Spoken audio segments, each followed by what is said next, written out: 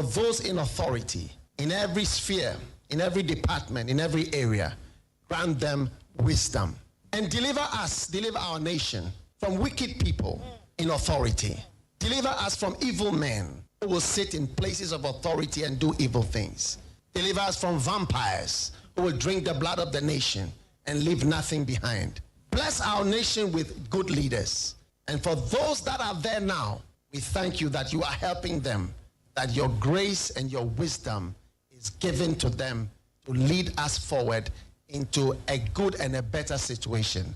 We give you thanks for your great wisdom that is now released into this nation. In Jesus' name, amen. Ghana Montie, Ghana Montie, Ghana Montie, Ghana Montie.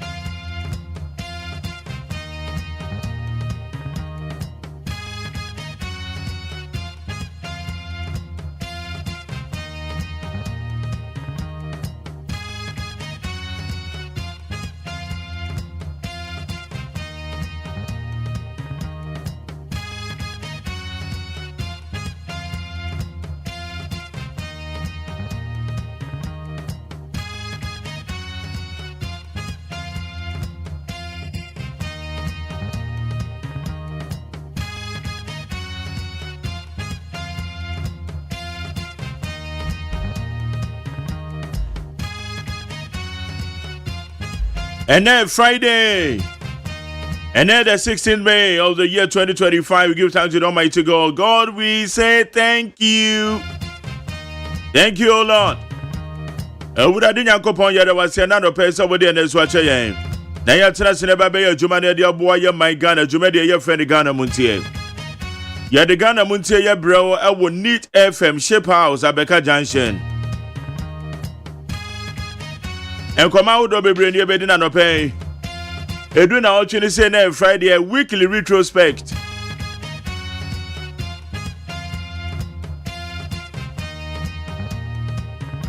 You make sure some go to a coso, a war, a cosun in an hour chimo. Now, what you eat, summer at trendy year pa. Last a medium fee. I'll see you, boss, and it's him.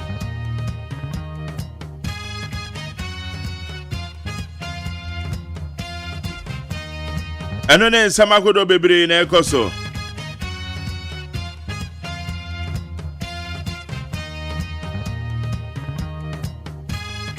It's in your name and pay your bedding home come on.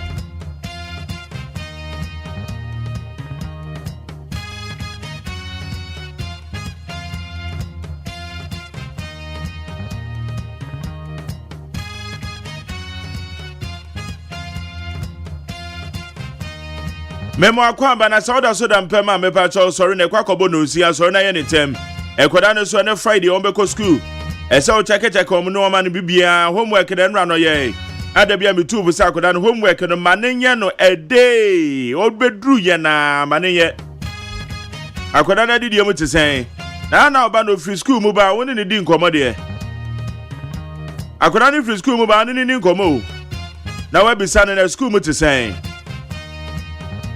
I'll call a moody day. And then Madame Chow tobacco. I only need come on. About all your interminable Jerry or more. About any be yadepa or no, or so much I know in Yannicodano. Where George come at the piano school bus I ready, pat. I just saw Moko.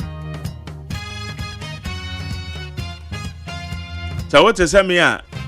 And we do a human man wa free now wo director mo yen say aha eje mesra mo ni kokoda no ma why wa sorry e bia no bedu koko wa che bi no bedi ya mesra obedu ya no aya ne tentem aya na ekoko no kra koko rutumi to she fridge mo eti edu anopase ya no awo me na dia ma mo because koko ra bi o ha o mantem no delay kwala ne sa watch you an aduane bi wa rice bi utumi de chef fridge ne mo ye ba ya wo sorry wo mu dwari wi anu awo me ne kama Because watch a review all mantem. All mantem, no delay colana sa no ama colana late. E jan wa check is out there so why. Hey papa na also say if you to say you are the head of the family. It also ma when you call a you fie no ho there. And now they also run where you when you dey say where you scatter to. I guess ka dey ko bia betime awia to. Ni ye na from there na so ko bia obi o you responsible bia. Ono no nchen. Akande bebre ka ho ntia no ma wani akọ ho why eja. Okay, me did the McJerry say Agyeman de na Fred Ghana Montie. Me ma be kan ko pep say no do be ba pem mo. Me no ka say de ma me akosu ya etonam me nua be atena se. Amasa cha me kwamna mafo nso acho be gina dwa. Ye wa be fon teta ma so ye ba be twa the trending stories. Ebono si an ye be ko peace 104.3 ye de kase ebono de di kan. Ye de be show so. Na kase ebono actually was solid interviews. E be gina wane mo. Na ye bisan some na di amount. Yeah, that's a say what you video na dia 200.9. Yeah, that's a peace fmonline.com, citynewsroom.com, myjoyonline.com, checkoutghana.com, Star FMGH, classfmonline.com, Star FMGH, and other relevant news portal.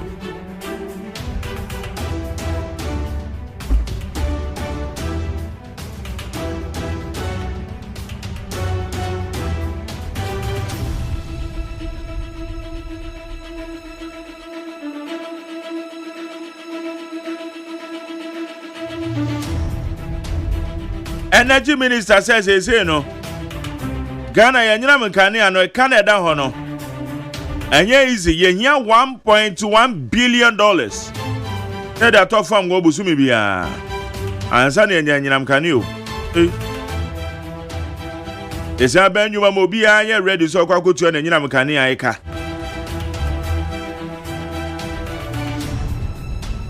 Na onim say committee na wo probia ye CJ nsensem no so mo hye adwuma na se. Enra na draw for the say. So now mo back strike no Paul no grow for no. Because say nya na tie say amafo keka ho eye AM mayo. AM mayo wakasa. O say one more pavement so no one more up to 20th.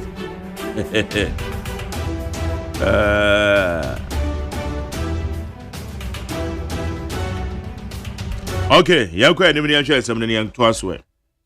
Fix the power crisis and stop the excuses. Ejekum Hine tells Energy Minister. Oh, then I don't. Yanko anymore.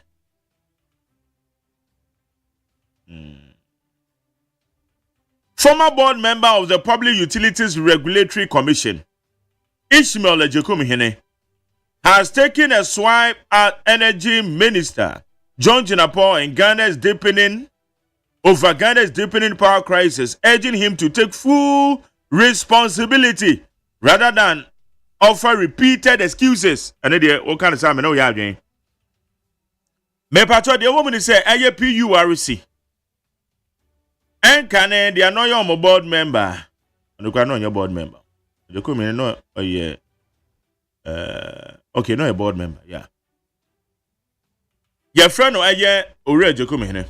No, they are two just already John Jinapo. Ghana phone him say mobetima yenti no mato abade ama mo ntie nei. Amade bona bebo en say enkane na edundum no e na eka wo ho e na enkane na edundum no e na tama wo opposition na nim say eka wo ho. Etu ase kamadu tum na wo fix problem na fix problem ni yanko animo. Because enkane edundum de anya de obi ape. It is a wo fix problem na hwe so na fix it. O say ye hia 1.1 billion. Near the quack of Fango, and already come here say, the Awoka chairs say, and then looking at the 2 minute amount. It's here, oh, boy, a man, and no person, boy, a man, as a day. Says, I will say, a benumum, Obia MDS, a ministries, departments, agencies, Obia, ya ready so by between and Yamancania. 2 minutes when they could town and ya be catching and then 2 minutes when they had the Ama war. When there's I was striking. Yeah, the achwa ne say enyinam kane ano Kane ani gina ne nan so. Say ye hwe UTV a say wo dem na say wo hwe UTV a. Afa na ba bisa say na UTV wo mo transmitter na ese he. Ane de fa ho. Wo de ane say UTV no wo hwe. Wo de ane say wo tie Neat FM. Say say wo tie Neat FM. Afa na ba bisa say na Jerry wire ben na enam mu konso ni mu a ekokopie mo transmitter ni mu. Ane de fa ho. Wo de ane say yadi Neat FM abrewo na wote yenka wote Jerry nka. Wote Jerry nka say ya. Na just bibi ekoyie. Me ba to ati ase.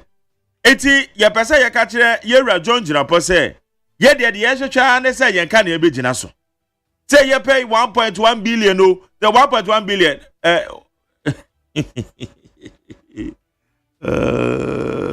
eti already come hene. Ya waka so me ne ya adwen.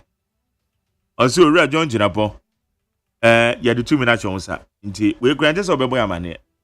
Ye de ye hwehwa se ka na agina ne nan so. Obeto anansem bi a kire ya yenti. Ye go anyway. Ghana faces imminent power crisis as energy minister warns of fuel shortage. The Minister of Energy, John Jinapo, has sounded another alarm over a looming nationwide power crisis, revealing that the country has less than 3 days. They said days require 2.6 days. 3 days worth of liquid fuel to power its electricity generating plants. In summer, Anam Soma already come here catcher a year honorable John Jinapo say on just when year Jumana Unya Casanibino. Say, Wama catcher says, say a phone will crack cano. A dear betcha and a penny me a new pair every wakono and canan bedundumpa. Enra in summer, a honorable John Jinapo catcher, you know. Okay. Intina, already come here and say, sooner year, Juman. Accra Mayor gives pavement traders May 20th deadline to vacate streets. The mayor of Accra, Michael Alute, has issued a final ultimatum to street traders operating illegally on pavements and busy roads in the capital, giving them until Tuesday, 20th May 2025 to vacate or face forcible removal. Abusia adwadifu amoton ade ewo kwan chen amoton ade ewo baabi a enipa fa pavement so ye kwan wo no. Accra mayor also wama mo up to ebenada di anim ye 20th. Se man se samo no ma na fa mfiri ho a eni asamatom won be twema se pa. Eti Pauli the ababeto dwan muso musen. Someone muso mbako strike Monday. Minority petitions ranch OSP and police to probe Sammy Jemfi over dollar gift saga. The minority in parliament has formally petitioned the Commission on Human Rights and Administrative Justice, the Office of the Special Prosecutor, and the Inspector General of Police to investigate allegations that Sammy Jemfi, the acting chief executive of the Gold Board, presented a dollar-denominated gift to evangelist Patricia Uduro Kwating, also known as Nana Agrada. Minority for the Krata Kwakoma Eyesh Raj. And Krata of the commercial engineer say, Woman Yanchumu. Sa Eye Sika, lawyer Samidian for the Cha Grada, Woman Yanchumu found. Oh, minority in a way, dear. But there's will be natural bisika. And you can be an as ever. Obiacho bisika. Inti Obiacho bisika no. You shouldn't be in there as a Yokoefa adechano. Say Agrada na mobema GR refuako no kwaje say gift tax. You say gift tax no your threshold. It is sikana Samidian Fedema Agrada and say a borosa threshold in the any so to ya a yen gift tax. Because we are better about time young. Or also no pen or the better about it. For video no crowd much we and why the better about it. And ya grad the yan post to ye. Tena come much video no be en home. But na grad the ya so one is supposed to ye. It is a question here, Janet gift tax. Some videos on no idea no chair. minority for say CID special prosecutor Shrad Womujujim. Okay. Group filed suit at Supreme Court to hold removal of suspended CJ. A civil society organization, the Center for Citizenship, Constitutional and Electoral Systems, has filed a suit at the Supreme Court challenging the constitutionality of the removal process involving suspended Chief Justice Gertrude Tekano. Abusia Ekobi one more petition in Supreme Court. We the moment now the process is in course.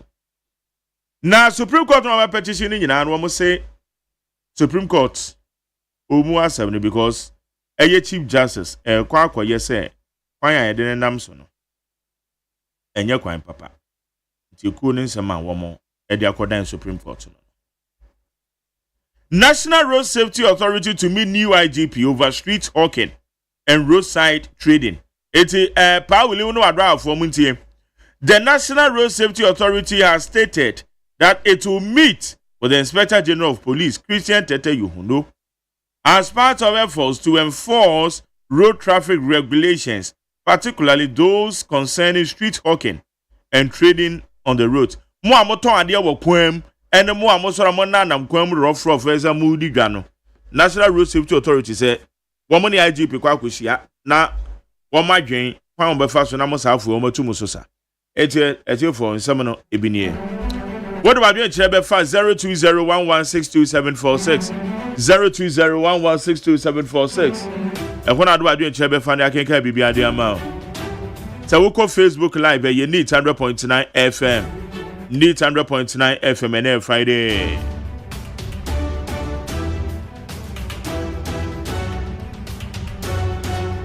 And every Friday.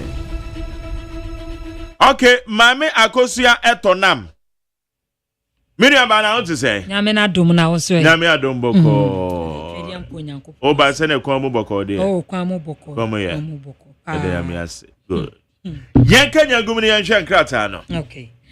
Na the Wokrata Badjaswa na person if Dikano and Ayatana say yadi ebrewo. Na Mamensha see every daily graphic the Wokrata and na war bomber near no chim say Ghana a theatre no. This year ne de ekwo wiase afane nyina. Esa ne say sinibia aba anase dwumadie bia omudi wo ho ya wo mo epa Ghana must go. Eno na Minister for Tourism, Culture and Creative Art de atudwa say eya ade ebeboa papa ama wiase afane na ehu eniema papa ene Ghana bakosem bia yewo a ewo se wiase afa ne nyina ete ho asem a Daily Graphic de obokrata nso ebo ho amane ewo ase yese achimoda primary school na wo mu echiremu se wo mu enchansi a wo so mo de bodan so nipa bonefuo bi akwakow wiewia ho nsem so da ase a Daily Graphic de obokrata nso ebo ho amane ewo ase National Security nso wo mu jumadi a wo mu edi ye oba bi a sese nipa bonefuo bi kidnap no wo mu je no ho nsem so eda ase a Daily Graphic de obokrata nso ede ho amane bo ede aba ene anope na Daily Guide obokrata ene kura me ewo ase na wodi energy minister for nyini ababeto ayera John Jinapo na wo se Daily Graphic bo amane se wo mu HM se power crisis ho nsem na yese nyinam kane ho nsem akwaye bibia ewo ho ya Daily Guide obokrata nso bo ho amane ewo ha se na Daily Guide nso na odi aba na ochem se Ghana must go dwumadie ya wo mu apa ho ntoma na se wo mu ehwe no wo se ade a ewiase afa na nyina eni bekọ ho a Daily Guide obokrata nso ede ho amane bo ede aba na Daily Guide na wo bo amane se nungwa busuakuo bi ewo ho eno makofali injection ede Zoom Lion ya chese no nso ho nsem ewo ase a Daily Guide obokrata nso abo ho amane ewo ha se na Daily Guide enimo ena wo mu ede chairman wuntumi mfonyin ababeto wase ena wose NDC amanyuko no wo mu suro no pa wose wo mu suro me je wuntumi wo mu suro me ya Daily Guide obokrata nso ede ho amane bo ede aba ene anopai na Daily Guide obokrata ena wo de animo wo hwa anim ha wade Professor Douglas Boatin fonyini ababetoa ene wakasa se SML dwumadi a wo mu edie no ebeboa pa ama wiase afane nyina wono a wo prese wode sika be hye oman we mu no anase global interest yade a ewo se wiase afane nyina ani edie kire mu dwumadi a wo mu edie no ya te se Daily Guide obokrata nso ebo ho amane ewo ha se na Daily Guide ena wo bo amane na amane bo a wo bo no ena wo se Maxi ND ono so nya award ewo otumfo a gold award nimu ya ese ho nsem so eda ha Daily Guide obokrata nso de ho amane bo ede aba ene anopei na mame mmowura mu ewo the chronicle ena wo bo amane na wo hwe nimu ase dollar yi ate se ho nsem abebeto ya tem se se wo yo bi a wo yi wo dollar account a ntimi ko yi dollar ewo bank no sansem sem obe de dwa ha no ena the chronicle ebo amane se Burger Adam Smith twantro was what twantro se nsem wo de betu dwa de efa se dollar wontimi ko yi dollar ewo account anase wo dollar account wontimi ko yi no bank no wo chem se Burger Adam Smith twantro wo busa wo asem bisa wo the question mark aba and also o busa se wo twantro na ya the chronicle do bokrata nso ebo ho amane ewo ha sei na nipa mienu nipa enan ena ho court say wo mo embe pie mu ewo court ene ya the chronicle do bokrata nso ebo ho amane ewo ha sei na wo hwe animu say wo the suspect no ababeto ha sei ya chese ma oni ba kwa ye fe no Fred Odum ono so eda ha sei ayeze woda hospital a ho nso sem eda ha sei the chronicle do bokrata so ede ho amane bo ede aba ewo ha sei na the chronicle do bokrata animu ena ode Professor Douglas Boatin ena wo se wo hwe dwumadi a SML4 yedo a yade a eboa Ghana papa ya to se etimi eboa ama oman no enhihye no etimi afa ntuma Professor so gigi a wo agigi do a se eboa papa ya the chronicle do bokrata nso ede ho amanebo ede aba ene anopei na ma memfa the new weekend crusading guide bokrata ena wo bo amane na amane bo a wo bo no chem se is ya ne de light out dum so ya che se kane dundum yi enom ena energy minister so e de ato Ghana fo nyina anim se we no de enya ade bia yi bia enya dum so asem bia nemom no wo mo chem se aso ye ne ehia sika 1.1 billion Ghana cedis ya wo mehwe no maye ntotoe kakra se de be beboa ma kane no atimeja nan so the new weekend crusade guide so ede ho amanebo ede aba ewo ha se na yesi nipa ensia era wo mo so wo mo ye hwehwemu ede afa wo mo ho ni nyina afa payroll corruption scandals no ho ya to say the new crusade guide obokrata nso ede ho amanebo ede aba ene anopei na Samira Bawomia enkane second lady wo chem say ni literature prize na dwumadi a wodi no wo chem say 2025 edition so wapa ho entoma ya to say no so ensem da say the new weekend crusade guide eno so ede ho amanebo ede aba na the new weekend crusade guide and ebo amane say Bank of Ghana say over the counter dollar withdrawal no still na allowed 18 say wo pesa wo yikoyi dollar wo banks ahodo no a ene de ne kwan so utimi kono koyi na sansem no nnam famuramu de oti anu obo togu ya new weekend crusade guide obokrata nso ede ho amanebo ede aba wo ha say na Ghana must go dwumadi a yesa omo pa ho ntoma wo national theater no wo mu echiremu se ade e beboa papa na Ghana ya mamne ene ya mane Ghana ya bakosem ye betimi abo ho chese ho dewuro ama wiase fa na nyina ate wonka e betimi abo ama ya homeje bia nsem no so atimi afa ntoma pefra betimi akole investors no so ya new weekend crusade guide bokrata nso ede ho amanebo ede aba no chem se eboboba the new weekend crusade guide say eboboba de mu odin pa wase asante mantemu fertilizer bia ayira no wo mu chem say minister ene ni nua bi wo mu de sobo ede abo wo mu ya the new crusade guide nso so de ho amanebo ede aba na the new weekend crusade guide ene ebo amane say wase more attention pa Sha Hills was attention so one sasement a the new weekend crusade guide so de one manebo and so ede aba ene anopei na Daily Post the obokrata na edusu ekurame and was pay road fraud payroll fraud bi ho asɛm a ɛkɔ wɔn kyerɛm sɛ 2 national service managers no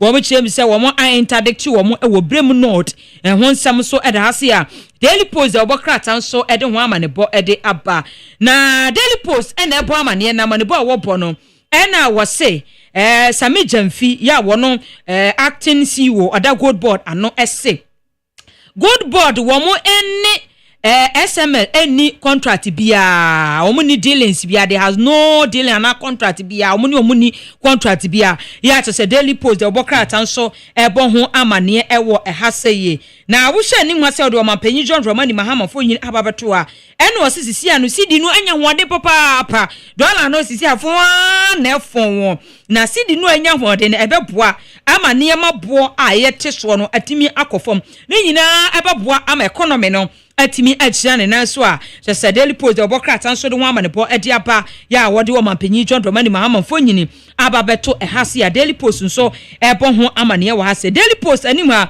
ena what the Minister for Energy and Green Transition ababeto wa nimfo nyini eda ha yewra John Chinapo ena wo se dum so bia man mu so kane adundum bia no kane de jana so pampe etimu a mo keka se an kane no se de asie duro no kane no de anyina kane no ede ho asem beba dum so beba ne ho koro si dabi nye no kre sa wote sa asem na botu gu efise kane no gyina ne nan so de mu odin ya wode kokobo anase wa hye Ghana ebo se kane no de egyina nan so a Daily Post the Obokrata nso ede ho amanebo ede aba ene anopei na mamemfa the inside na inside ena wo bo amane na inside amanebo a wo bo no ena wose businessman Seidu Agongo ena wo donate 500,000 Ghana cedis ade akokoto Mahama Care ne project ni mu ya je say sa Mahama Care project project ebeboa ama wono wo yade kranko eteto wo no sa project anase Mahama Care ebeboa abeso masene se de be ya won so ebenya pomodi de inside the Obokrata nso abo ho amane wo ha say na nipa duba akon so ena wo mu ewo posi akache ni nyina ne se omuso omatimi akum enkrofo enantwie 28 fulani fo nantwie ya te se wo kwawu a ho nsem so wa hase de inside the Obokrata enso de ho amanebo ade apa Magjerry atena se ye be copies na ye de kase no atoa so de amamo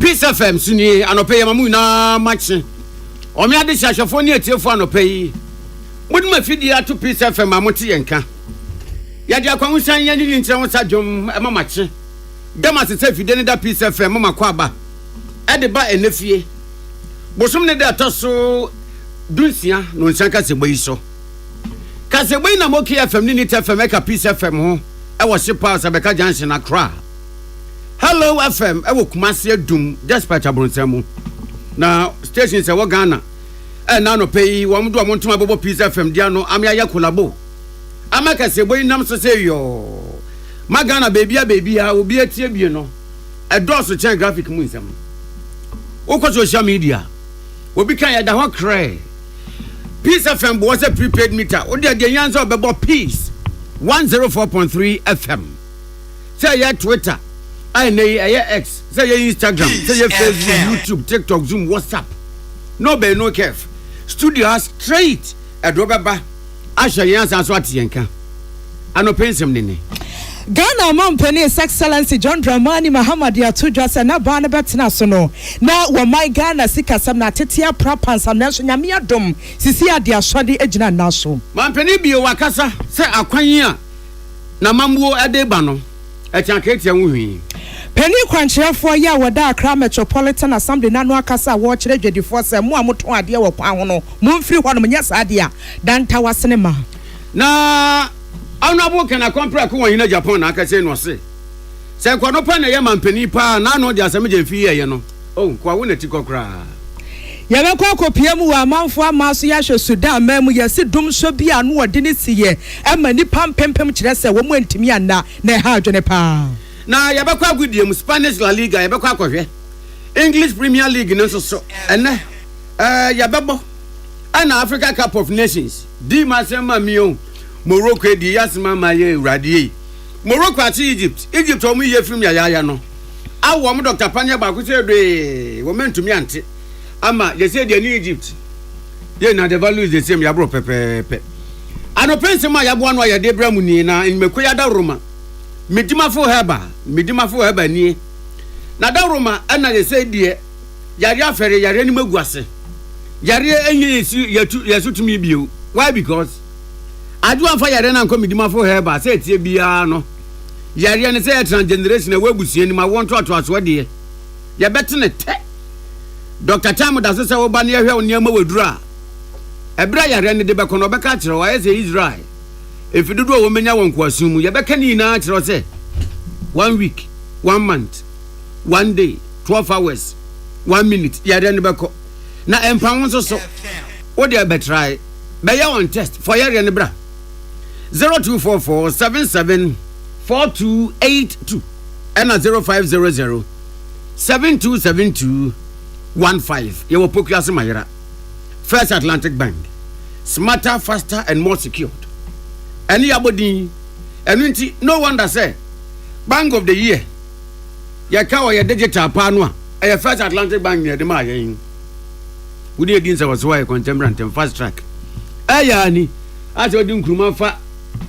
Fufo kontom one ase be ku kontom one so there 2 minimum na ko oni edin sa was First Atlantic Bank say you sika na ode to wuyi utiaka ka to ni tina puto na kunkodon katungeden na akwa akotom kama First Atlantic Bank afontoma babo ya aduane na hu bank mu difference ohene na kwame ammo mene ohene gwa kasebu ohene Africa sebo na munchemu eni Ebusia Ghana Mampeni His Excellency John Dramani Mahamad Yatudwa ya watchers NDC ababet na so watone bua se eden hihye pa policy anu oden edi egu akwa so sane be yo my Ghana sika sam no kane sane na tete aprapa se mai se kontebe ebetimi asori agina de na so Mampeni de sansem wegina akotudwa ewe tifi atoye mantema watchers medasio sebra na migusu ameye campaign anu ode 2024 moji mitum na afeso moto abakese edema NDC abai no wasisi ya de mbehwe bua pa de asidi no egusu ya enya ne nto papa ya ejina so enya de dafamo na mum na semba kwa wode to dwane sem NDC ababetena so no na sikasem ne enkoye se ne pa enkoye na wa my Ghana sidi ne dafamo a kire se wo ne naso obi a ne enkoye aka ne ho na policies ya no wode ne pa na ba ne to ne boase a wode ehihye so wase na fi na nkasa edwuma na hyase ya wo bo asom Ghana fom ensem pika we ho na Ghana Mampeni His Excellency John Dramani Mahama akura wadi atujwa. The economy have results, and it is evident in the improved performance of our local currency and also a gradual reduction of prices of goods and services in the market. Enia yekoti Ghana Mampeni His Excellency John Dramani Mahama na watone nkasem dia tudwa ya watches abasomfo ya womoboa ne fa adwene sigina ye wosikasem titrum eni wosoafo ya wo show my Ghana sikasem so governor Edema Bank of Ghana wobona baso papa e won hihye pa wato oboase a wode egu akwan so. I wish to commend the Honorable Minister of Finance and the Governor of the Bank of Ghana, along with their teams, for the close collaboration and coordination they are displaying in this economic turnaround. I'm sure that by the time the Honorable Minister comes back to Parliament to present his mid-year review budget in August, we would have more good news for Ghanaians. Ania yekoti Ghana Mampeni His Excellency John Dramani Mahama Sansemwe Salamat Kukwa Pento ne boaboa no ya wode besom yen na na sia pro ya Mampeni John Dramani Mahama ebo ekwa manya fa na bebi ade das wa wresemu awontoso ne didie a Ghana fonya woni mutu abayi ni se Mampeni no wode kopia mu ewo wa na wajubi park kona kohwe enipa be bodon pe wona nya de keto akra Mampeni John Dramani Mahama okasa no se so be ati emra no ye campaign no waka brofo bi se na mambo nhihye ye no ba ko e the big push na sa big push ni se bia se sadin a anyama ewom ne se akwanpanko a no se nya de na urefi obi afansan bebie nso nka parliament gusu a wo mu bobo ho na wo mu nya te ase awie se ekim e the principal paper so esan se we ɛne akwanya wɔde ba no wɔse akra to Kumase akra to Takrade akra to Aflawo ni na ɛbɛyɛ no kwan abɔnta ɛntu nam so ahwim contemporary antem saa wɔse no dankyɛn a ensam so bridges bi wɔ hɔ a wɔse ɛno nso so yɛyɛ Dambai bridge sei wɔse wɔbɛyɛ Echaman from bridge ɛno nso saa na bupe bridge wɔ hɔ de na nso so bridge na yɛ adwe awe na akye ehie siesie mampani sɛ ɛno nso so ɔbɛyɛ afi daboya bridge ɔbɛyɛ na ya pei bridge sɛ wɔ nyinaa nso so ɔbɛyɛ ne kama na na mampani sɛ ba no Kumase Accra road ni sɛ yi a ɛno sɛ no mo apɛ obi a wɔnum kwan drɔ papa ama nipa no ya bɔ no paase wɔn drɔ kwan foforo Kumase Accra road no design foforo sɛ de bɛyɛ sɛ kan nam so aka na ni bɛgye tires ni na ni bɛgye traffic ni bɛgye na woti ka mu nso nam so a bibia kɔtɔ mampani John Dramani Mahama. Cabinet will soon approve priority projects under the Big Push infrastructural program. Understandably, a significant number of these priority projects will be in the road sector. These works include the dualization of major highways, including the Accra-Kumase, Accra-Takrade, Accra-Aflawo roads. We'll also tackle major bridges such as the Dambai Bridge, the Chiamanfrom Bridge, rehabilitation of the Bupe Bridge, Daboya Bridge, and Yape bridges. We're also designing a new expressway between Accra and Kumasi, which will reduce the travel time between the two largest cities in Ghana to about 2.5 hours. Na ne kwakwa mu na mampani John Dramani Mahama eba amane yesa nyame nim nie. Ekwanfo de o ma befa so bi papa titu ne mra wo wa ebefa tumu ebewura bolga ekwan ne nye na emu portals no wo de kan na mu onya abota no the speed a o portals na no e den se etumi tam okra free relationship ba kom du wura foforo portals na no den wo de wo tie radio kra no etumi sesa frequency no kra edu free 10 edu ba 104.3 what it obeye pa ma obi akoma to nem eno danchen ya solar funfun so road no so obeye na waya tachiman wenchi bole wa hamile kwani na so obeye na aboa ma edwadie na afi lord kwabedie so etumi ayekama. During the campaign, we traveled on the terrible road network that has become characteristic of the Upper West region. In this region, under the Big Push, we are prioritizing the Wa Tumu Bolgatanga trunk road and the Techiman Wenchi Bole Wa Hamile corridor. Sections of the Sola Fufuso road will also be resurfaced to improve connectivity between the Upper West and the Savannah and Northern regions. These roads will not only enhance trade and transport, but they will also stimulate cross-border business and revive economic activity. Equally, we will upgrade roads in the Wa East, Nadoli, Dafema Buse, Isa, and Sisala East districts. Mampani John Dramani Mahama ni atene no. Salamat kuku apento. Eddie, thank you to Yeti. And our German boy bye. Ya to Cassia Wenso at the Nichemu, I want some for a sopedi quanchefo. Ya wada Accra Metropolitan Assembly no and Michael Alote. And what they want in Cocoboa no day what they quama ready for your moton or quine home. I want Crapun man time say rebim. May bosun in their tosso you know their one share as so bet me a few quines soon. What is some way out to Jabra with friends and Joe shim to watch us to the be. Now Nam Cramwan Teneswe Bushia Ed than a papa.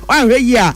Entosu jene amu obeheno na onyonkon yoma wo ho akwa akopeme ba ne sani panom wetimi hwe wani mabu wani kanche ahwe ya adeja na abebo kwatere kwahwe boy eno na opani wode atodwa wo kyerese yade bi ekoso ha adwenem na wonu se wonkotena se entwen se wo ye ne bi ntwi ne ti ansa afi ne wo kwahye kotu akese team pampa ne ate committee na brofo akese na my condolence na we are sorry sa brofo no wo mu kyerem anya de kwa bi asom wo ba betena se wo sisi anom wamu aya biaya we edwedi na pesa wo ton ade abetime bepie mum e wo assembly na kache sane be ya wo betime ama obi wo hwe ya pan so a ofo mo ton nyama amunya be kukwan so a wo hwe nyama mo ya fata na ye twema bi esi eti be pa mo cho na aka dada wo gremu no aka obefo Tuesday ye ba abesisi ko na wa oni se bibia hoti no enye no you free or as I do because maybe since I swear me in promising the this is the first promise I'm making and promise now I'll stand by it. Tuesday, you better clear streets also. See a pamucho, no starting packing Munyama, and no more human in your mind. 8% overpod, you best also. Ania yo kwoti peni kwankyerefo ya wada Accra Metropolitan Assembly na no Michael Otenesem no empenifo se meko manka bi yemfa nkas manu nti peni kwankyerefo ya wada Kole Clotemensi Assembly na no eya Alfred Ato Alotegezi wono kasa na wo kyerɛ sɛ nyame ya adom a wanim sɛ bnada no wo mokɔ a dwadifo ne bi wɔ hɔ no na so aden sɛ wonresebuo wo mo ya ne dan kura na wo mo twene mentan kura wo nkonti ne saafo no wo se Ghana mra ene ne wo mbedie. Now we are going to take the bull by the horn, and this will start next week on Tuesday. We will give them enough time to move away from the streets and the pavement. And let's sound caution to everybody that we will not entertain any misbehavior towards the work that we want to do on Tuesday. We will indulge everybody as we go out there to inform them that the streets of Accra are not meant for selling. The pavements are meant for human beings to walk on them. And as such, we will not tolerate any resistance from anybody, from any person. So we are announcing to you that on Tuesday, Accra Metropolitan Authority Assembly and then the Kole Clote Municipal Assembly will be, with our task force, will be on the streets of Accra Central. And we are showing that we are going to clear everybody.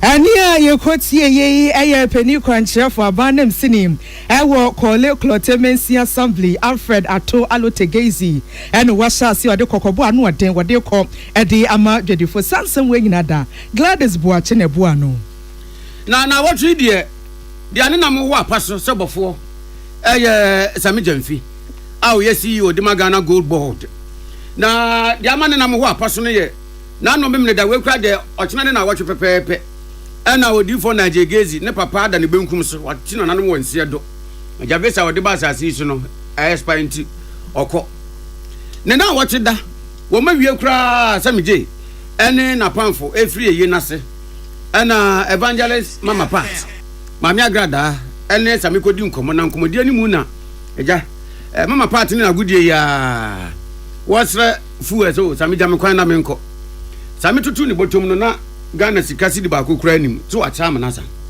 adoye de obi anim na wobowura ne kam no hu se de aka ye dollars ana ko tumi se na ode ko na de hia no pa no so mama party bisa o ontumi kase da bi ene se oyi bia o kan de ma no mama mi san so hwim de kuta no video e ba bonten de etefo mu nsam ye monim nsam dada ene ene nkrofo akasa ebi so na se obi kuta ne sika na se obi ase no ama ne bia wenzu so asem ne wo ho anya bia obi abeka se ne dollar bia ira ni akasa na wo Samije wa wo che ye no anase sebi abrante no sebi o mo brada anyway da ho ani akasa sika no ebia ya ban sika na sa ban ka se ne sika ira ana obi anso nka se ne dollar account e wo bank no ya ko hwim sika ni bi ni akasa o ene hye Samije bag mu no ti ne nkrofo aka bi so enye we ne nsi da wo ko wosna manyoku MPP mu a je ma sisi kura sei on de ne dem kura mpo de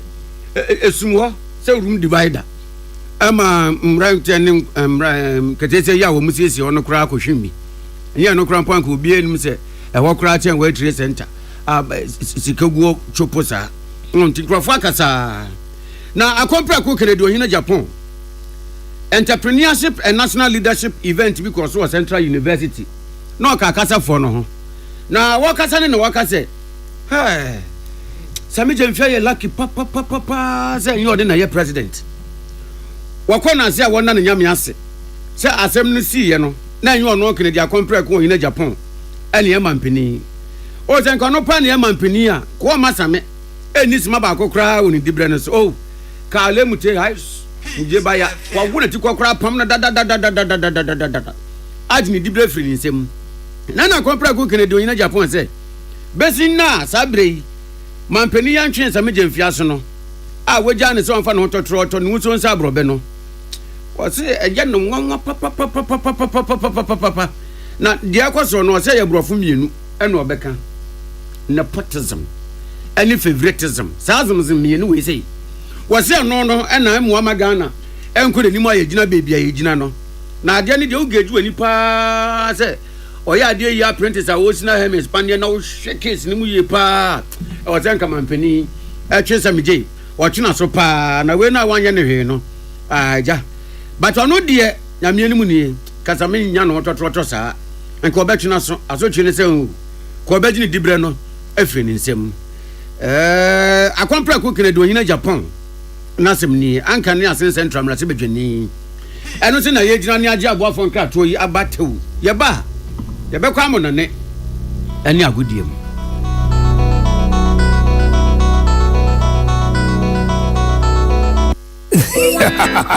we bisa o plumber e dem pipe no de bo aduma no kai no say DPS pipe nko an on fa mo aduma bribia o esan gidi amenya wo DPS pipe mu nti me mfani agrokra o enti fre 0543 662 727 pomechira kwan was Spintex Road Coca-Cola chiriwa DPS pipe gidi ashenso de DPS pipe nyina hene Amanfo, the Amoka Chef Freddy's Corner Home Appliances or the Abba Freddy's Corner Home Appliances Center. Home appliances are a ye papabia, a biwo brands bang, media, Samsung, Kaiwell, TCL, TV, air conditioner, freezers, fridges, water dispensers, and Nidia Keka home. Nia ubenya good warranty dear. Ko Freddy's Corner Home Appliances ukokomemle. CCTV a Boama monitor of properties, any business at anywhere in the world. CCTV and need a wood detector, clear pictures. Wi-Fi connector. Ultimate connector my phone. Our monitor baby a wo wiasibia.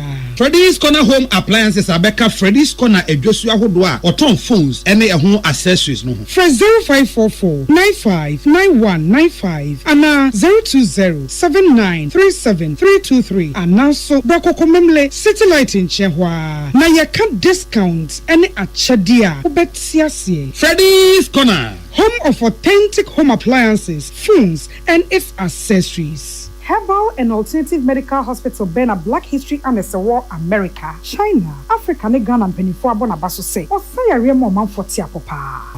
Amin Scientific Hospital. I had a sabia, or one video was so, Yawudaswa, and Vidiana Chiro Yadi, Nanwa so saw Yadi. Amin, expert or one croyaria, one run when nam.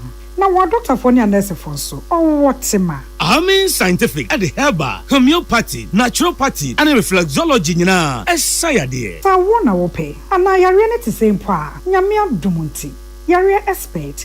Amen Scientific ebe boama inshallah uwato na wonswe dia dance said the Ghana for near brochure for be dia dance no Accra Amen Scientific ewo dome Obersnet Flats and Alashibinso our Klagon ebe Shaman Road under bridge ope our Krabata P Fre non sure dia benwo 0245 275254 ana 020-722-9505 Amen Scientific Herbal and Alternative Medical Hospital Allow Shafi nyamene yaresafo so wakoma ho hyehyew ana ebo periperi de broni kan hardware no a e de na se woye na se woyam so atim so e wo be pack na farmer Martin's liver salt atira kwan entem ehwie nsu agu glass mo ate Martin's liver salt no ba ko no na wo de agum wo be hu se ehuru wa glass ni mu na wanom Martin's liver salt ye won orange flavor ana ba ko so ye plain wonu mu a ho beto nemum edi na anu na ho nto wo a ko hu doctor Papa no no papa no no papa no no papa no no no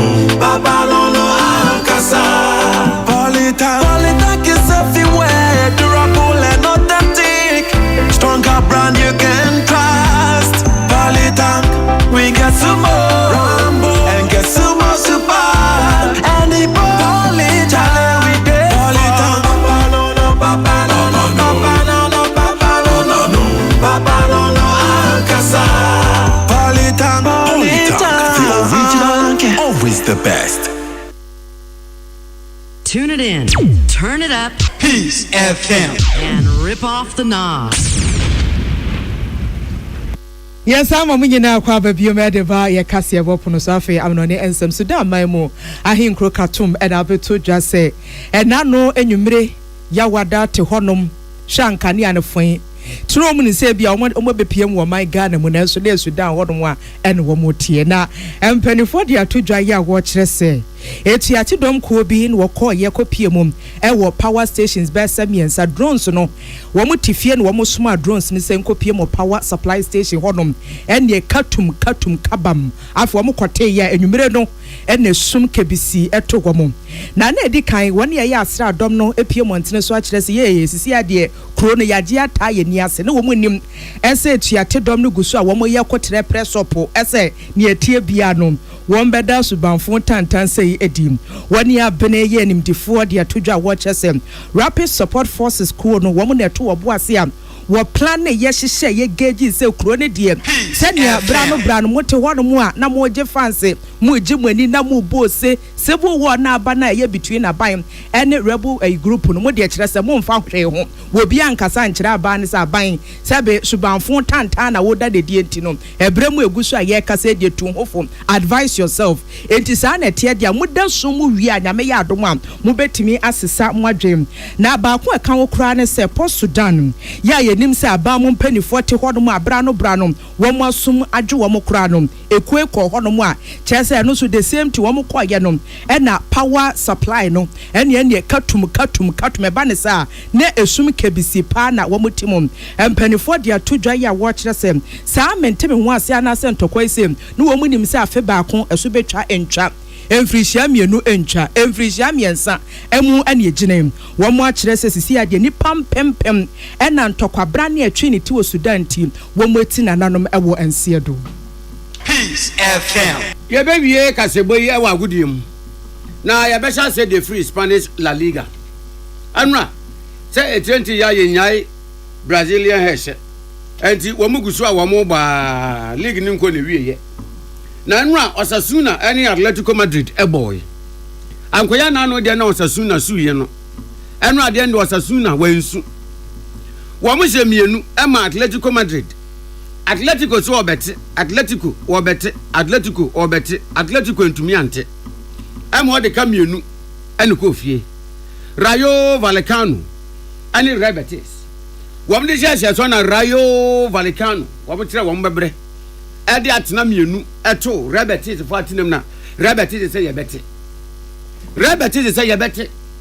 Rayo Vallecano for nso akomo to atwom say akura wahu bani nso for ya bento a waka no to atwom say wo miem e ma Rebetis ente enso Rebetis yire wo mo ho a ma kam mienu a Rayo Vallecano e say wo mo no Rebetis etete Espanyol ene Barcelona sadi ade no kono a na anu yi Inter Milan eche Barcelona ye ne lalu ma Barcelona sun ye no ye Barca ye Barca no bi anu so Espanyol edniti beka fom wo mo bobo no kra ne yese ka ko tua fa supporters bi so kra wo stadium nechi jomu ja kra kakra anza no mo to aso ko wi ase no Barca anya Barca wo de kamienu na gu Espanyol atena mu a Espanyol entumi ante ba kumpo Getafe any Athletic Bilbao say yeba o Getafe say mumra Bilbao say yeba ati mumra Getafe to ama Bilbao ba ye ebe say o meka mienu Getafe ntumi ante yanko English Premier League mu eno mbebo bi Aston Villa ne Tottenham Hotspur wo mu na nyame ya adom wa wuku da ebe Manchester United be chi wo mo ahwe mo fomfram enkunum na Manchester bedi no eso wai ba tre chen Goliath pieto mi na mka kire wo set Tottenham fonyam na ye hiti sa se woni wig mu ene Tottenham fo no kwa kosia nya de be duwa mu nyame adoma wuku ada no wo enkugu amese Tottenham bedi no anu adi nchen soja peni sotro nwan anu na wonam obi emi se we na wo bo amane Tottenham sa ne be ya mu wuku ada na no mne Aston Villa bebo pa ya ne ebo sa Aston Villa defenders num emububu krofo ne mu man titru ne ba kwa wo free Korea yi o captain no ana Chelsea ne Man United krofo ye mpie yi oh the Blues na manya da bia ze fiada Chelsea mamudie anyway be je mama mo because be bia mo da no ye je mama mo betumi afro top na mo tumi akonya league papa ni bia bo next season say nyame adoma next season be bo UEFA Champions League bibia ntumi nze hwe ya be hye na ya kwa akobo UEFA Champions League ya be dwene Chelsea ho na de ya be yeto na wo metumi ase baako wo de mu nkomonim Now, you Africa Cup of Nations under 20 semi-finals, no. And South Africa, Nigeria. Papa. South Africa say, Omo Niger bako, Omo ntumi ante. And now Morocco ni Egypt. Egypt ya wamu wo yetikwa na anu yi. Morocco di asma me ha mo posa wamu se ba. Ya wamu susuro point na Egypt players wamu ntumi free park ne so. Tanka toa. Chance mo ya dem open ho. Mo ba mi akwani akwache Morocco no na we akwaje enim na Morocco ebetumi ase wamu. Bako na Morocco se wamu a Omo ntumi ante na ye point ye. Ano sin ne begina na ya de kasebo ya de bremu ya de esie na ya damas madaje enemo bre enmeku aso ya senem ya de ba ye midima fo heba bre na yendi wo yare asemma wo obi ne yira ware 5 years 3 years 10 years 15 years 20 years wo mo pe baby nge na wo mo so atudi bi na nso so ma ya na jo mo na to mo mpumeche bete kotwe wo mo no mo donsio na nse be kwa ko wiase no na ye so ato badi abot na ta se nkuti we bidima fo e ba se bra be ma woto pa obetinge na ze ba this time na woto badin bra bidima fo e ba se bi stroke ya na akwa timi from se trouble weduro usiwo waze mojeduro bi eti wopoti untumi ntu nan aje de usi ekira na ase ye pia won bidima fo e ba se bra stroke yare beko amwa so de gina na so ehuri high jump yare bi atiti wo bia no fa bedan ye be du asema ma ho Dr. Tam da so be ma wo time wa yare ne beko empa ho ye wo poku asema yara frey 0244 774 282 and 0500 727215 First Atlantic Bank papa no was on Cassia, my teacher of Fakayamua, on the beer crime bank. I can FM yo. Found where boy. I said, do upper, but you say a food and hobala food baby. None about you in a food ceiling brasher. First Atlantic Bank. Do a person is sick and no to meet the trend and pay one and in the Jumamono on fan home boy. Smarter, faster, more secured, and yabodin. No wonder see some customers from Penty. Now your bank Juma ya dance unti. Digital Bank of the Year award no ya gine 2 times obianye bidda refreshingly different First Atlantic Bank this way chocolate drink do here so share ohine nana kwame amo ena ohine wa kese bo ohine ya bede mase na ya jabo afon krato ya ba na se yakoba de bon krato ba na fiada no pay na mo boso no madaro ma ya de beson mo mani. Welcome to Friday morning. Welcome to Friday morning.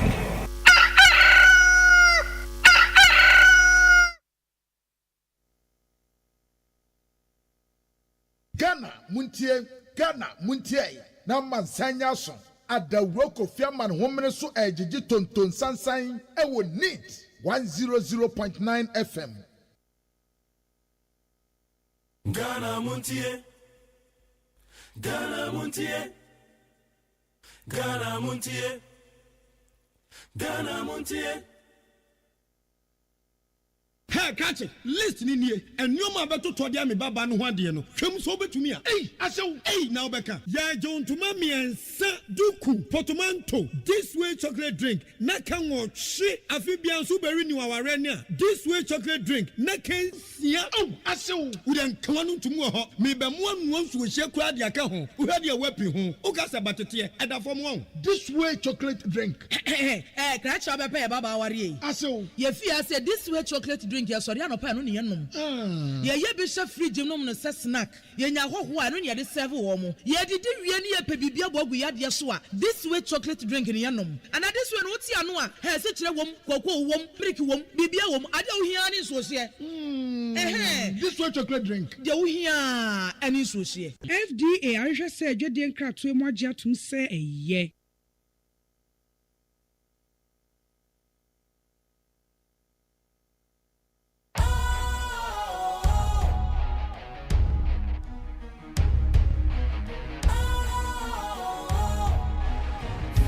Cool, fresh and trendy with a new look.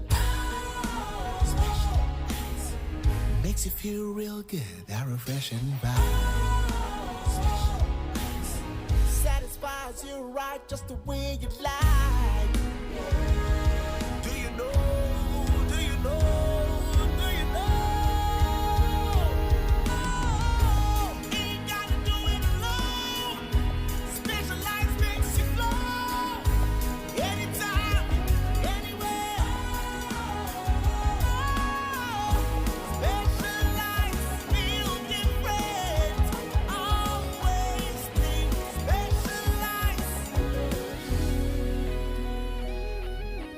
Special Ice Natural Mineral Water. Feel different. Think special. This advertisement has been vetted and approved by the FDA.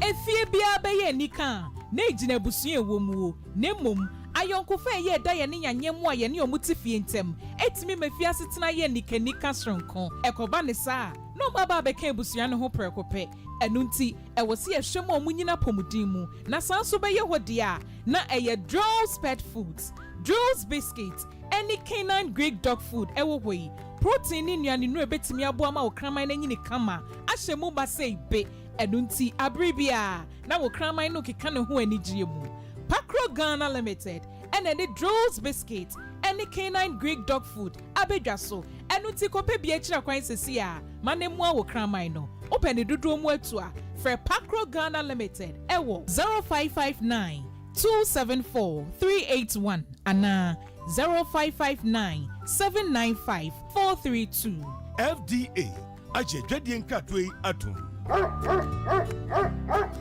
Hey, catch it. Listen in here. And you ma beto to dia me baba no ho ade no. Hwem so betumi a. Now beka. Ya John to mami ensa duku potomanto. This way chocolate drink. Na kan wo hwe afibia so beri ni waware ne a. This way chocolate drink. Na kan sia. Asew. Udan kwanu tumu ho. Me be mo anu so hye kura de aka ho. Wo hwe de wapi ho. O ka se batete e da fom won. This way chocolate drink. Kra cha be pe baba ware. Asew. Ye fi say this way chocolate drink. Ye sorry anopa no ne yenom ye be hye fridge nom no se snack ye nya hoho a no ne de serve wo mo ye didi wie ne ye pe bibia bogu ya de so a this way chocolate drink ne yenom and this way no ti ano a he se kire wom kokko wom brick wom bibia wom ade wo hia ne so hye this way chocolate drink de wo hia ani so hye FDA ahwehwe se adwede nkratoe mu agye atum se eye Ghana muntie na mansanya so Adawroko Fiaman Homene so ejiji tonton sansan ewo NEAT 100.9 FM. Ghana muntie. Ghana muntie. Ghana muntie. Ghana muntie.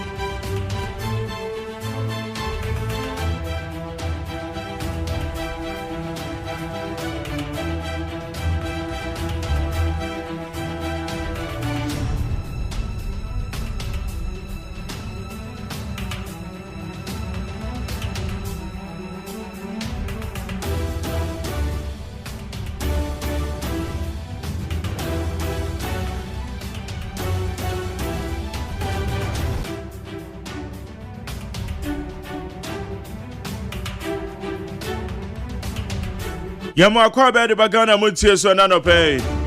Na ya tra say one when to na Friday. Weekly retrospect bibia biom. Weekly retrospect be twa nsema kodo ekoso. Na watwi mu nsema kodo esisi.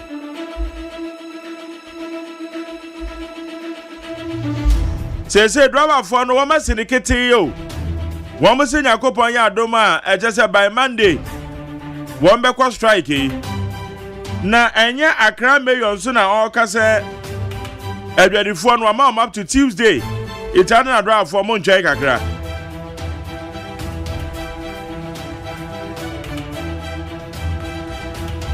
Adana Montiie kakra.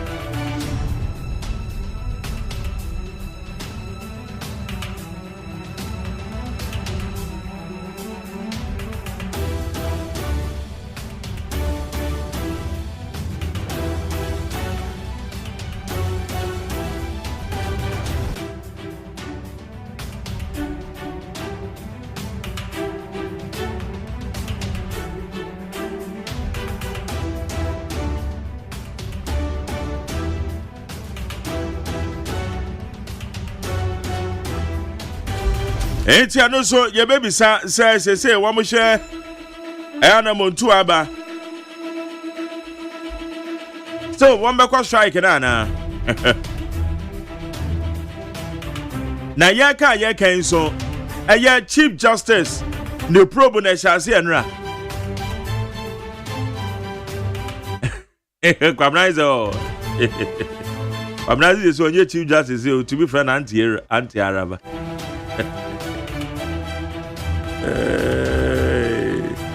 Na New Patriotic Party NPP woman issue statement na watchi woman say who pe position bi o party ni mu a hwani yie na woni executive bi ankwa nkosia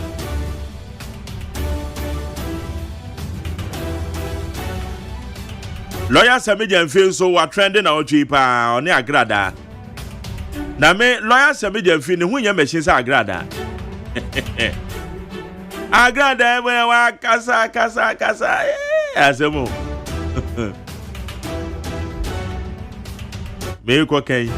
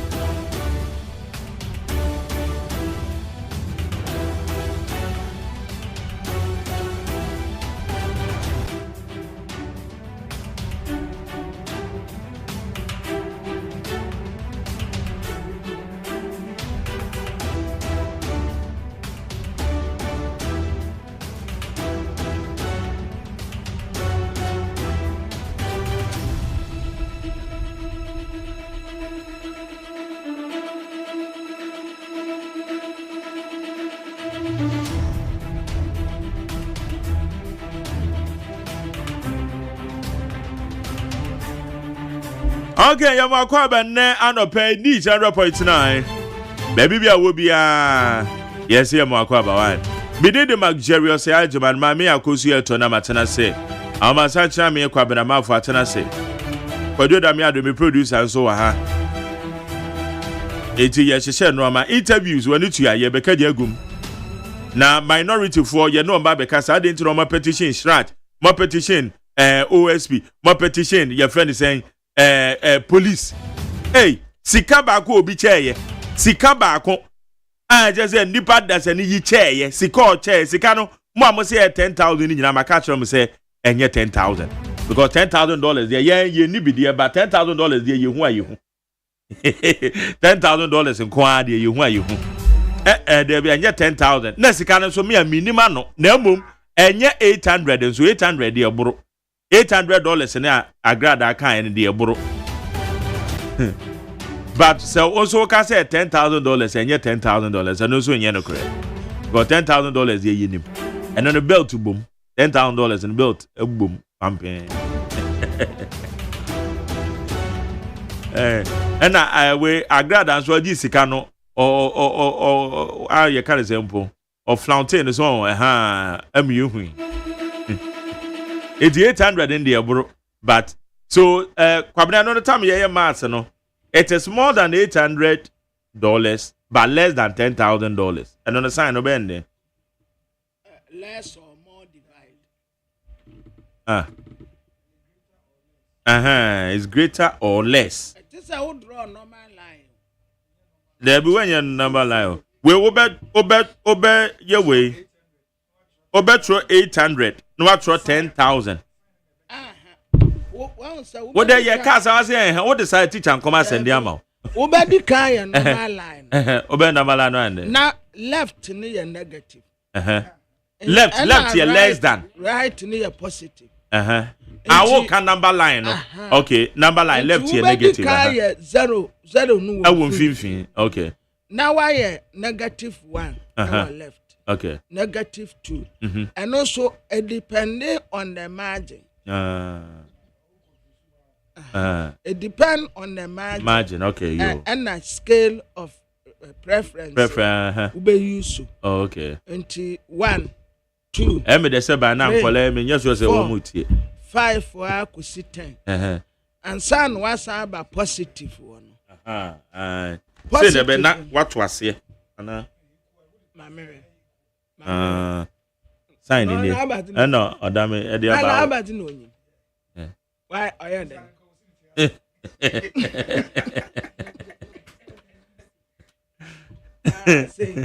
David done no they na jeje. You said done no yeah. Oh beka you said done no kwabra tia se da. Ade you said done no. Was it David say ya net here. It's 800. Well, say it's equal to nothing. No. Then it's equal to nothing. Wait, let's say some now him. Papa.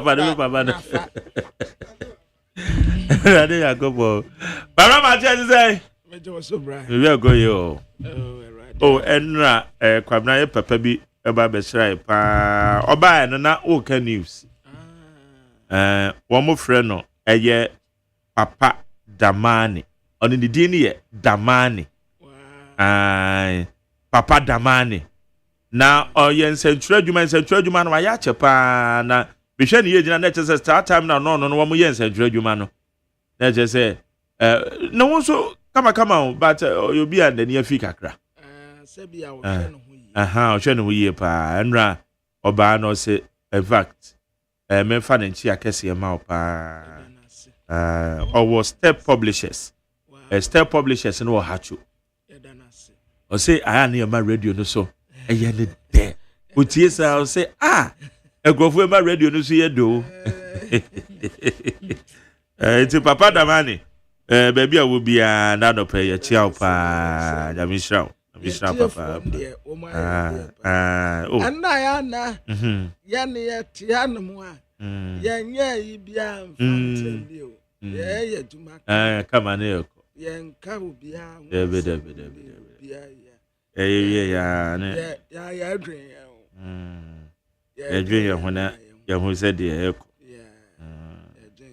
Okay. I go here. My Jerry. No makwaba o. Message also be. And a Friday na weekend and no makwase. Benny then ye dey say you so. Weekend so obesa di ufuana. Oh. Ma onu se sisi ano. Niema ne bo na aye. Ni titiri me kira atoso de no. Atoso de no ya. Ntos mo ni mo. And toast the store enye we. Yes. Me fa cha ma yo. But when toast no Burkina fo esa se wo mu process wo mu tomatoes na tomatoes wo ye den wa Ghana ho. Eti na chese Ghana ha na ya kasa ye hye de nnua bi o. Da bi. Asa de ye bia na ye kakra bi to Burkina de na da bia na eboa. Wo kai se sankofo ya say na from go de na em no so na bono nso mu dua bi ba no susu. Because you say ekuo ya ye from bibi agriculture peasant farmers ana aya no omu kasapa se galamse ne ye kwaye na ye tegu no hu be ye den ye nya asase nuane ye omu wodin bi sa wo mu din agriculture ka ho agriculture ka ho agriculture bibi agric you say aya no mo ta kasakura fa galamse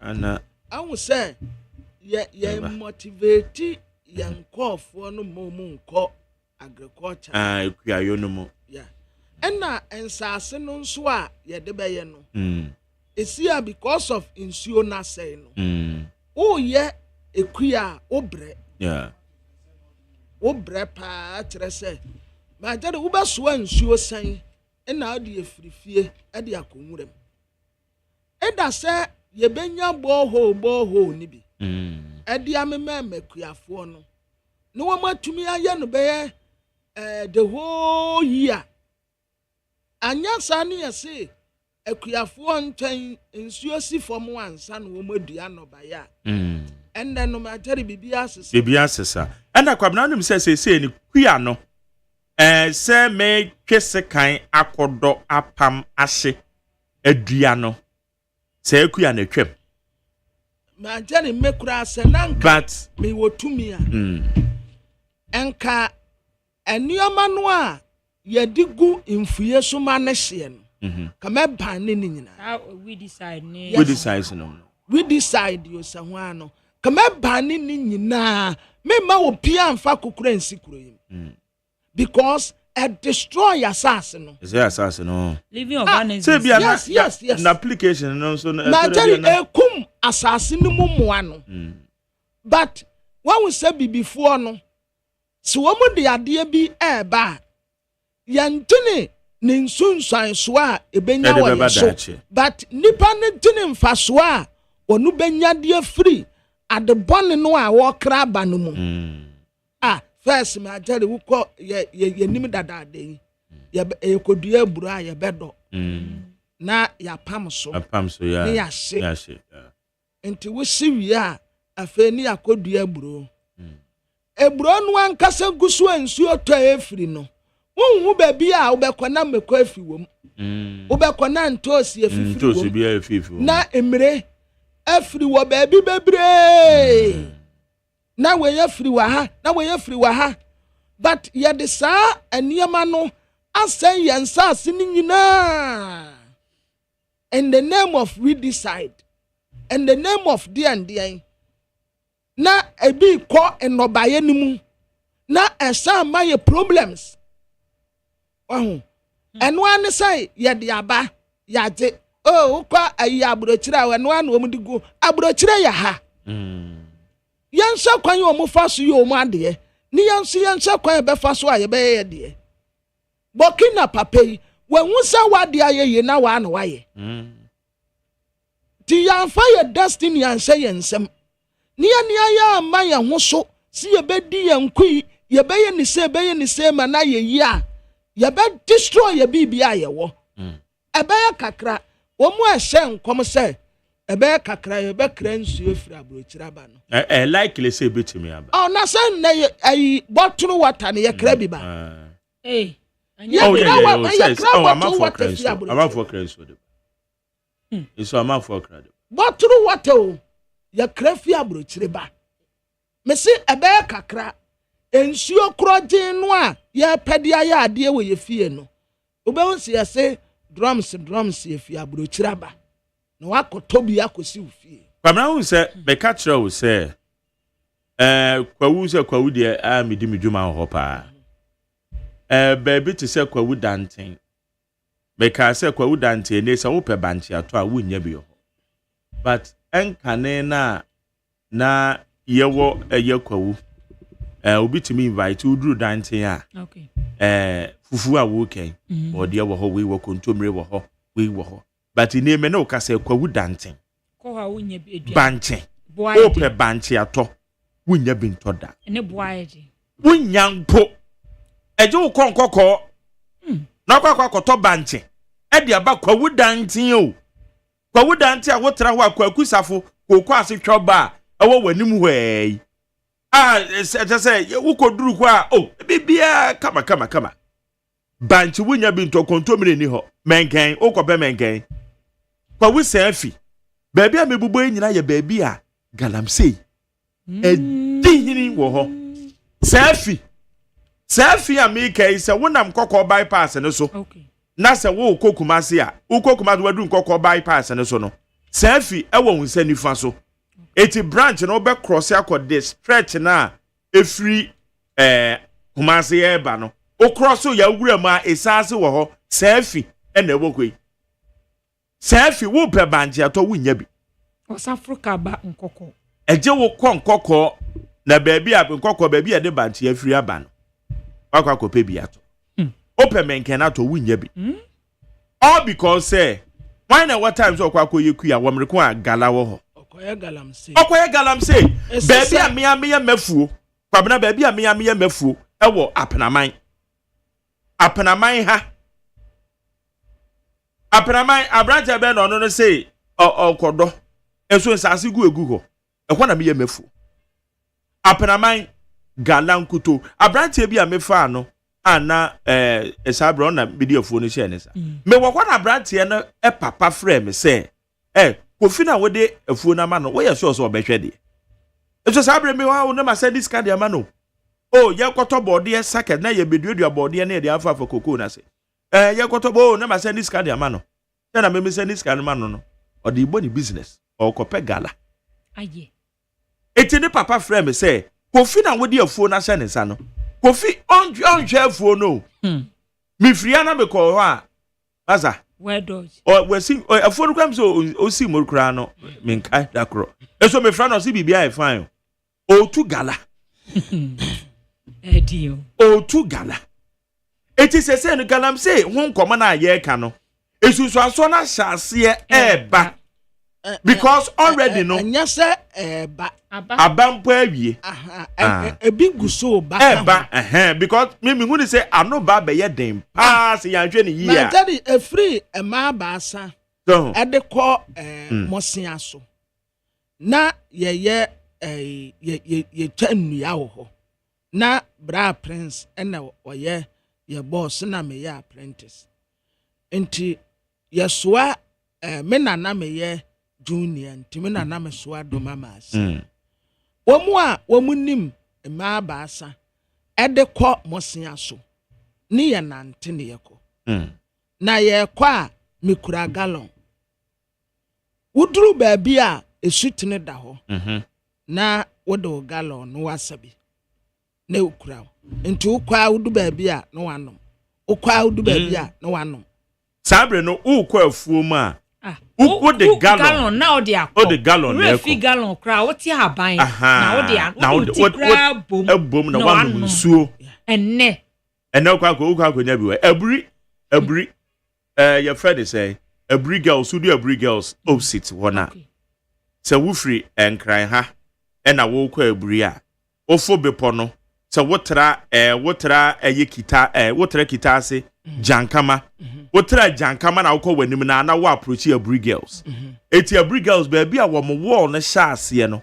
Won send ni fa so ya kwa na gini former Guinean president wabesi ni fie wo ho na ote wako e obepo no so won sa nifa so ho ko ne de anya galawo ba ho no so esase no o ma tonton rough eti ho na ye nananom ne ye papa nom be ye stepdad nom no mo ye afuo e ko ne ye fra wo anyobi e je se anyobi na wo mo fra anyobi sabre no duru ho mangoes pear ensuo pa na ensuo bi wo ase no mo fra ensuo no ofame ne wa ne chese ensuo ne ye dama etasa wonom kra na woni asi ije wo mo fra no ofame ne wa ednam pampuro mo no ne ade na echese kwabena bekoduru ho a ensuo no sei pasa ekom bekuye o wane de anya gala na mom won ma tonton sase no rough eno bia de asi dan wo ho tese ekon na danwe woni me say sometimes ametena wa ho edi nturo mu no a na wo mo ka say na Adam ni Eve timu no a ya trade ya kwese aburuchire no me ya sure pass edi nturo na ya ha na because mango yenua akutuo na yenua na pe yenua edibo egwabe abrofo nkatiye sannioma ni nyina yenua na wa hwe brobe kwadu ana brobe kra de echa se na majani woni hwe ensua na etene fa koko ensua na etene fa kuro yi mu ensua etene efa ha na we nam ha meye ena omo aseda yi ya gine free so se enya ha nana ase omo apepa ye history no atre bibi foforo de amayen ena edidi ye mu omo yi ya gine free so kura se aha nya better place there is a better place I fra wo heaven enti ye wu a ye bekọ ho na me ametumi tena sitene ho se enti god wa yesi papa yi ade aye suru wo nyina ya ye hia bi wa asase shi enu wade ni nyina kogu onom wa so wadi kosiesie wonom ade amaye ye yi ya colonize ya tene no enti enya se ye beda ne eja ye mfa nko wo de eja amanenka eni ya destroy ye bibia ye wo ni yakwa pass tena pa wo soro na urade say yam pass ewonom no wusi edi amayen ni aba ho a me se unkom san hwa wo betu afiri ho asa aba obeja ho de amayen yane yesako ekose dama wudi yekose ho na god no kra ehye fom ni yetutui na de ayede yede aye fom ebi asisi adan kwa fom wo ho na me nano na me ni me yonko bi kase wofa nya o mse nya me bese wiase nya me aopa wonyan mayen wiase na onyan ma ne ha ne ho e me kase obese wiase bio oni onyan mayen na se de esi kweyi yenya nsuo num na ebedu baby na wonya nsuo num a onye wu na obewu ene na nsa ano awia no meti akire ho na politin ekura me no aso obi etemu a na me bo ade na me di na nijeni obi nwa enti Dixon enu obi sa se ede na wadi aje adibo na ede ndibo dibo na me di na me said ye mani aje a me di dibo na me kai some time ago ye na wudi no what majani kwadenne ya na me body no yeah kwadenne nyina mre nko a wow esisi ko se ya emre nko a enti se obo kwadenne ade aba wutirim ye mre wow aside mre ni ya wo ba ku ye friend nkankom nkankom nim sade mo friend eno bayer I say bayer ati se mre oh okay ati se mre but emre no soso ten nkankom no okay na se wo bo banti ampesie na wanya nkankom eni nkontomre na wudi atwim na nkankom ni gugum oh my goodness otum say yeah and Ghana pa ya wohia na nchene sa brand dia de ohia na nchene o anu so e dedada Ghana pa na nie say say no mani nyina asai etiano na eka ho bia na Burkina Faso wo entos maga na biemu ni nti no ese entos ho akwa atwe na je ya no na ye ntimi enno entos mfidi ye ho Burkina Faso na wo entos na je wo de bread ye do ne ye nso ye so adano me ka tere wo hanom se me ka tere wo se me koto akutuo orange wo se wo di free Togo na eno wo se orange ni wo mu kra free Togo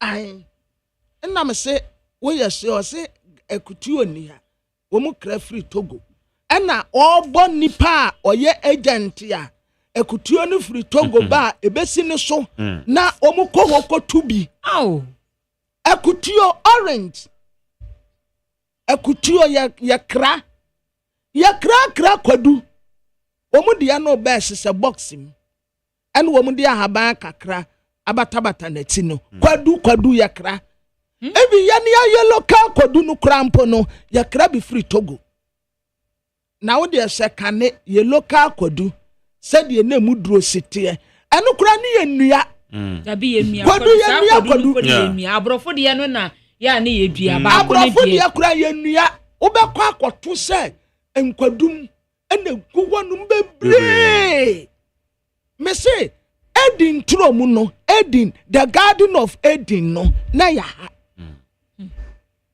say bibia say poto anya no wo say wi ase nyina center yetema no wo say ade ne friends Greenwich Meridian yes Greenwich Meridian etide na kire se Eden tromu no nya ha ena wo mama ya yira ye history eni ya ni ankase ya destroy ye bibia ye wo Abna is a worrying situation because said ya eno America no a village is be a minim akosia say minim say nka ye kokko a obenya nei say wo fro obi e ka kire ne say mepe we o why say dem say village ba ko ameko ya ho de mi hu say ase no ama wo kakra eye we eye achema prade me amadam for Alex let's go kutete kro ena ho de ase meko ya mi hu say mi hu no ama kakra mu say say de baby e che say ya sese ye no ama nyina ya sese wo be sori ahomate utu ani a fork na wo baby yi fork ya di ekuro ni nyina boso baby ya fork say wiem ye kama baby ya fork sisi ya fork we the so per baby papa ye we ya voter region and I just baby a wokwa wa tum say when they say woman no ama wo hu nsuo no kama sisi ano emabunu no a wo di bedi won say nkane no na wo bedi wo maame no papa mo achi akwafuo mu a ene wonko okoye gala na maame abrewa no wono afuo no se no betimi aye those family na wo mo ye bebrebe no mo de wo ma na de yo omo ma mo ene de ye it is mo be ka kire ye say ena wo de wo ba kwafuo mu ene se ne yanka ye mu bidi yanka ye wu de child labor na ye ene ye mu bidi ye wu na o ma work school Saturday ni Sunday na okobua maame ama na sesa koku ana say okoya obi kura kwafuo mu anopa ba ansan wo dware akọ school obi kwafuo mu ba ansan wo bedware akọ school asemo emo se Erade kan wona say yes e betena wane asese eno ama de etiofo nsam ne ye kan e serious o aya de tetenkran ha ye ho say eno ano no travel and see utu kwan utu kwan du baby ekurasi asetena mu no den chenkuro na meka say obi free selfie o free danten na ope banchi ato awafaka o obesa afaka no abankoko abeto banchi how no Ghana Statistical Service kire say baby a ehwo no mo asetena na nioma boye den pa eye western omo bubo nkuro ni bi na me na nya me wanwa kire say there be a high cost of living no high cost of living because ehwo no galanko omo source of livelihood no na ye ubekwa afuom esi afuo no asai ono a woni ska enti wo koto bantimpo na say ye 10 cedis ya na wo kem bantin atebi ye kokumase na ye kwayie me ko baby a toba was said jamede and cried the enemy or the quarter. Cratch a water say, now say, mamma 10 city was, hey, now no one minute.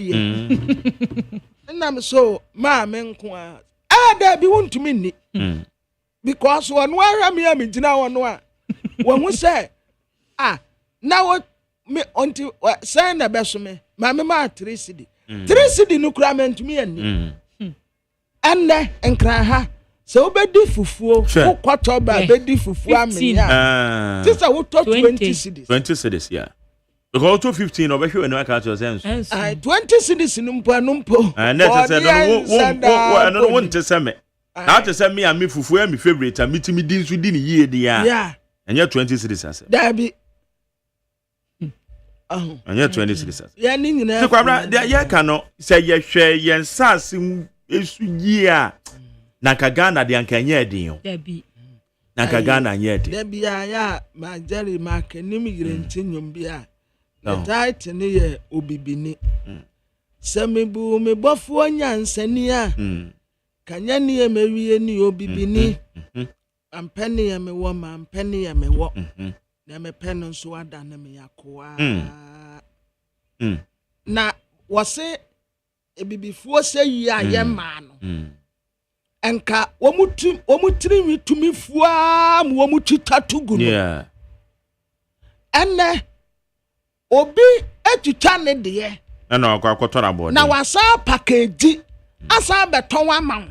Abodene enya sa akoto ne sa. Asa ton ama abodin. Na otowie a waye proud. Yes. Say me wig e say me meton no 15,000. Hey.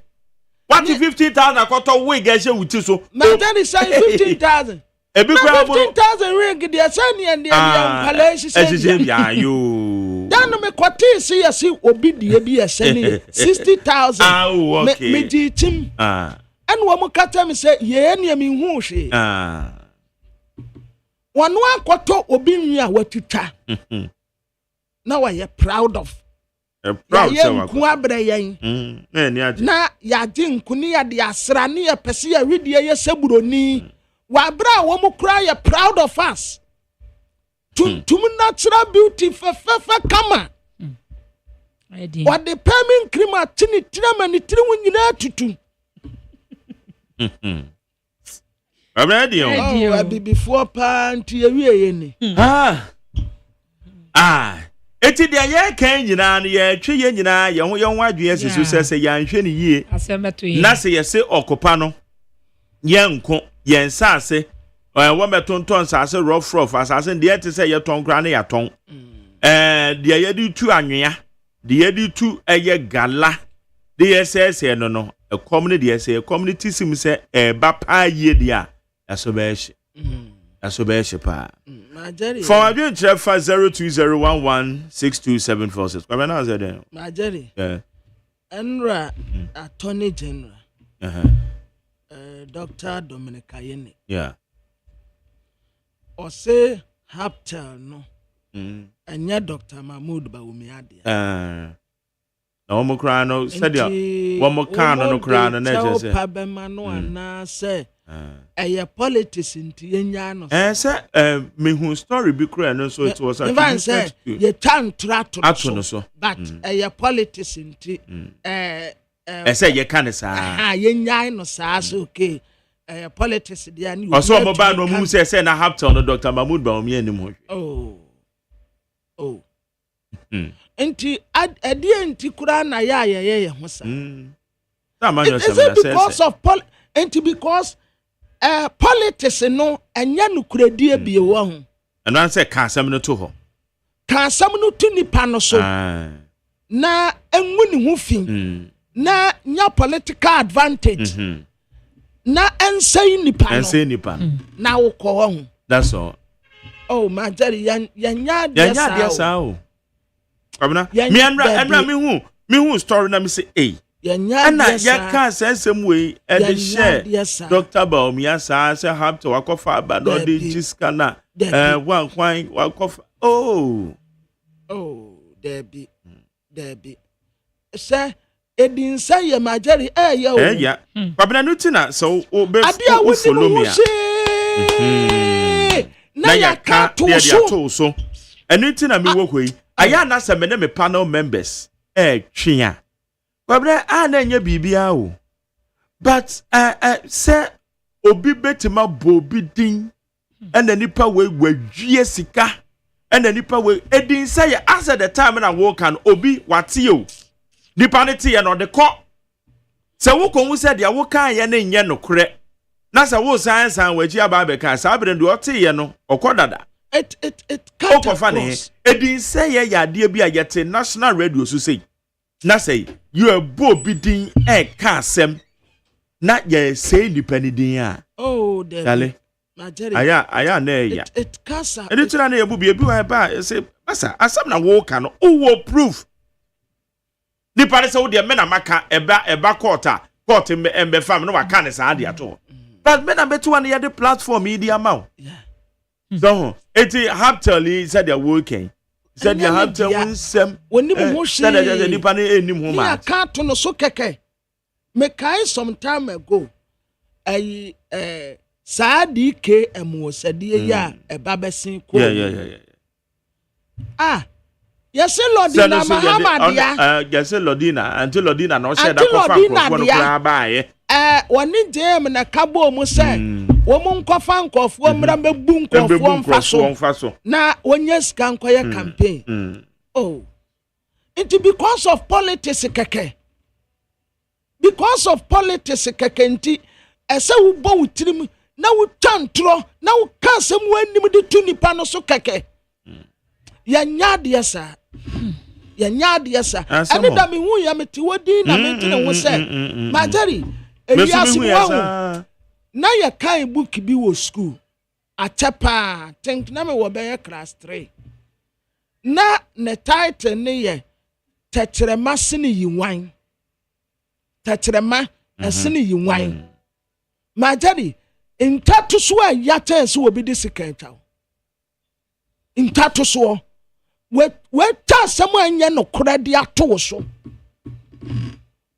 wuyi wanu bi anya ye ana baby a nipa ni tantro to so a ebe spread akodu no se wuyi hu anu a ebi ane nkodu it takes nature and a time and a mbrof no was say posterity and to me a jeje e di amount ebi ana went to me and tell posterity no na wawuko de ye kafa wu nyina we de yi hu ano it's not nice ya politics ya yan kanu kra kakra na yan tase ne sebesipani ngoni na haba say ya obeka asem na de atu nipa no so sa just like that it's bad me papa se men kan tell say wo pe wo mu a wo mu ye dangerous wo wiase pa fair weather friends say wo ko for na we say wo to throw book na to me borrow free no ho onu mom na ka ma mete oh okay mimi borrow free no ho ono na oka bibi o se aye majali literature na ye tabutu no ho na tabutu literature no me nim said ye literature no ho say wo ma question no a na question no asa adani say it's like you didn't do yes, or don't didn't you my dad say okay usia be because when I woke up bro oh I know anya den kra o was that kazi so was anya den kra oh you didn't come in didn't you say a tabutu o can say I know I say it's no literature no question and answer that me my literature Debbie Debbie kwabna no tio ma tell kwabna no ono dia da na ye ne say eye literature no bibia no wo ka be da na adwen no ma tell me say o come tie wo Hey, I see and I was say what that you say evudo bi amede ma ono. Afi ne wan say eye na kwamena. I say bi wo. Waka say eye literature no. All the abese wo. Ma jani they didn't come. Na say wu ya na be ya no say. Didn't come day. And I balance. I give and take.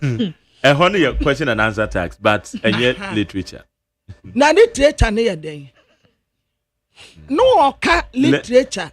No say literature na yeden. Na oka fair weather friend. Na fair weather friend no dey anoma. Aye example. Say weather na ye come dia ene na damfo no. Na weather no nya ye basabasa pe na wakotena baabi no wo charge. Ni yase ewo Michael Owen. Michael Also Michael say wo ayimumum. Also kan book be. Wa broni ba ko no the same. Broni ba ko. Oh my jari abrofu ye churo busi. Abrofu de dosu. Oh, I am popular. Oh. Banabati o se wan. Ba obi de Banabati. Ojo book be. Men kai book no an kasabai. Nto wo de kan. Ma jari wan na ye. Wo de kan. Obi ba wi ase ane e friend no Bonaparte ana. Bonaparte. Not or your author. Chamasum na minim dia na wo ye pote. Me kai John Samakai because near was Napoleon Bonaparte. No ye hwan ya. It's Napoleon Bonaparte na work and the no cry name so or your French I think it was a French general. Ambassador. Debbie. Now or your statesman. No French. On your friend Napoleon Bonaparte. But me say ought to be the Bonaparte there. Was a fair weather friends no. Omo na ye dangerous. Say area so omo ye dangerous pa. I fair weather friends. I say a kama ninti eno wo ho. Tale a watale ho nyina ye di obenya. But time no a wo ahu kire mu no. And now wo can William Shakespeare. And you Shakespeare so now.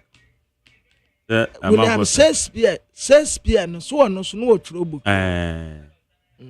Nti wano no obawi ase wa mobra bia ase book ya. Na otro book da nya bravo. Okay. Nti obawi ase ne bra obebo ya ye book na na otro no. But wo mu books no anu wo tro no so na kansem.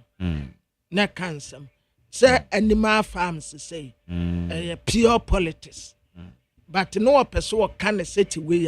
And the man farm they say and one year woman. And the farms. It's still relevant. Yeah. Okay, young and my name Friday. Ghana Montie Asunio. Ghana Montie. Ghana Montie. Ghana Montie. Ghana Montie. Right, Ghana Montie Asunio we need 100.9. Yekwa ni mini yanchwe nsema kodo nso ekoso wo delbo enkrata ni mo. Babi na koza mo fane yankwa. Abusuafo delbo krata ya fra ne se Ghanaian point anim ha. Ena me de ebe. What the DCOP up to Osman Razak. Ni mfoni abetua oye National Security Coordinator. Majari oye lawyer ni. Oye lawyer ni. Waso watsia. Meje no so. Was watching. Da akonya be. National Security Coordinator no. Yes. No kwese mitimi kokoshia no. Tie papa. Did you be me dey? What the DCOP Abdul Osman. Osman, yeah, Abdul Osman. National Security Coordinator. And na otie station bia. Yeah. Who's the National Security for Nakasa dia? Anopa bia otie bia koso bia otie. Internet so the ekoso nyina wotie. ɛna ɔyɛ gentleman paa but na jɛri wusɛ wobɛtumi ne nanante sɛ. Down. Oh, okay. Ɔsɛ me nante yɛ boring. Samo. Me kɔkora na me hwɛ ade. Oh. Onne me na ma wunnu da. Me hwɛ ade ne me tamani na me gyina ha na me de ye peace asɛm asom na me gyina kakra na me ye sei. But wo de wonne ne ya obɛkɔ paa. Na national security fu akɔkye 6 foreign nationals ya na wɔn di gold nwudwa wɔ abra nya kwan pa so. Gold board ya kakyere mo ya ma mo brɛ asan ma mo brɛ asan standing bi aka ho a kakyere mo sɛ gedie no muntumi ndi wɔ Ghana ha bio. But foreigners yi wɔn gusu a wɔn di sɛ na national security fo wɔn ani abere sɛ krodom wosan kura a wɔn ani etwa baabi a wɔn bɛhu nti wɔn akɔte nipa nsia na nipa nsia no a yɛkɔte wɔn no ɛyɛ new gold board wɔn mmra no a wɔn de aba a wɔn de yɛ adwuma no ɛno na wɔn gyina so a wɔn tu saa anamɔn na mmiɛnsa yɛbɛdi pɔɔto wɔn ɛna mmiɛnsa yɛde wɔn bɛkɔ akɔgyina mmra no na yɛabɔ wɔn mu kɔ adu esan sɛ ade a wɔn yɛ no etiatia wɔn ayi mmra nti yɛde wɔn mfoni abɛtu ha no mu sei ɛna sika sɛ gu wɔn mu nkyɛn no ɛnyɛ sika ketewa sɛ bag ne sika egum ɛwɔ ha no mu sɛ hu sɛ yes nkɔfoɔ no wɔn ani abere sɛ yɛtu wɔn so sa wɔn so bɛpɛ new strategy a wɔn de bɛyɛ adwuma a wɔde DCOP Abdi Osman Razak ne mfoni abɛto de bɔkrate no wɔne ne mmeranteɛ ɛna wɔn bɔ adwuma saa no na abranteɛ Sami Jamfi yɛde ne mfoni abɛto anum sɛ yi a wayɛ hombro paa na agya no nim sɛ Sami Jamfi kɔ SDA SDA ne wɔyɛ akwanhwɛfo wɔyɛ kwanhyɛni Desabisa we so blessing SDA fo ayifoɔ no SDA yɛ wɔ kwa ɛne yɛ wɔ singing band na singing band fo no pie yɛ ba bɛyɛ yi wɔn bɛpie akɔ abɔnten no wɔn akɔ hyɛ ataadeɛ ansa na wɔn asan abɛyɛ inside na wɔn ba wɔn nnwom baako pɛ menim so wɔn ni nnwom ne bi ka ho baako pɛ ɛna wɔn atoa wɔn atoa mɛmu dekoratu ɛsɛ dɛ with the grandson man praise the Lord for his kind for his mercy silent young ever faithful ever sure ɛno ano matua sɛ na saa bere nyina no ano mgoso to ɛno a so ɛno a wɔn atoa manyum na wu Madam bi ne fɛn seto na obi bisa sɛ seto na jale no mamu ko sɛ me mabrabo na ai sɛ Presbyterian Methodist hymn no since by ne bi ma me ka hu bi Presbyterian him say him number say no Methodist hymn no exercise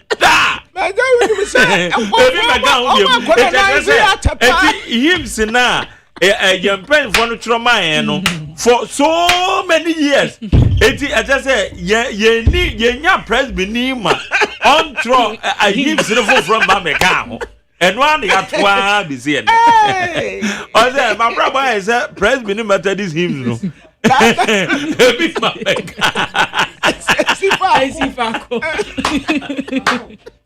But I risk you. When him say, "Kwabra na me pese me embark project be ye press before your hymns." So na o say you were talented your friend say nnwomtofo. Yeah.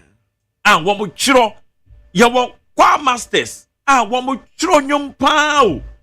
Eti adana yan gada no mo ntwo ne fa hymns ni bi nka abrofo no so de ho. De wo mo tro bre ye. De wo mo tro bre ne no ane ya to saa. Ma ajali wonim say. E fa bi nka. E bi kura di be 100 years. na John Wesley kura ba Ghana say enye neba na say de omo to na no anti yanso yetimi ntro bi nka ho na yanso yanfa nko koma abrofo na omo so omo ntom fa nka SDA dia ne ya dia ne ye say Isaac Newton o say Isaac what you min anya de oya bombo no ebe me say Newton ne dia ne atu say bia ye de foforo beka ho no da bi because this argument is Sabrina away kwa presbytery na me vice president edema yaf young adult fellowship na ya ko bitim na me say it's ye himi number 1 na kiyenye na ye ma sorry for womunya access so ntiripa na ofie kra na obo na ye anso entimi ntro bi nka ho na ye modify so ya so ye to atisi ye hwe book num adia ya toa over the years ya batu yanso atisi ye sa ko fa book noa but we dem say je asofo na etie ye no omo send bibi brami ye nti etesa ma tell religion wa ho say adenti na ye hymns ayeto Methodist hymns presby mena nam say be call presby nti na me call presby ni Methodist me nim say bia Roman for no ne ade no so no hymns na ayeto no ye bebo hymn ne kra na ya tro ni pa o tro sa anwom no ana sa anwom no o tro no 1801 the be 1759 ana wo mo tro sa anwom no ana sa anwom na ya to abesi ne that is correct there no problem iti yenso yentimi enye bi nka ho ana ya no ye nipa nyame nkonkron omo so omutimi de tro nwom ya de beka ye hymns ne ho ana sa bre na bofo na wo no mu ni ho me name the reason so obi betima boa me SDA him here we ya anchor in the storm of life when the crowd unfold the winds of life when the strong tide when the cable stay oh ya anchor drift of family me. We have an anchor that keep the soul stiff and sure where they beat us through. Fast into the rock which cannot move. Grand FM and deep in the Savior's love. Ne I am say that when as I want to Pentecost. Ya to him ya put praises ya when ya me to for ya said that why for one more early the person ya try that near you ya so sorry near you say me tiana my tell you some me had me kwara washroom ntia o na me say me had me kwara washroom ntia enkroma na tira na ya enkroma say ya ade obompai na dia kura ni na wo bi aso ne mfe no wode ne tie butu fam na ne na ya hey ani brempire no ani brempire me am ni say ade ya me ni no ne tons ya ba ko pe ti bra mi hu no an beti na ye nya starting pie yan starting pie mpan kabaye hey na ni nyina si so when you see no say proud vampire ma mentenya si no just on nyankopon akasa vampire so we are so for the titro mrantie no now we are so for now oni si ya let us hey yeah, dear, what's true? Maza.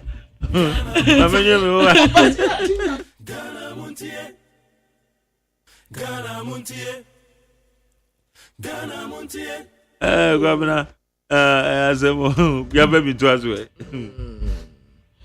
Na a Ghanaian pint and him here, because one name de mammy. Sami Demfi. His Excellency John Dramani Mahama, a Fiat in Yabofno, and what the Ateno. Dr. Dominic Ayene, Nymphony that the Bocrata Ghanaian Panty anymore.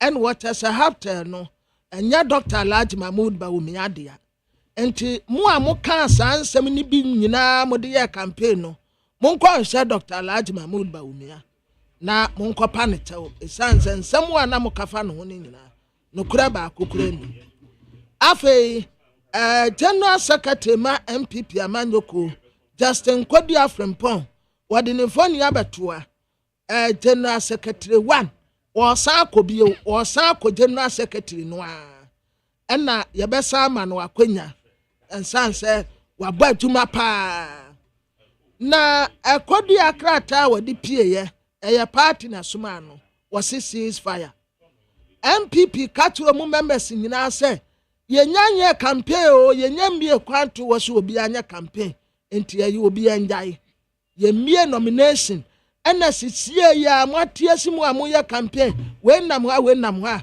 omu nyina ya campaign no wotra saade no omu enjai the Ghanaian point. Daily Graphic the Obokrata and the Krame and what the Minister for Tourism, Culture and Creative Art.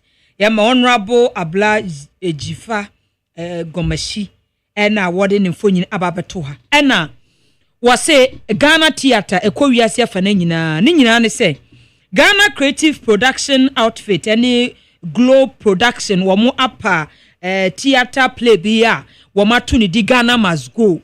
Now was say sa a play a bebwapa.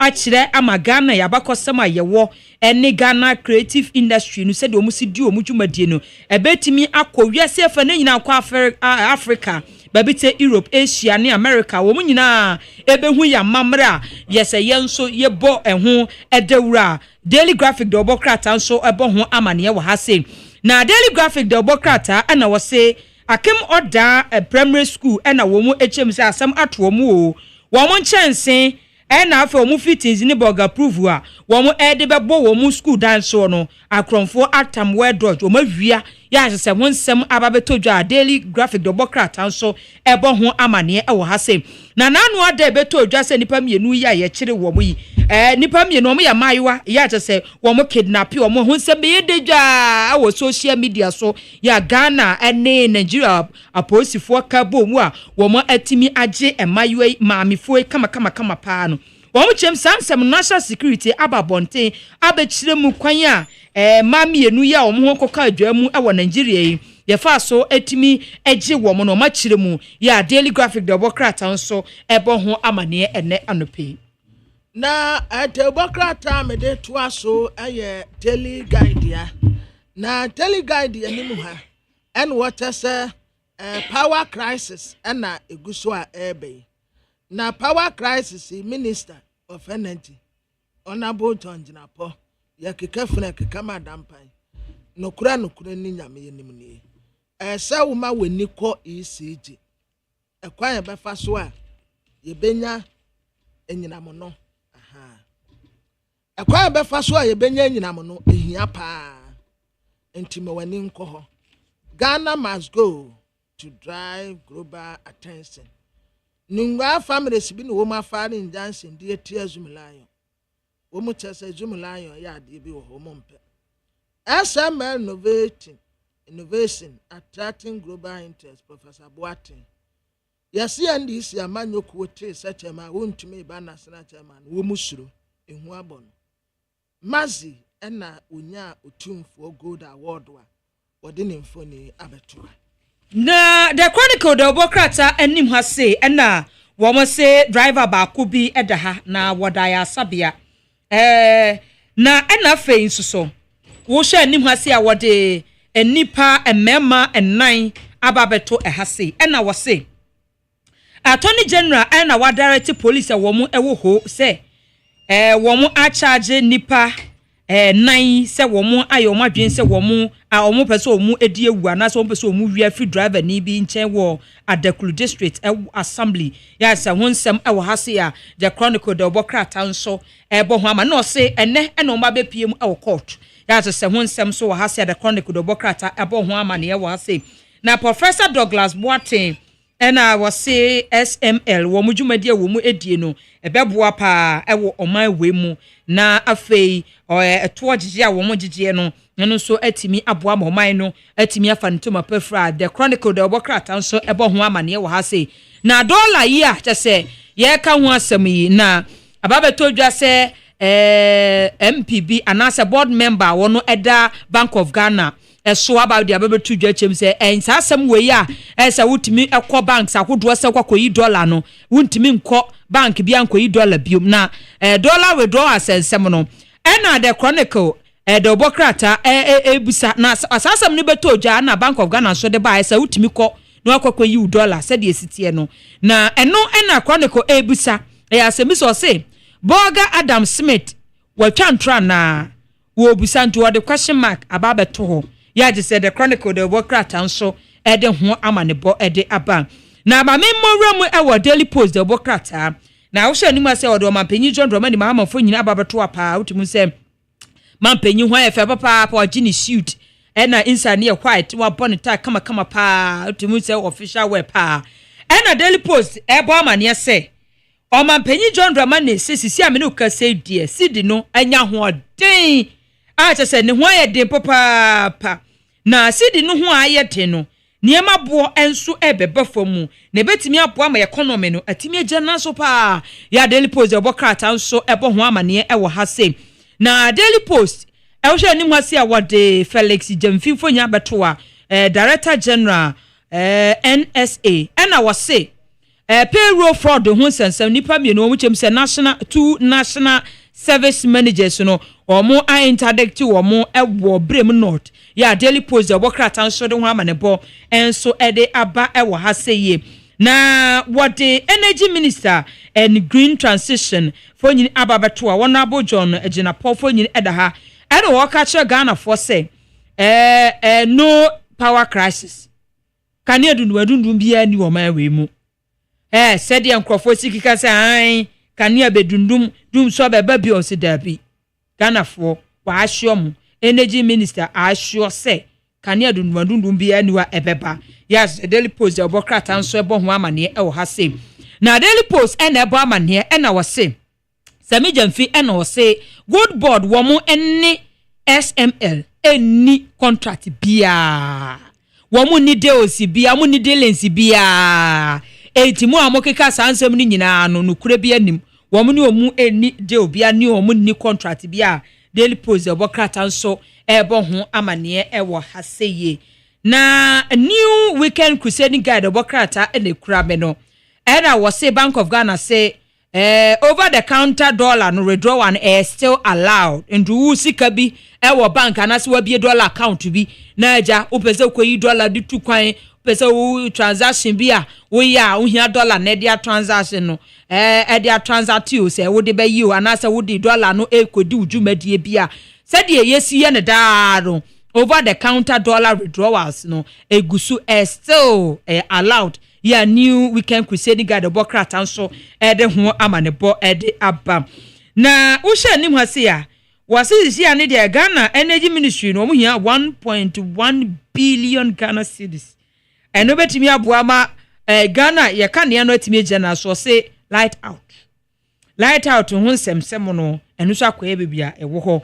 ya tese de nikuse ni guide so ebo ho amane ewo ase na kane second lady Samira Baumia eda ha se ena nipa enan account no ho ewo ha se na daily new weekend crusade guide anim ha se ena wo se Yama me Samira Baumia ne literature prize ane ne literature jumadi a wodie no wo chemse 2025 edition no wa pound toma akase sisi ane de akwanya abeto ho a se wo pese wodu ho hyemu a eno so wakwanya de new can crusade guide obokrata nso ebo ho amane ewo ehaseye na Ghana creative industry no wone wo mu hrm industry baako a wo mu apa Ghana must go no omo ese theater play ya chese wo mu ejem se globe production ena wo maka bomu o mapa ho ntoma pa ya wo mu se ebeboa ma Ghana tourism and investors wo mani akọ Ghana ya mamre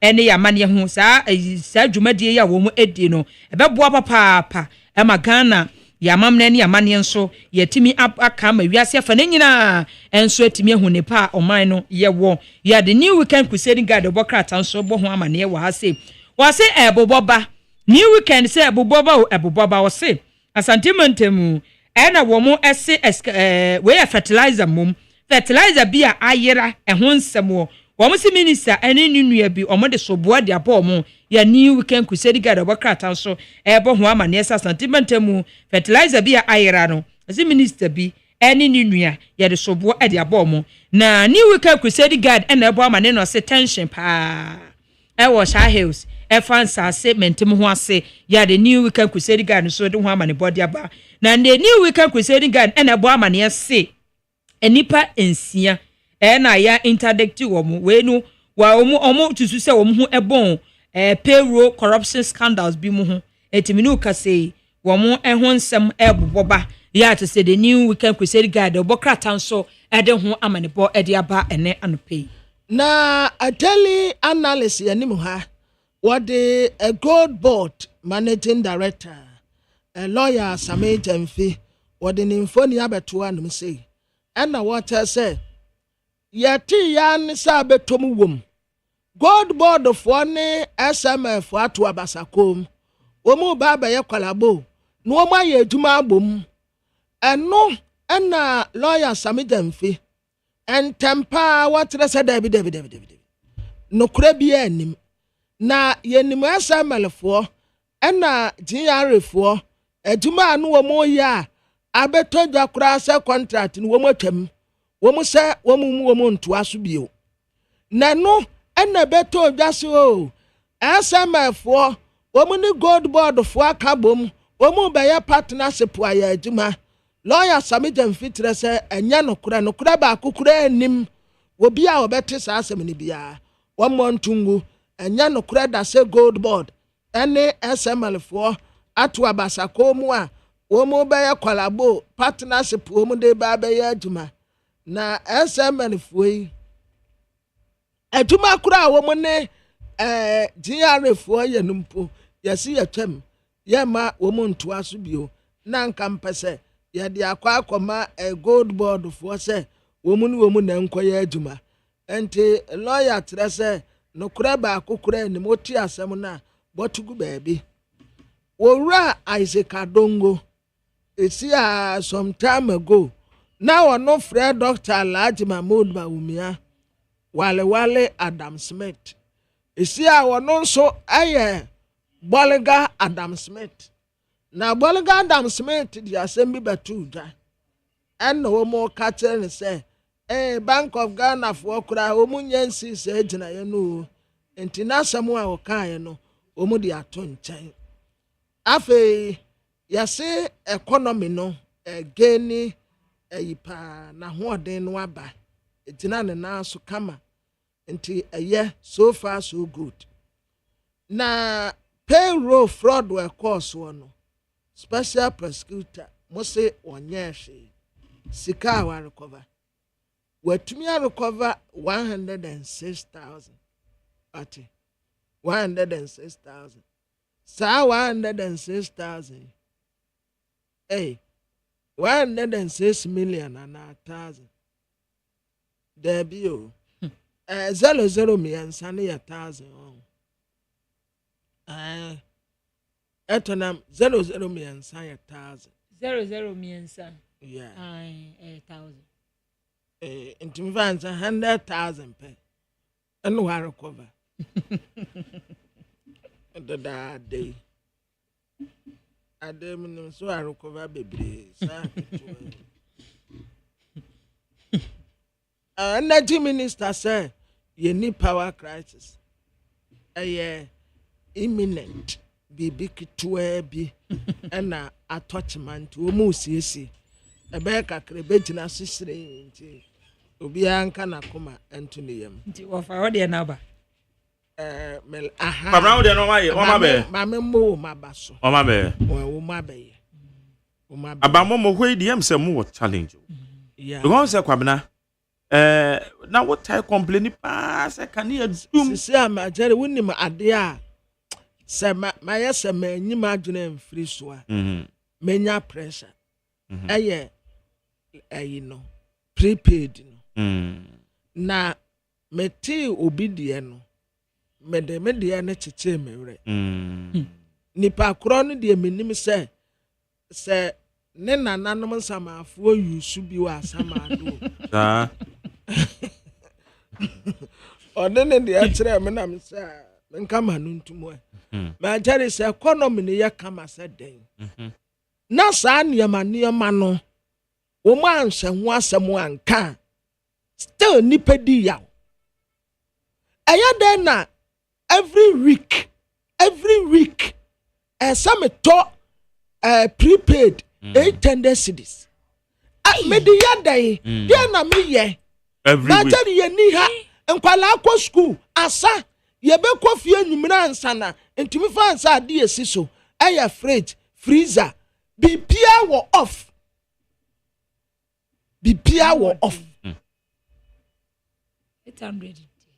na sa me deɛ wɔ bi deɛ me ma me de tetere me werɛ ɔno ne deɛ no ɛyɛ me fa ansa 6 down miɛnsa top miɛnsa but down no kura wonyu so hwe wɔ hɔ ɛyɛ top no ne ne ma mienu ɛwɔ a 6 bedroom wɔno ne deɛ no ani o wɔwɔ fridge mienu freezer ko fridge ko na wo bedrooms ne sɛ me deɛ no those we need deɛ ni swate an wo deɛ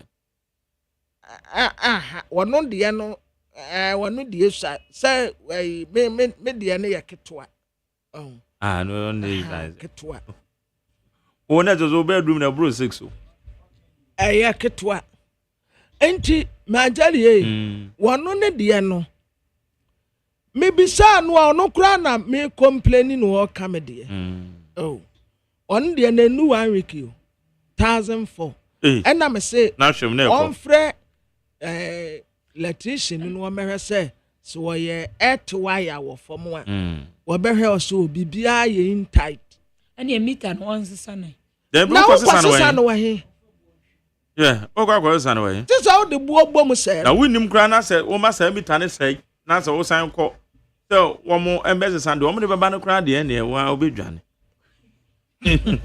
do wo mo de beba no obedwane saa meter no Ghana ha meter de bia meter foforo ɛwɔ nipa ɔkɔfa saa prepaid meter we baaye sɛ yare yanku a wɔn sisi a 6 killer diseases no kwabene prepaid meters yes as you use prepaid meters enye no na enye na say meter we nku a this particular na me kan obi e complaining about it sisi aso obi pese o ma wuwu ntem a obetumi akome abre o say meter ni no or the pressure beto ebekun enyarewa ewo wiase a ekum ni pantem no sa prepaid ne ka Saudi wadin ma tell Saudi wadin koso a ho uba se na wakoma ebo pim intimi ye imagine say wo de enya mentna wona nkume enti meyi magye afi so but meyi magye afi so na mato sisi a meti anemu member na ka 0.49 intime beto intime beto 800 meto into next week 800 meto next week 800 meto isi anema bet na ase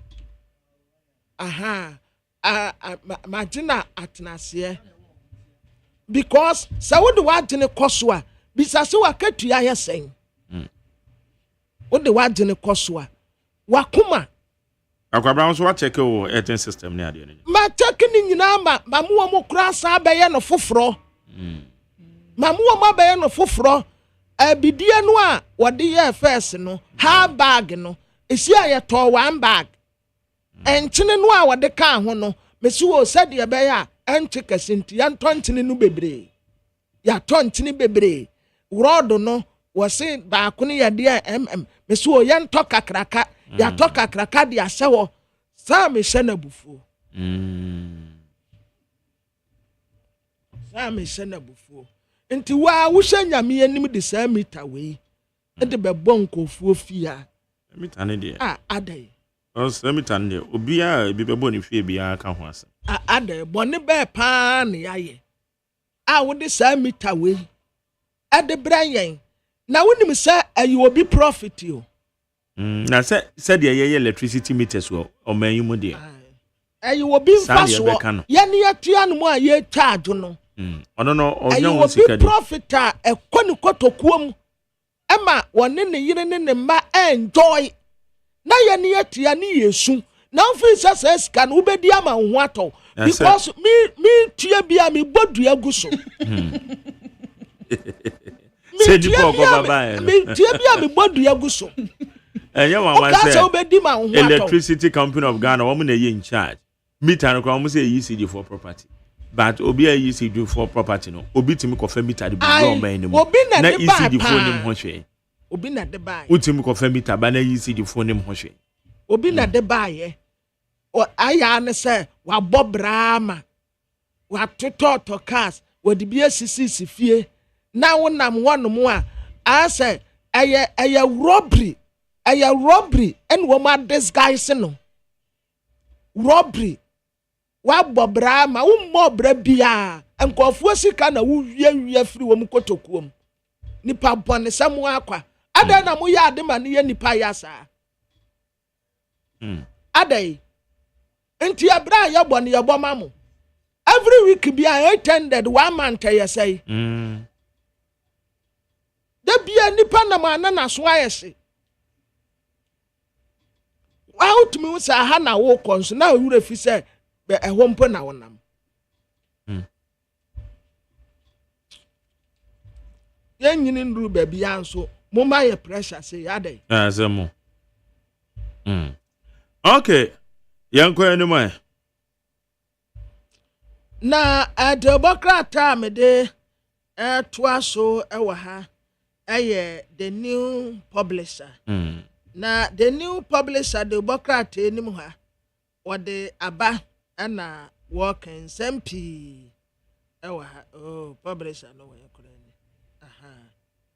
the new publisher near was May 14th adequacy May 30th special prosecutor ne kan ofori ata asem no besa pija esan say o man grace period na sa grace period no a wode ma no aso sa time no wase no ho mfa no sisi a ye hu se waba awaba ana o man kenaba minimo say adian na the date ni May sen so ka so beba May mu waso obeba me check in because into a part as woman because special prosecutor the assassin nipa yema nipa no waye wa man grace period wa adomo mre 14th ya de kwesi May 30th die ken baby a wo bia sa wo apie sa wo ba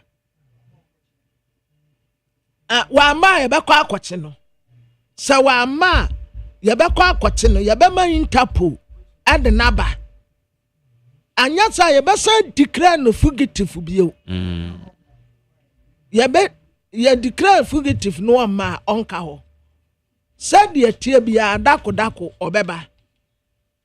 obeba no aya akokura still ye be chi no nti ye so oba kan wo fudi atese so oba ena yase ni pension ya chi wonum pay euro standard 106,000 nti ye mo nse ma special prosecutor waya ade afa yase Supreme Court yase obi akose woman stop committee no say woman probative justice but I think it's late mazi yase wanya best car dealer award ewo Ashanti region ebra abasobode ekoso no the adema no eno no the new publisher okay kwabra me yakwa amano so ne ye ne foyo eni komo Mustafa Gbandi o deputy general secretary edema NDC osan ye deputy director of operations ewo eye presidency ya no eni komofa insama hudu bi a ababegu yapono so na Friday so dey only say weekly retrospect Mustafa Gbande Mache me just so me na what to say oh ada abande so ogusun kakra o boy so dey me nua na unti abema fo be dia dance ati uja me brabo man me see dem be do brabo am ja wona why big man minim say odamen na church oh na ochemu nsa de atia me no wa ye Satan wo na why big man ye hwehwe wa ye hu ni FM hono opposition leader na odamen nti o church ni mo chechemu nsa de atia me sa obi sa me say presidency wona me so wo de ha wo ye rambo you enti so wo munya bia no wo mu afrɛ wo sa and this week behwe enkokɔ nam ne mpont nam wo mu ori wo fia sa aye hemfo a metia na maye mmɔbɔ na mehwe wo mu anim sei wo mu mfrɛ me ye mre baba o na maye mmɔbɔ dodo boyo bibi aboko alade ya do mo me dia ya da yakopan say na for you edikan owura sami jamfin sensem a na wotwe die wadi ahimpa nam so president I shall say yes we render public apology woman say to no further action yeah ka say minority woman dey asemi woman dey akọ shrach omatro woman say atro akoma OSP woman say akọ atro e dey akoma police say woman probe their lawyer sabi jamfi enkomai ebeto obia say no say that ma oman tro bia nkoda na adho na sanda na do de oni tumi bia so betima probe obi ana ete enkosi hwe oh minia aminka bibi chiro eyamrantiu ana ya ye adwuma ana ye party aba power no man penya tumi kura no ama ya kwenya yemme summan ne o twa kwan enim se ne ti achia ana na ne osansu a ye de ye amanre ofie no ono nso na obo ahina so aye nkunu kuromu hakra na otimi court na okopachaw ame ya de chaw sabi minia sabi jefi one of the best ever national communication officers to have ever happened to any political party in this country is Sami Jefi. Nyami shira obi a oshira no enyina ye wodi etimi ye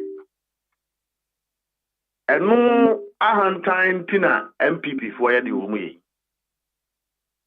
ana yenya ya ye adwuma mo lose election no omudi we omonia taye me kwa de yese me nyame ane a omudi be yeme no so omu nyame da me nua ya koye gesture adoye ana party for Ghana for and Central for to civil service said no emumra but nanka and sase banasa sabiu said ye come at the Ghana for near so mine what say near be ye and now Ghanaians have tolerated a criminal government in the past 8 years or regret it. So they won't give another chance for a repetition of Nema Womuno Nano. Until some way it shouldn't happen again. Meaning who ye pet and or bar petrol and you let us say Ghana for party for. Adena am ye no na nyima dwimu se me di Ghana for tem ananse me kaw mu yawo ananse me twimu sakoba sadia ma he bone monfa nche na me se ensi bi mu da Sado yewe. Si obi beko jail wo ho anka enyi na beko jail o. But Ghana force study currency no and na nipa na o de ma no po NDC for ya mabunu buefu obepa wo macho. Ade mbiem na samedian finsanya. Umwe swiftly chief of staff no okumase. Ohun ya na otun safre same.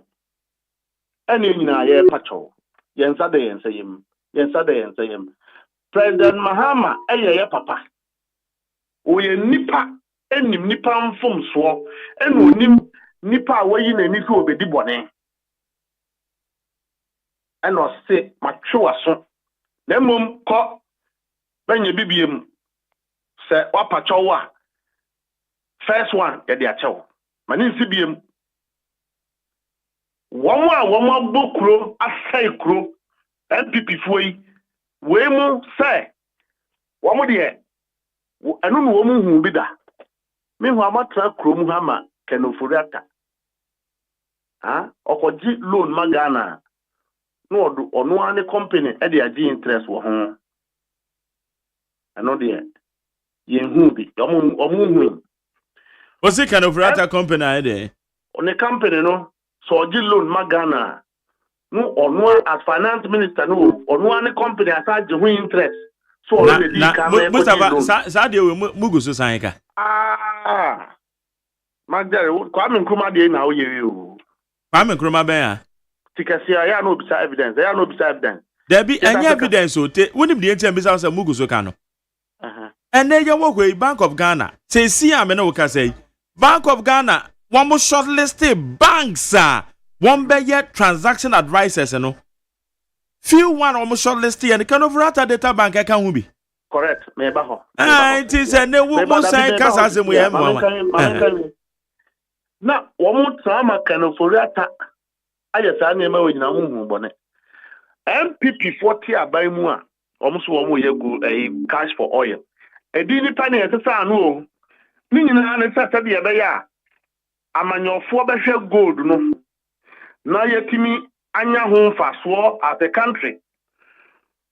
Womu ko consulti tebi mafia fo no wom de de to ajapadim said ye wom be ya womu ye gold for oil na wom be use ba omia as a cover up but sikana de wom be wiade akọ nti womu ntimi anya bibia ma ye ni wom paso abrante yi a womu fra na so kon mata meje fi we etimi ba ya within 2 months now was setting up gold board magdale enkomo ye di nyina say gold trading ewo kromu ha ene ewo ensonsonye bi so ewo dollar eba form fan wo a eba form eniama ne bo eba form a na nka so say ni die kwan so yebo samije fiaba so say omampanyi John Dramani Mahama tumi na odi ahye abrante no nsa no yankopon di ho dance say wa anya mistake.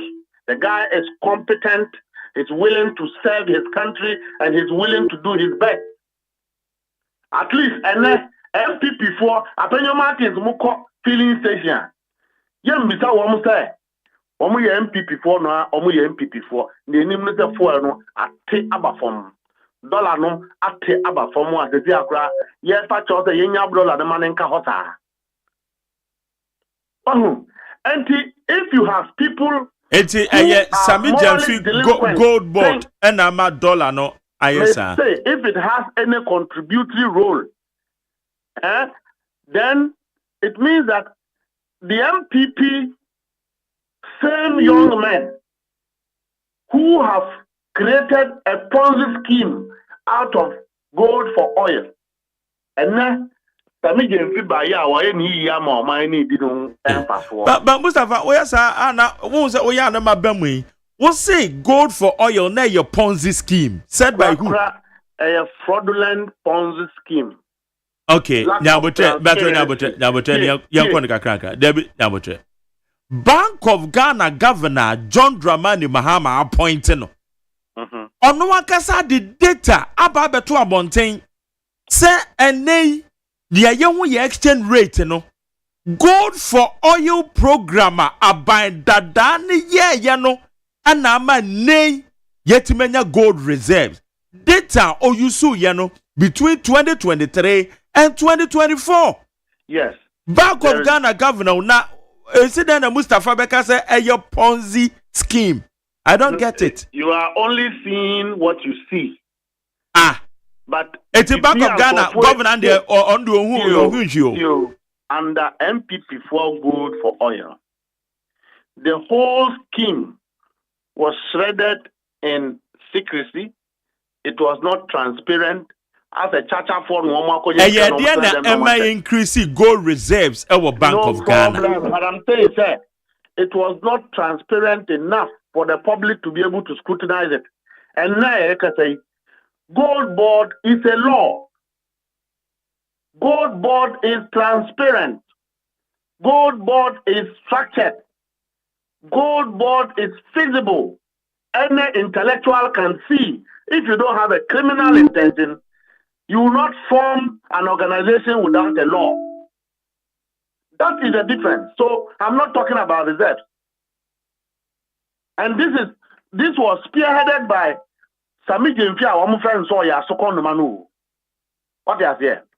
One say, Yamfa Sami Jemfini agra de Yamfen Susu. Me mame Cecilia Dapa. Hey, you can only be, excuse me, Obia, with this year and Quenim ye, with your bone to compare Cecilia Dapa case to this one.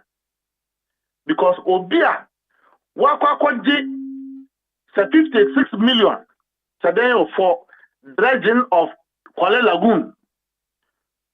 Na dredging no maso. Sikanin swa yenhu baby akọ na ebe wiase no yankwohwe ne mpasia millions of dollars at the time when lazy MPP appointees said the economic challenges was because of Ukraine, COVID, Hezbollah, war nuntina womuntimi nye juma. At that time, no sabio obaye mame asabe onim se na ekom di Ghana for na empase na ase na dan ase na MPP mrantia womo ye adwuma bre na ekom di womo. We've experienced this thing before. We lived in this country. Nanado extra love letter edeka no ho. Ye free ho MPP for catcher and say enko they actually went to court to help Cecilia Dapa to say they were nye boni pia. What is there? Papa Gofredame nya problem ye. Nana B eko jina press conference so ekre Ghana po nyina say Gofredame resigning china na mmom kra nyame adom na ba omi abe president no appoint no a obeso anso ye meduma. This morally delinquent group of people who are telling us today, because it is not the MPP, the rules should change.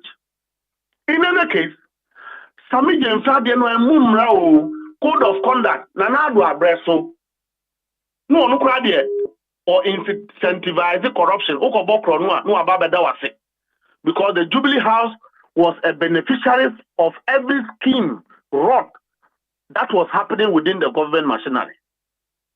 NP Nanado never sees wrong, he never sees evil, he never sees bad. President Mahama Baye or say, me titire mu nyina monsa ebom said ye beya munneya musuban ya muda na di said ye munanti krom mobehwe na Ghana fo ani begye na Ghana fo asua bibi.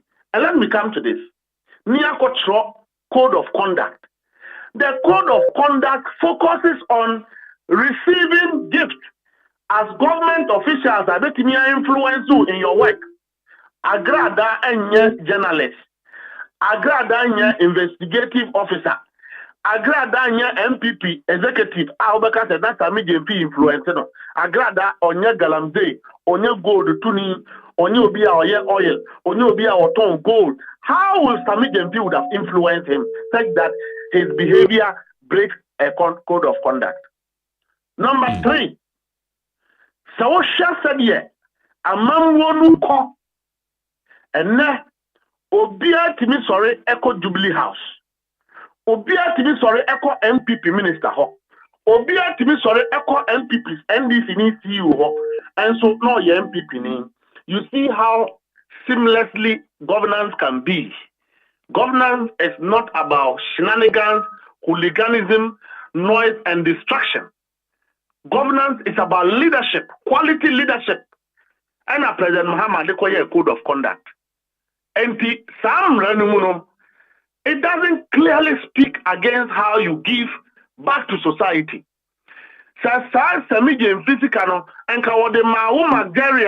Today we will not be having this conversation because you are a journalist.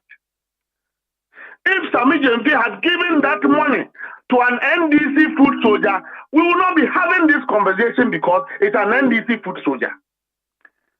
Do we know how we benefit from each other when the media is not there?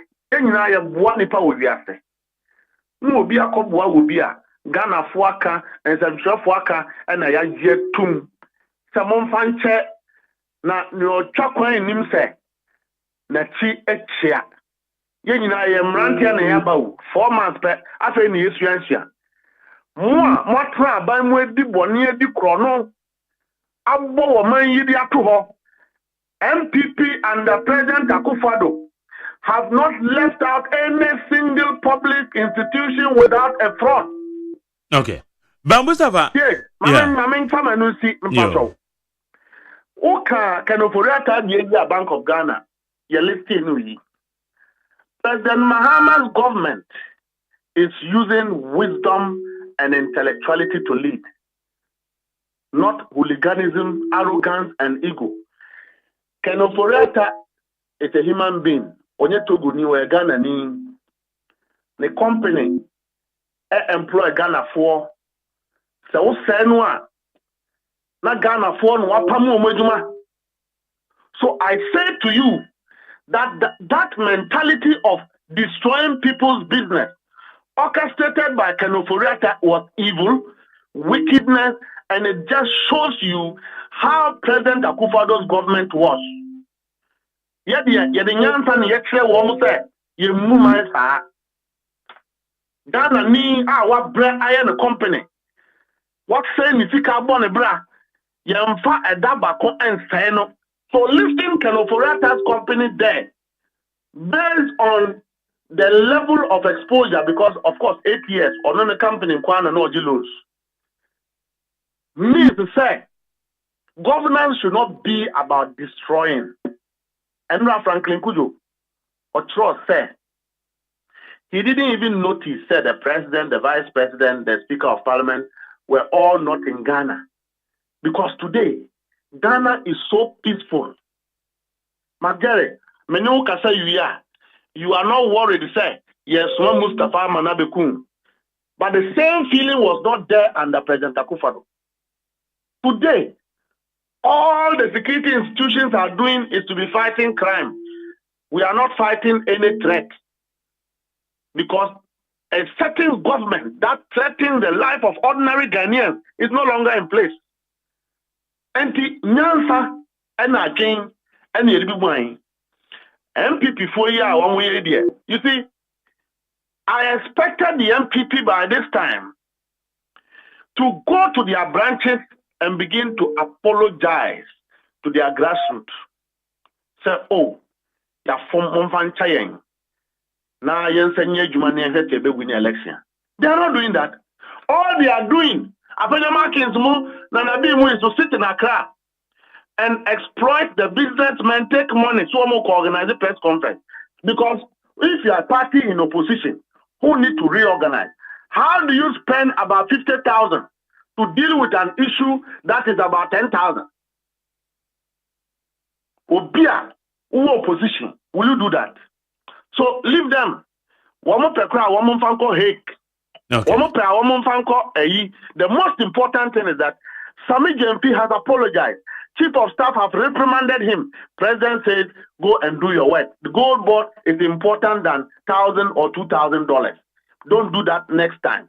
The MPP, led by Minion Amabimu, Minion Justimo, and say, Apenima Kings here, when people want to have Brantiano, everyone walk on them because one as a contractor to revive the collapsed empire of President Akufo-Addo or the good MPP anymore. Apenima can have a contractor. Let me tell them, there is nothing they can do. Because case, the most important thing is that Ghanaians can criticize this government. Nobody, no former appointee of President Akufo-Addo has any moral decency to criticize this government. Because these were lazy people who shortchanged this country, people who were very corrupt. MPP Mranti and no more government. The billionaires, they can't even spend their money. But if you ask of their record of serving the country, it is zero. Yet you come here and one caucus one year green Ghana. You could drain there, Magdalene and where are the trees? And these same people parade to say that they want to criticize anybody. Sir, Reverend Tim Fordway, in your parliament, and I know you know, can draw to Ghana for so on a precise day, Minister of Education, you payroll fraud was he not a minister? Was he not a deputy minister? Is it not the same guy and then some them will be fraud 600,000? Not just that, who come Medina Court, sir, and Tim Fordway. And on court. So you see, we are human beings. We shouldn't trivialize our politics. But also, okay, they are working. In Team for Joakofa Ubia Sass say or the Kusia sorry die. Meanwhile, and I made to hold on. Meanwhile, dear no is being contested in court. Enti winti bi ehun ebia na obi mom so na all fan team for you asase say asase ne ye dia.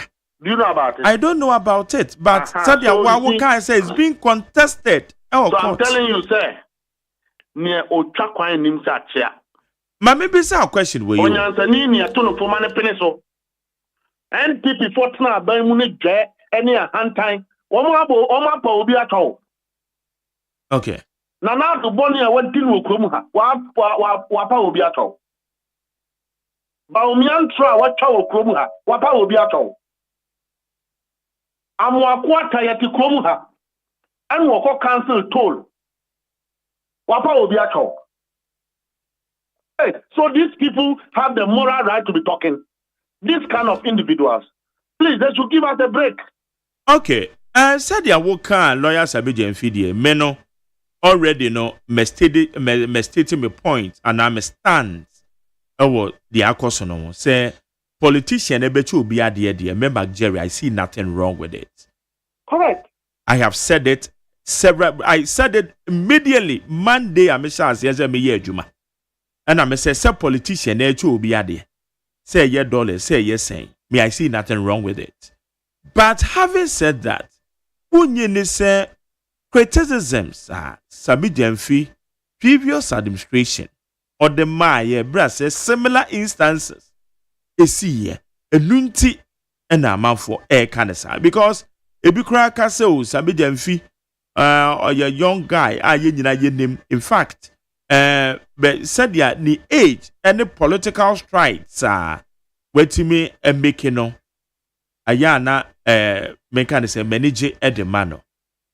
But unje ndi se nunti ena ebia wo hwa ya ma Mrs. Lada pa ogbo ni din ono so sabio se no wa bobra wo eti se ebia bi ka so na sabi de bobra na o ye se nti okocheska we kura eti sen ya sabre ntu so ya ma Mrs. Lada pa emra ben na obu so se odi sika edi agu ni dem because Ghana ye ni mra bi e che se o sika chenchen afa kwasha bank enti se ye ka ne saade a enya nu nti na ebi e ma amanfo so twe na boso.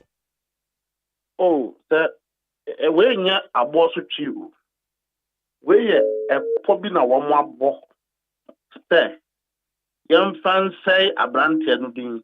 But you know, yen tu yɛn fa yɛ color TV ɛnfa nkɔto twene nfa black and white because MPP for no wɔn mo yɛ saa deɛ. You can't compare any of their officers to some agency. You can't. It's not possible. Line up their communication managers. They are so incompetent. And so because of the mismatch of quality, womunya kwan bi so wo message nipa no a wo mo beye. Me say Magdere, hey, eda me de beba nya asem hwe. Enso mani da ho. When it da Omunya me da. And the MPP for air trapo. Me say, womani abre se mranti a yaye adwuma ama nne nyame din ni ne tumi ada di ama Ghana man no. Womo ayo ma dwen so wo meta yen. Ana apanyoma case na di anim ana ye ta adwuma no. Womo de womo nkoso anu womo nye. Yes, statistics here kan womo ho asemu a. Womo jani every krom ha o because they nim. Womo lead company. And now you can say, express ministries, agencies, NPR invoices, woman give kickback. Parliament, minority in Pennypoibi. We know them. And you should be very careful. Yo, woman, being me and because you see, Gold Board is a sensitive institution. We will accept criticisms from yourself as a journalist. We will accept criticisms and skepticism from the people of Ghana. We will accept criticism from the NDC grassroots. We will accept criticism from the MPP grassroots. Not this elite who assembled themselves in the last 8 years to defraud this country, caused us a huge pain, destroyed people's businesses, built nothing, destroyed many, left no legacy apart from fraud. These people don't have a right to talk. These people who cannot even manage their own political party, they don't have a right to talk. Because they don't have the moral right to talk. They themselves represented everything corruption in the last 8 years. They themselves represented everything unacceptable standard of politics in the last 8 years in this country. They didn't just supervise corruption, they participated and benefited in it. Okay, I agree, but Mustafa, there may be some say politically, ayana more politicians no say someone from who ne kanko. And I say it will be the monsoon ne kanko. Eti could you be fair? Or said the minimum way. Sir Obetimi akase eye MPP ni bi. Ana okoye sadie we anka statements are now no pe woken. Would you use same statements ana? I think sir I will because at the end of the day eya ubeka. Enya ubeka. Because what I'm observing and it says no man famo ho so ho aya na ne kanonko say famo ho ne kanonko one when it say me you very objective. Yeah, Cecilia da panko ba be press conference epa Ghana for explain to Ghana for say oh Ghana for sikana adam pass no aya misika. But set up banks any dollars. Now, yes, see a building banks. And unti, yeah, the 7 million, 9 million. Banking sector debt, 9 million. And you see a banking sector cleanup. You use 27 million. All in the name of strengthening our banks. Which means that the banks have become reliable for people to bank their money. Now, some mimi to me, you must as my banker. I think, sir, it contributed to the weakening of our city. And Timaya Bonia would have been talking about something different. Do you understand? There was no law that says that don't put your money in your room. But the same government, cabinet minister, who said to say, young collapse Edimu Bank. Niamfanya bank yiye And a Sadia no cofa, Chedi for document I turn a Japadium.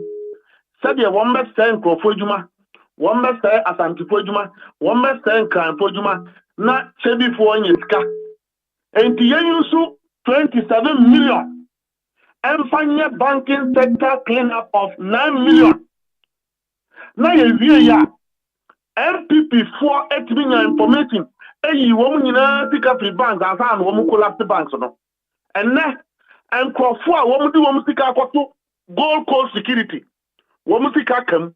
Now, so MPP 4 like Cecilia Dapa, you woman pick up what pass here. But you know what? When the entire year boy, Mammy Cecilia Dapa, you're born it because now or your public official. No, so your cabinet minister. What being it millions of dollars. Hold on. Say McJerry and you be who says he can woman pass here. I don't think say ebe who say. I mean, I made the one that music go pass. Because in the present case, Sami Jempi gifted somebody in dollars.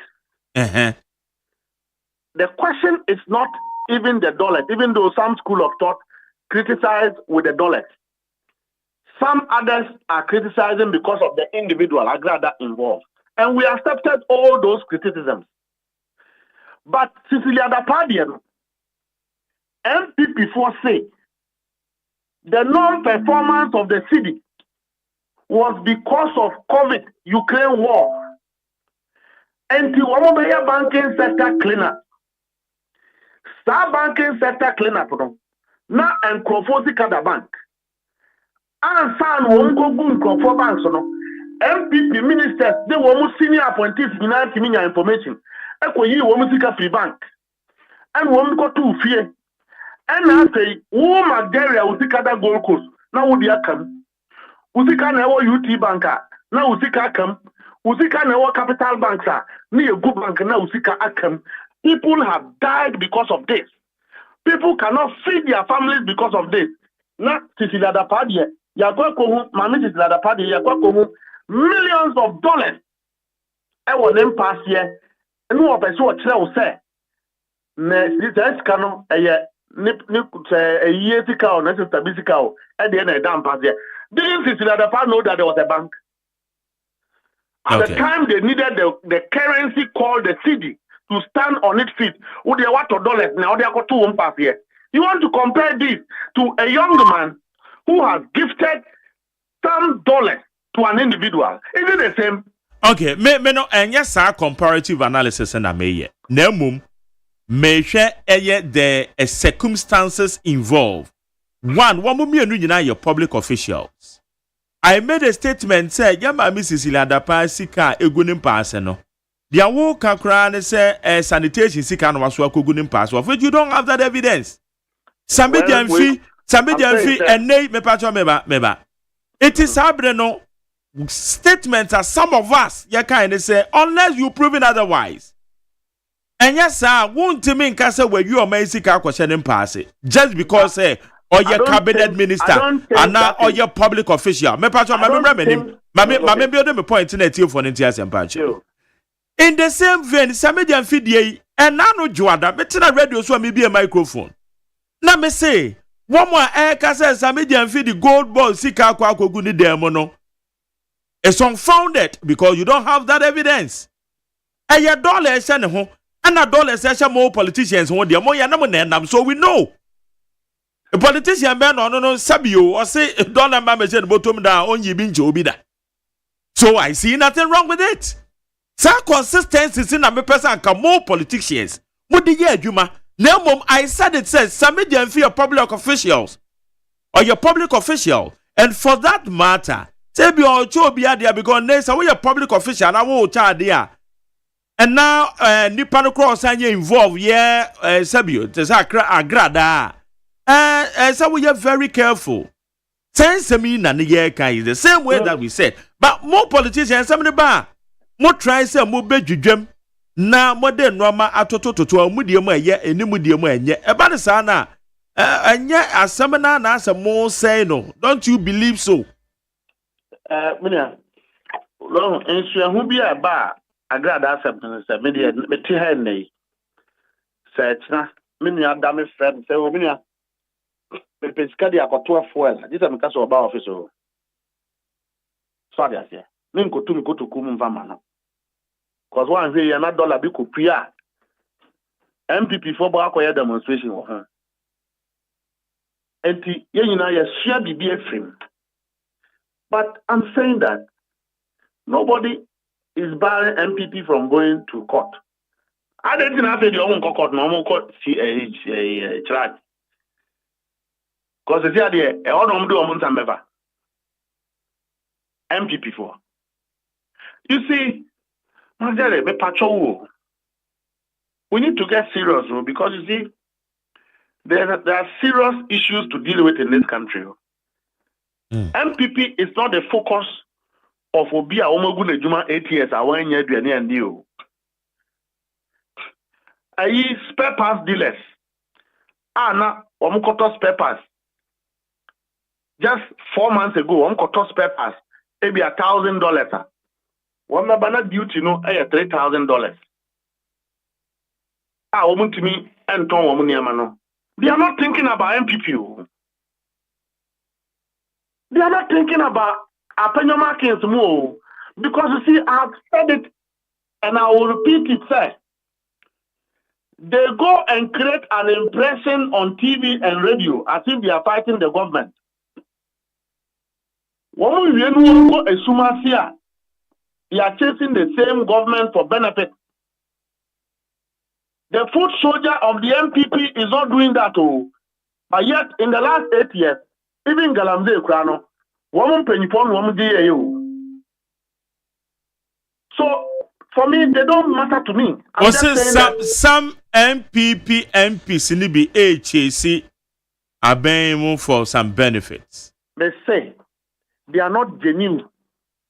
Minority for no Ebi.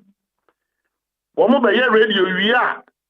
Woman nam soon and they are in bed with the government.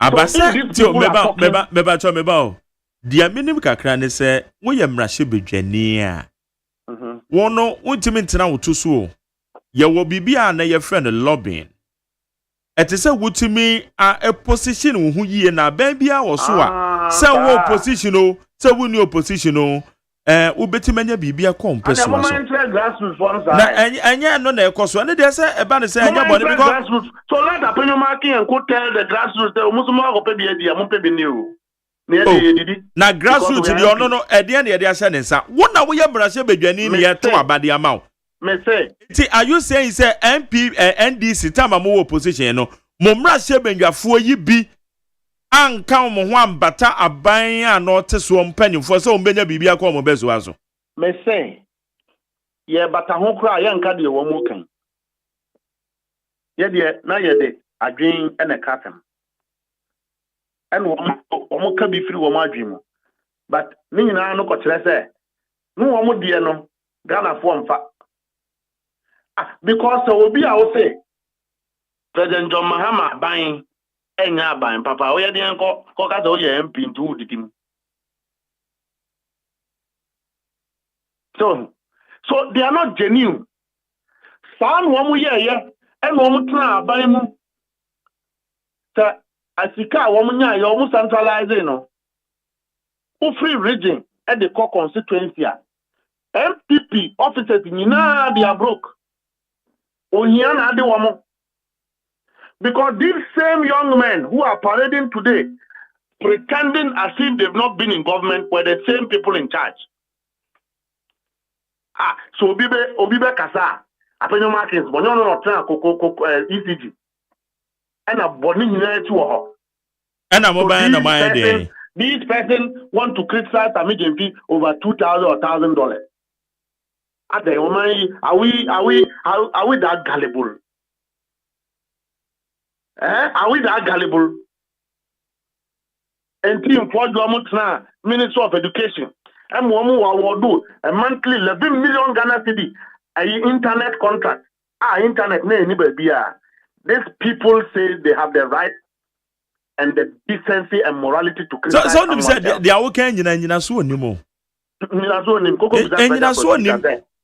Didn't he prosecute because people? you are in government now. And special prosecutor said. And a special prosecutor no fast does it mean any pan with the money now? Unless a competent court of jurisdiction. The ghost names payroll. It is their work idea. And you know Education ministry ghost names work payroll. Only not supervised under MPP. I don't need that. Minister of Education, 11 million contract now. Why are you not in this country? Are you not in this country? One more laptops now. One more Prokia. One more secondary school for no. Are you not in this country? Mustafa, are you telling me, say, sir, allegations here about calling people fraudsters no many idea at the end of John Mahama's this administration, no? Sankrofo nyina mobama emra de womadi ana radio so na mbaka ne sa keke ensua ebemene no eba enambre o yo. But I'm saying that they don't have. We will take criticism from the people of Ghana. We will take guidance and directions from the media, from the people who mean well for this country, not the very people who have put us where we are now. And then we are struggling to come out. We make mistakes. But our mistakes are genuine mistakes. Okay. Because the MPP led by President Akufo-Addo have placed this country where we don't belong. And we are trying to recover. Look at the number of crimes. And then actually crimes under President Akufo-Addo won't say not a conveyor belt. So the people who believe that their intellectuality should be used to shortchange this country, but not to build same. Now you are half a woman, now you are banning a building Kurunua. The same people tell you that we are organizing press conference and you are taking them serious. I don't take them serious. Now more press conferences being on my no papa. We did press conferences that made sense.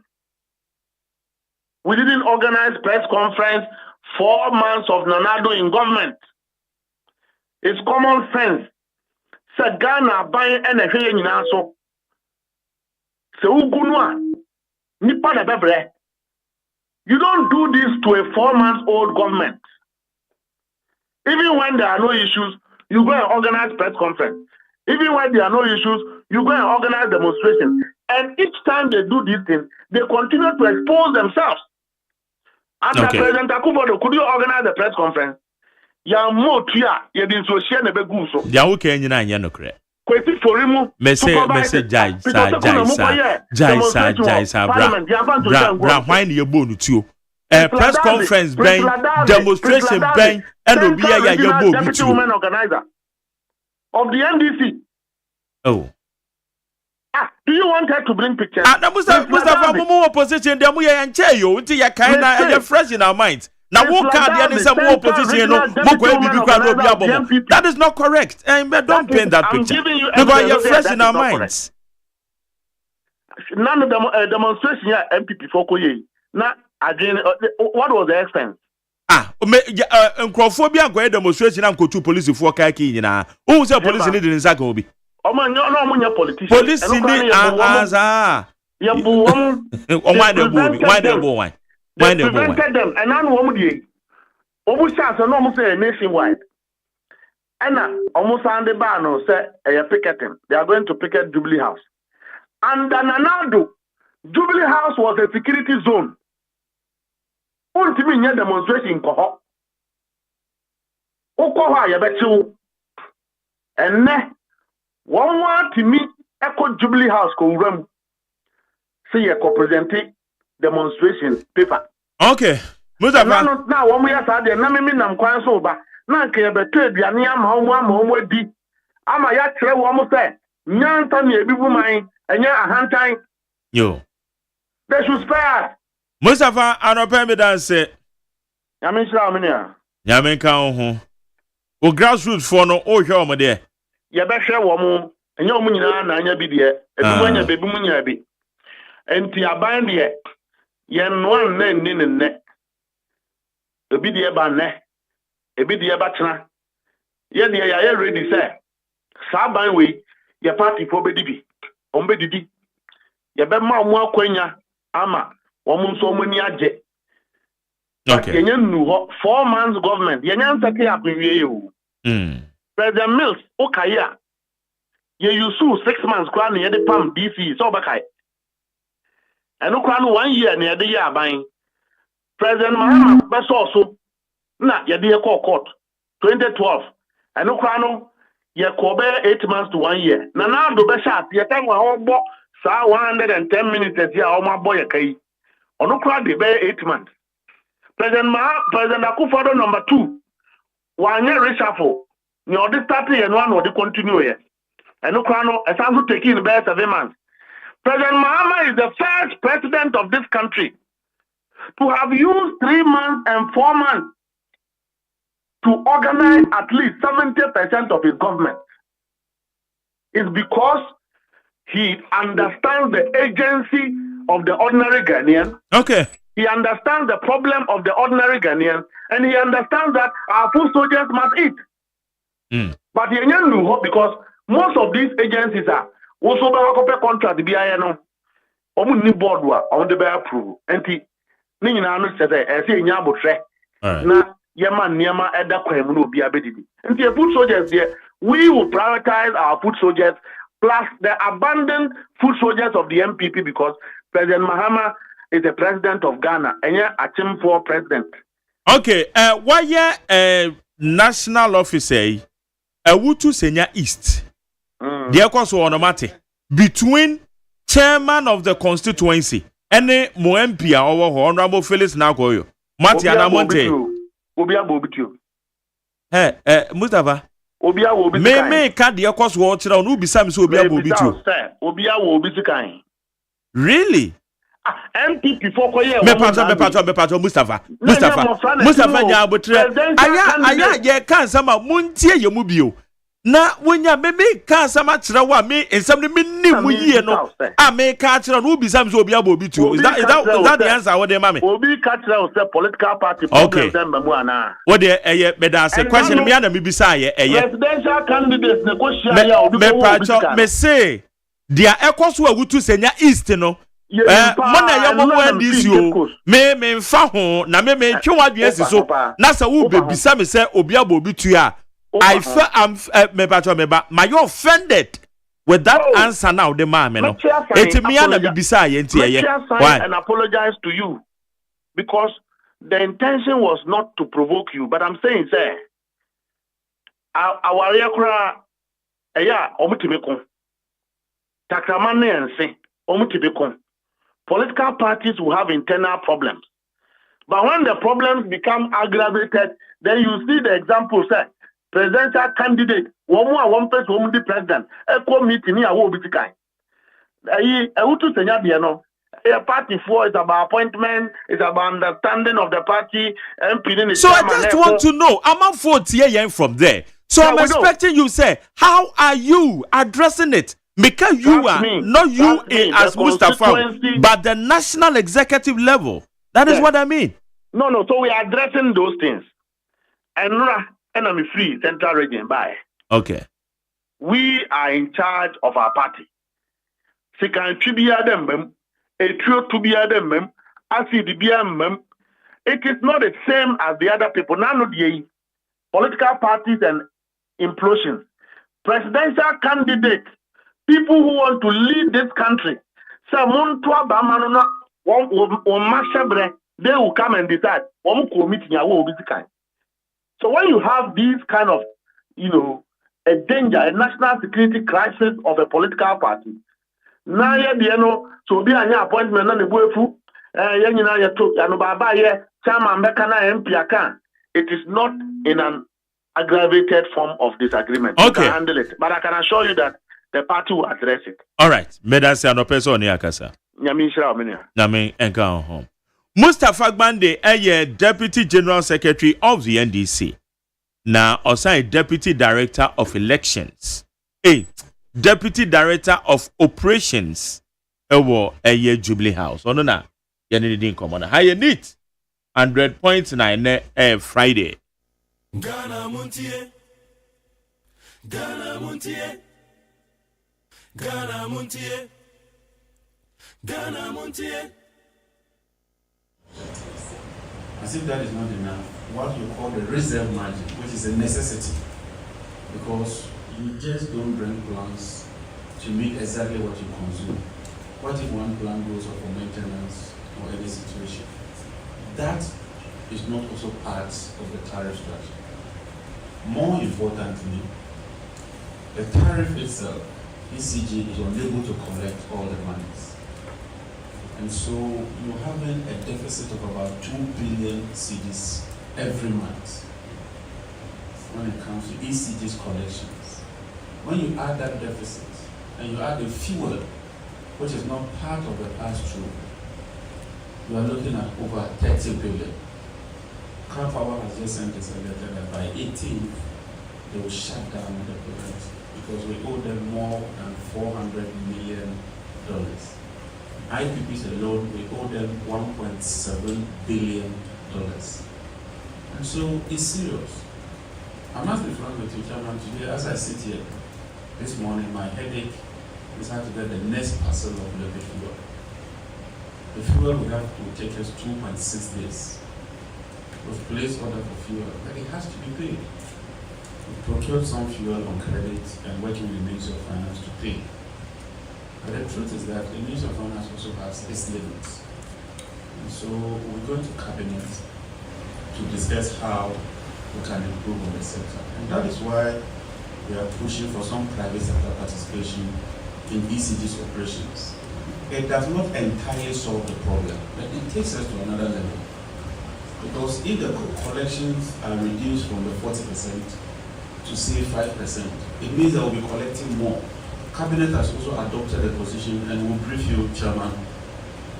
All MMDs are supposed to pay for the electricity bills. We have to budget for it. We've identified what we call critical institutions. They include the health sector, the education sector, the security agencies, and the presidency. Even with that, so if you take the health sector, it's the theaters, the laboratories, the wards that will be exempted. If you take the education institutions, dormitories are not part, restaurants are not part, only lecture theaters. So we've classified that. The Cabinet is granting approval and will publish that. Even what we term as critical institutions, the Ministry of Finance will have to budget for it and pay.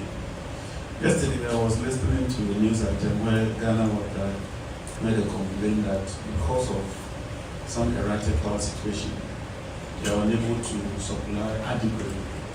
I empathize with them, and I think that what we've inherited, we should improve it. And the other note is that Ghana Water has been paid even 1 cedi for 7 months. We need that money to stabilize the power.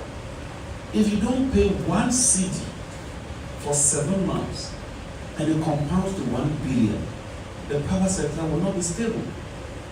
The private sector or ordinary citizens alone cannot be called upon to shoulder the burden. The water is produced, the water is sold. Okay. And some I would see no Honorable John Jinapo or your Minister of Energy and Green Transition.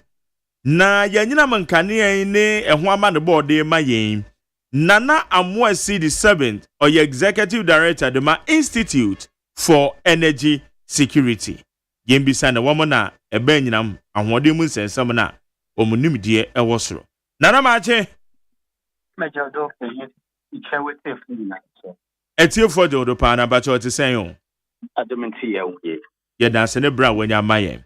Na nana nsem a Honorable John Jinapo ken. Ordinarily, ye baby sa say or catch le say yen ne de. It's bisa. It's bisa. On chia, you're right. My order, Ostia from Oyen day. On my name of Quijumano, on that city.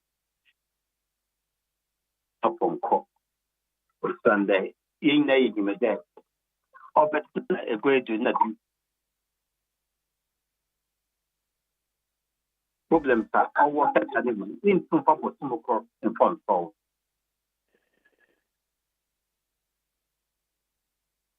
Hello, Nana. Nana. Hello. Oh, yes, I'm friendly here. Abusani ane aya Nana Amuesi the 7th, Executive Director, Institute for Energy Security. On an ene no kasa. Yan koswe e yenti ora jina pona yes, I'm friendly here. That ECG should collect the monies. The taxpayers' money should not be used to subsidize ECG's inability to collect the monies. Ghana Water must collect its monies. It sells the water. I consume water, I pay for it. I consume electricity, I pay for it. This is the only way we can bring about efficiency and turn the sector around. I also charge ECG to give us a roadmap to sustain the lives at the distribution level. Okay. Yes, I can na mo esia wa homa no so ebiem. Nana me san e mo akwa ba o.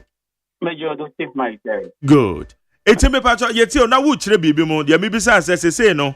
Issue so na yende no started. Not one for that was one resolve. It could take more than a year. And see, how many one question man over. Then was the ones and often will be done as some no yet one different. But so no will be done as something when young no other walk away in your story. But the one we done is that no money one question man over 1 year. In the fuel supply issue. In the fuel transmission issues of WAPCO, you don't work out. There were power generation issues. Yet the one in Naraka, we have power transmission issues. We've not had any better investment in the transmission grid, the same as the distribution grid. All these are problems that need to be solved, but it could take more than a year and a half to solve.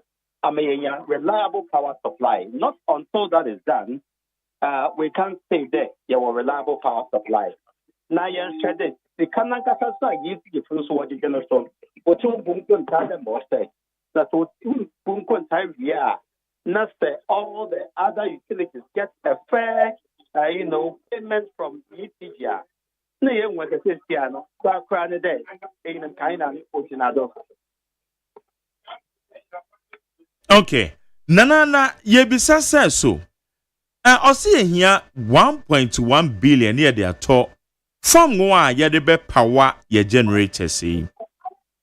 Say the gas in ye you may be a man because near them say gas and ne the one for. Oh, the kind gas enough to meet the demand of the power generators. That means clear for those here they found go and I gas sleeping from Nigeria. Not until then, or the other year to Nigeria though. Unchastely as a cow, I ain't see a natural gas in the cow. Until the baby son in Nigeria, the amount of gas out there in Kawaza Mayan, no what though. The marathon at some time for gas now younger say police for Ghana. Our friend the Ghana gas they process it, they have to put it in the line and move it to the power plant. But yeah, the work out. That means the work on transmit the gas not so. Or the baby has no one start in the valve. These are all we have in the tank. But here comes so suppose method on top for all the power plants so to any disaster like crude oil and are expensive and they come from remote sources. In terms of what do have machine generate power, and I'm sure this is what he's talking about. Okay. Wa homa na ye ne ho style be but ye betwa say betumi manage ya. Say sika ye hia. Hello, Nana Pacho Timeka. I lost you a bit, sorry. Okay. Nana Pacho Timeka. Better one can. Okay. Na wo ka say nye mfidie ni nyina na ye behia sa fam go like crude no dey a supply ne ye nya nyinam kane ano. You na make that natural gas ne dey a cano one on so winina. Okay. So some of the plants they have to resort to the use of liquid fuels. Now liquid fuel na manawo kawazaba. Now all expensive to come. Some of them like the ones for Astra and others. They have to treat it for more than 2 weeks before it's directed into the plant. Now, America, they ask me able to resolve the meaning. I never have all the let's move on the day. Yeah, remember that. Na ye bisa se $1.1 billion a month. And no, ye benya scan when na ye timi di answer no because the all kind de na ye nya de na chere se enkane and ye bedunduma so saa. Them question is Kenya or suppose to Uncle Yam. You be young, when you be a man and the band then. Now, in the year you can get to be that. Yeah, what's the year? And not so that bank to change. And so, the car now, over to die, aspect the big, with the 50 bridge, over to die, school, in the Mr. Kennedy in order, usually what the could say a farm go. It means that each city or house or money is, and we must address the issues in the ECG. On your demand, the Bokado, the schedule, the what you may be able to improve what I direct the same power supply. Okay. Sir, the aye can answer na a chese ye be facing power crisis. Is that correct? Like there is power crisis now. Only the power crisis to be all. Since last year today, we have power crisis. Is that is going to be dipping? Yeah, the country for the power crisis. It's not that we are going to experience power crisis. We've been in this for more than a year and a half. It's a crisis in the moment now, and not just a becononym. Exactly. We are going to depend it. And so the issues in ECG must be resolved. The Bakari that last year, periodically saying that in some months, but soon you or what, because the ECG or just no make sure that we comply with the cash water for mechanism. Or DRR contribute to power generation and transmission, whatever it's paid, In some months, when you have more than 50% control, it means that the other 50% is going to the drain. And we must have to call on government and the finance ministry to fill the gap and cover the deficit. That is what we need to address. Chief. Yeah, the man of if he been a give us because Sawacha, a car power. One more truck krata, say one more air withdrawal service later na yenyanity as a minister say one more withdraw a krata no. And woman sogly crab a year be some time ago. A basic then ye who say ye IPPC yan kwako basi o be back account mo said the no me konia do moka wo mo bedu mo mfidie na mfa yam hyehye ma. Last year, me was in common. Me catch her there. Obiara will win the election. Biara. Pro and pro. Over face power supply issues. Over face the doom stuff. And the issues now on no more doye. The cow $1.7 billion. 7 about table rate. No, yet the 1.7 billion here. But soon Biara said minister kind. EPG over cow the big war. It's more than in kind of you think I am so cow no. If you don't count out what was in the young stop that one first. And if it becomes necessary there, private sector participation will solve that issue. So be it. Over there, Obian to analyze brother monster and to have a cost reflective tariff, so be it. On your demand, we may be choosing to pay any tariff below a reflective level and will not have any reliable power supply. The bottom of Friday, the EC is a young movie, I have been about the security, and you still have to go through Jomso. The common sense approaches.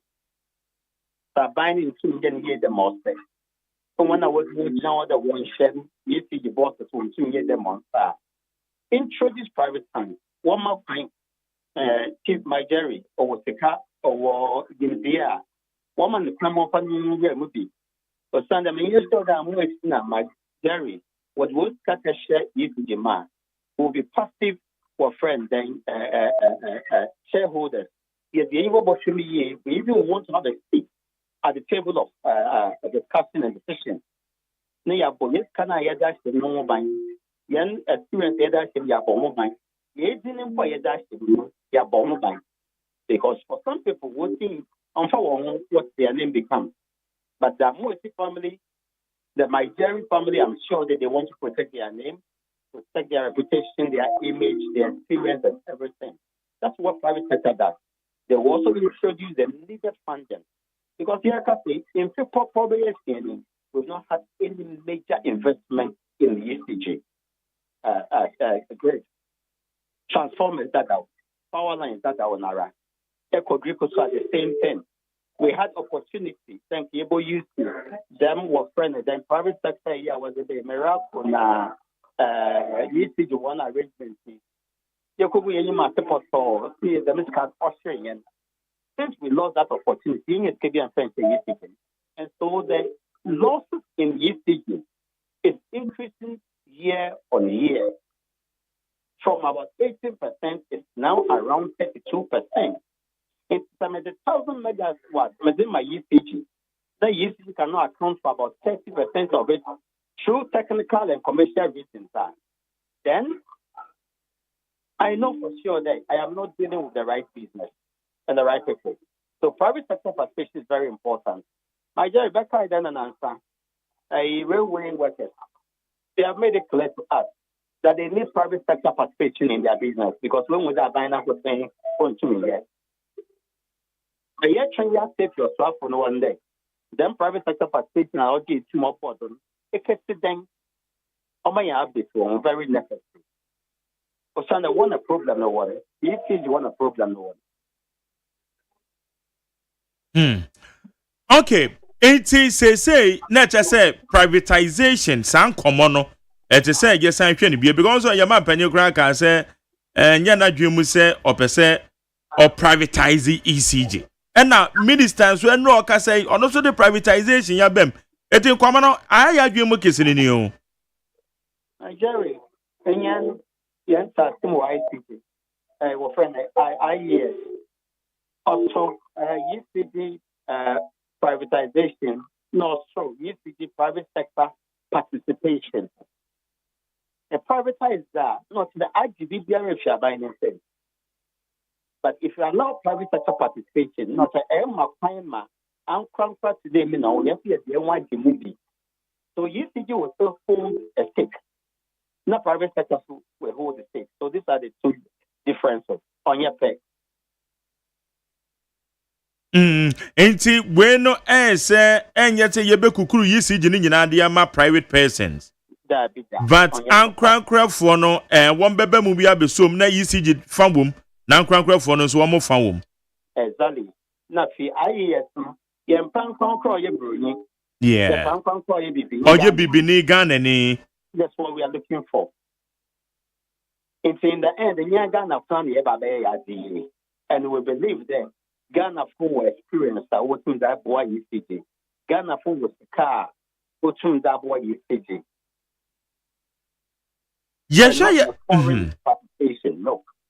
Okay. Say your power distribution cycle now from generation point to the distribution because generation to the transmission to the distribution. Challenges here can as I focus on here distribution in pay. And as a transmission generation also can. But the camp for my young creation from fuel supplier. Okay. Or Cavallo chain. Okay. So fuel supply, then fuel transmission, WAPO, and some about power generation, power transmission, and power distribution. Yerika say, fuel supply, and why I read, why did not the most. The only thing on to me, the baby on to me, the most, and the quantity now, Yehiano, or the Bamayan. Particularly from Nigeria. Why? We're standing as Macau. Therefore, non-thing change. Fuel transmitter being the natural gas transmitter. Waku. Why I read all the mother most said. Oh, the baby have the only mother most said there. Pipeline valve no do game. Natural gas is no what to do. If I didn't start, yet in the cow. Power generator. All the mother most said. No more work made the machine and I mean dispatch the Macapa was the Wabaka in the man say. About in time, it's an account. Transmission lines better than the what to a just to do transformer you are distribution, a just transformer power line, the idea it is an agent infrastructure. In Yamana Yada down, list maintenance, won't to me yet, about in time or your custom. Now let's go to finally to the cash receivables. If you want to remain the kind of weapon, we need to make sure the kind of white Nara, not that could put two more tap water for mechanism, so that fairly and equitably will be contributing right from the sewer supplier transmitter through the power generator, power transmitter to the distributor, no, where it takes to be a count. If you cannot just say, in some months, want to maintain more than 50%. Now, I'm a cash water for mechanism now, in the year cafe, chief, the problem in the sector is liquidity. Oh, yes, it can.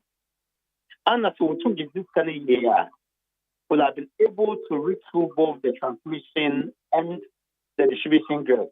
Will have been able to pay all the other utilities, including VRA, the IPPs, and WAPO. In the problem, Naranka, I thought one, or a year to pick up them. And one other thing can you address month on month deficit in revenue collection? Yes, to are not first. On the other mind, you could share 1.7 account than my IPP. So now you do good work out. And so we must work to stop the revenue leakages and stop the inefficiencies in this region. Every company no bokoda bokau in terms of power, technical and commercial losses. Now we to must survive. Chief my Jerry, the main boka was the bouquet or cotton banking on boka them. No one could want supply the banking. No. And so we must work on the UCG. When we work at it and correct the inefficiencies, the 1,300 containers all you will afford. Now, Yemeni Mara, which is it, will have some form of stability in the coming year, not this year. Okay. All right. Containers are belonging to UCD. It is a yariano. Meaning, Momo mania the actually. And who say Aquacusi say? Yes, the Yanuary is the that yes, and the Minister Dema Ogudu in Comay over my update on the containers. Okay. Then both who be their containers maybe what Yaya would do that. Momo will be a containers in the war. Miss Ye. Okay. Many sample will name number. Sentinel, what can Miss Mashimi? Okay. You and I were not there. All right. No. Okay. Nana, I don't pay me dance you, say when you come on. Yamishra. Okay, I just want to Yane Ayanana Mwesi the 7th. Or your Executive Director, Institute for Energy Security, into power crisis in the year, woman, yan sheni year. I no bad thing because you hear $1.1 billion. Busumi be near their top from near their supply. Your machines in Fidi. Na nini na mono so ya kan so enam kane ya ya tumu ye tuyanti I don't know betimi aboa be so be benya sika no wa he e no ka se bibisa finance minister akono no betimi akire mu se sika ye tuyane ntumu no se no e betimi amenya se sika na for wadwe channel 0201162746 0201162746 Ghana Montie so ne woni 100.9.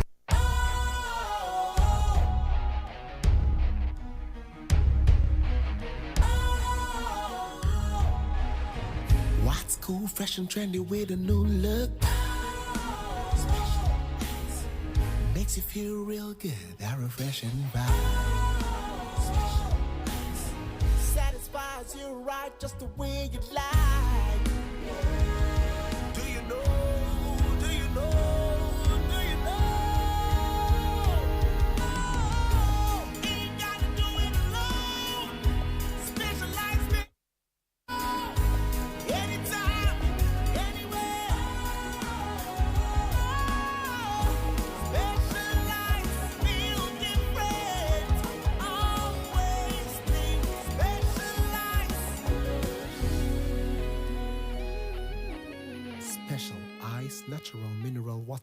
feel different, think special. This advertisement has been vetted and approved by the FDA.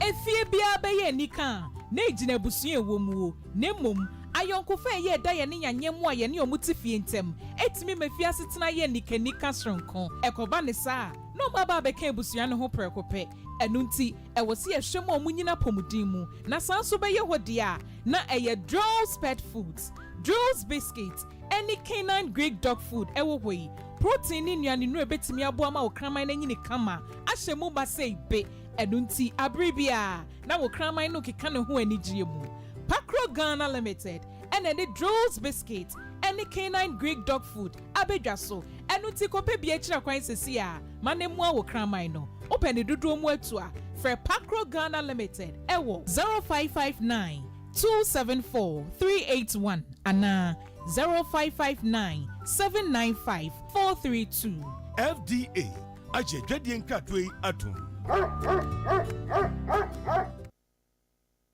Ghana Montie Ghana Montie Ghana Montie Ghana Montie Jamu kwaba edeba Ghana Montie so we need 100.9 abejafo no aba a chese yede discussions no yede be so na yede amount ene anope our Ghana Montie so we need 100.9 Mame wish happy birthday Stronko to Mr. Kwajo Ampofo aka Freedom Man. Mr. Kwajo Ampofo in fact ninua ene Professor Kwame Jan. Professor Kwame Jan also wish you happy birthday when you're 65 years and so Mr. Kwajo Ampofo aka Freedom Man, we are wishing you happy birthday. Nyakopon kan ho nhyira na onto wonkwam from your brother Professor Kwame Jan. Say my happy birthday. Sarah so na me baba kon oye me radio son. Ene wakopiem wo UK. Me radio son na wakopiem ewo UK. Ye friend no asona ba Kwajo no mafo. Ene ono so ne baba ente ne baba no me granddaughter your friend Olivia Apia Duku and there was so we do awoda so Olivia Apia Duku happy birthday oko school our Pentecost preparatory year when you name happy birthday from your dad Asonaba Kwajo no mafo then from the entire family so they love you so much happy birthday to you Olivia. All right I was here corner the discussions no the ashisha so and ne anope but mame fa quick messages me fa messages in it will be na yento aso amalaba tena se ewa ha na enu achire no nso no eye minua bema then adie fa me so okay meba mame ye we infam free hotel answer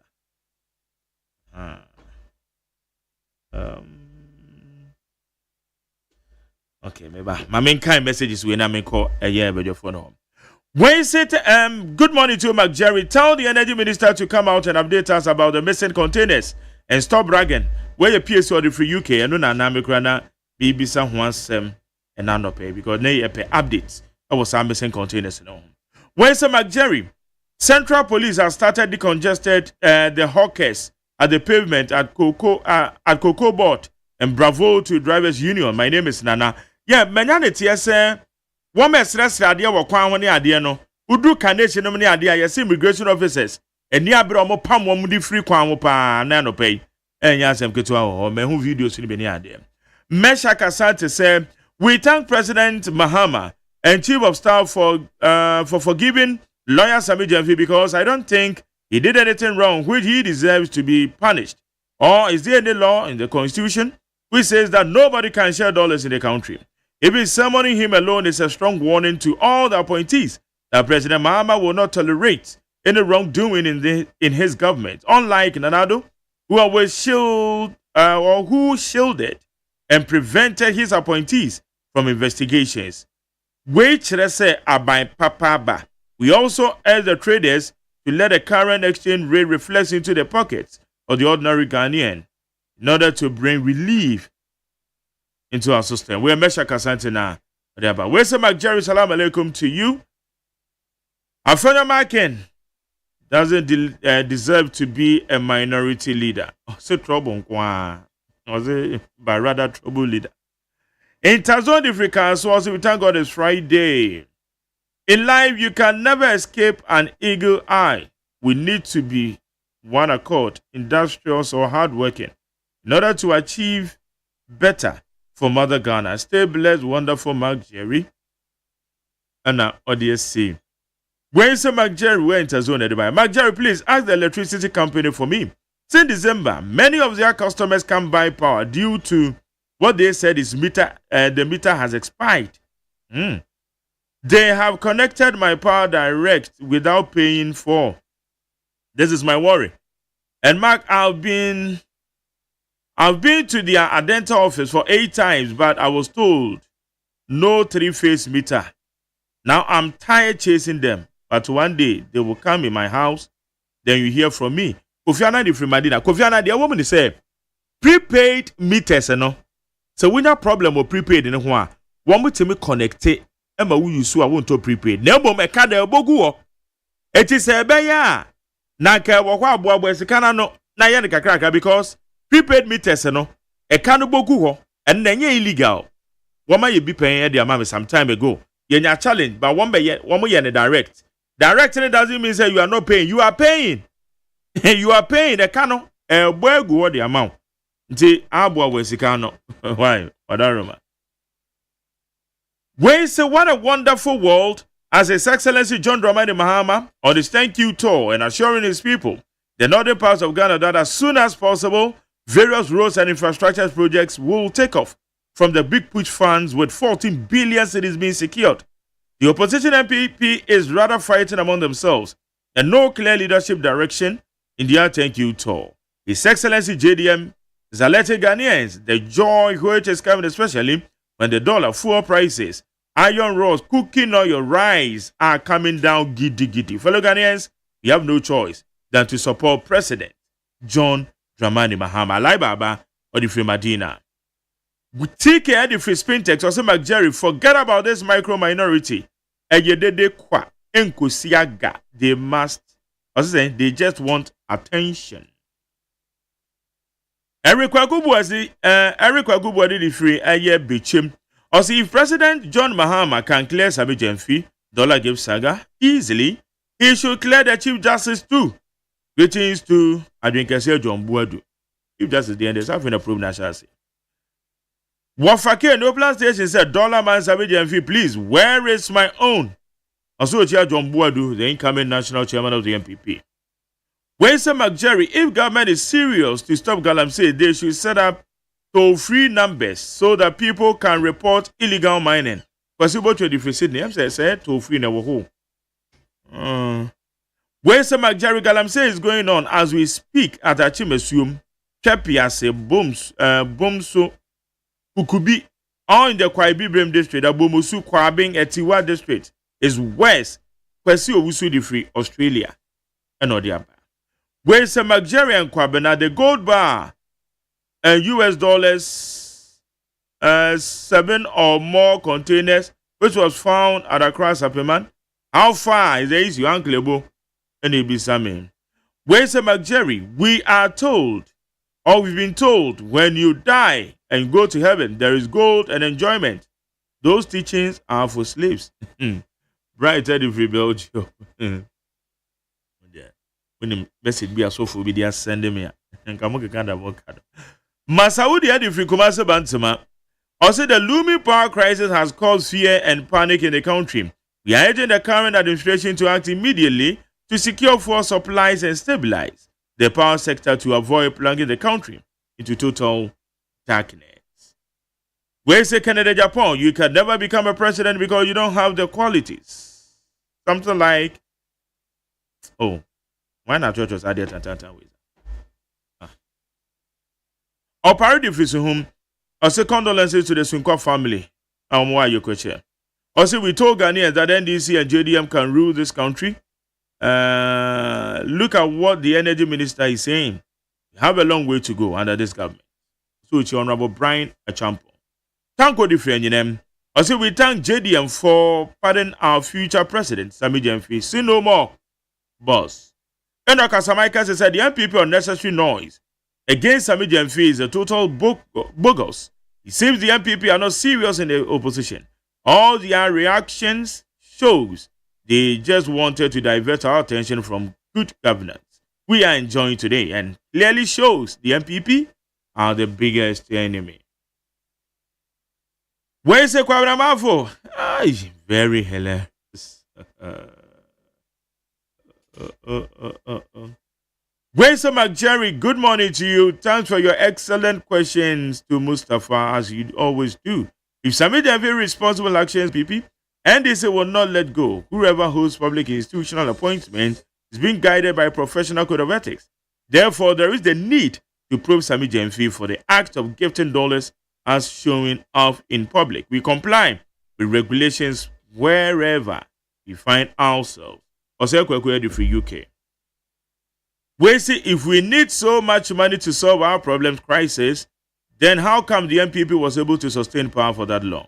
These politicians are Kasapa, the least said about them, the better. We see McJerry who went to Fante, and Nakawode assemble Papiano. Mystic wonder if in some do also saw the micro minority and their disorganized MPP have the temerity, the testicular muscles to talk about the code of conduct, corruption, and economic hardship after they mismanaged the economy miserably. Never again for these bunch of politicians. Jago said if Ghanaians want the committee set up to prosecute the Chief Justice to be live telecast on national television so that we can all listen to whether the removal of the Chief Justice was right or Mahama got it wrong. Positive change. Also, while serious leaders are signing multi-billion-dollar deals for their countries, the MPP alone spent 8 years signing away crook deals to siphon out billions of dollars to families and friends. God bless every Ghanaian for voting for the NDC. Where's Mark Jerry? Good morning. Please tell Mustafa Gbande to stop the propaganda. Where your kind of the Shaman?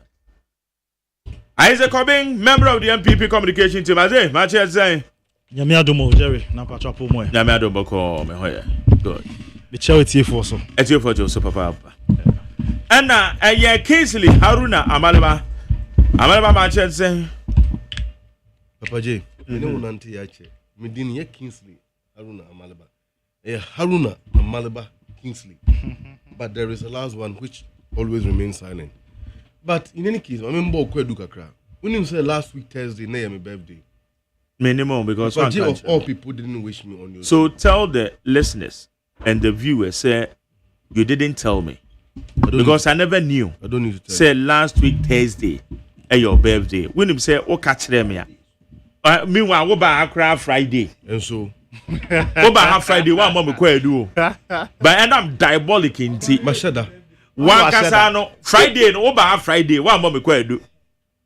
Thursday, 1 week later. No, I was 1 week later. No, I was expecting someone to be bound. So said the last week was Amalaba's birthday. Manka, until and then we wish to be later. You have never done that till now. Until then, they year one. Last week Thursday, your birthday. Yes. Your belated happy birthday. Men so. I just a quite do not person born. Yeah, I was born on the 8th of May 1963. So you can calculate and tell my age. 60 plus or 60 years plus. I got 2 years my retire. Never for the coffee. Matthew watching the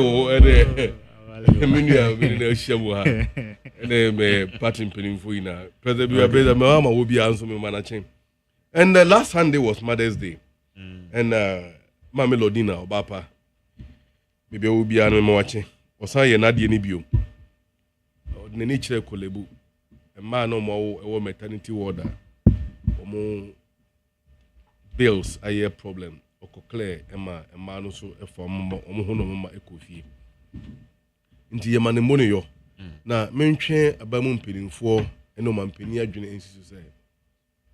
The free primary menkano, the free maternity health care, right, which was envisioned in the 1997 State of the Nation address, espoused by President Rawlings. And when Kufuor came to power in the year 2001, Olmudi Ejuma for some time, but because it was not government of Ghana sponsored program, it got truncated at a given point. I am at this ready, and my home brasier at this ready, mom and penny said, dear baby Edri, the free primary health care, ya, or Mampini Mahama, a share hobo. Na, enche, obepa huntumano. Or more this I didn't be shame to the bear. Yenu anoma, ya mamenum, ya moka washono, or meet me our form. A coffee a breakwa, how be I in them? Remember, and say, we are Ghanaian near the Uber, we are now be P Ghana. Now, Mamma will at the road to hospital there 1 week or more because of Sikao Papa, intimate be 20. Your current time or facility. I think it's a bad welcome to our newly born babies to the world and into the country, Ghana particularly. Okay. So I believe that in the going forward, no, the government will do something about it. All right. They will.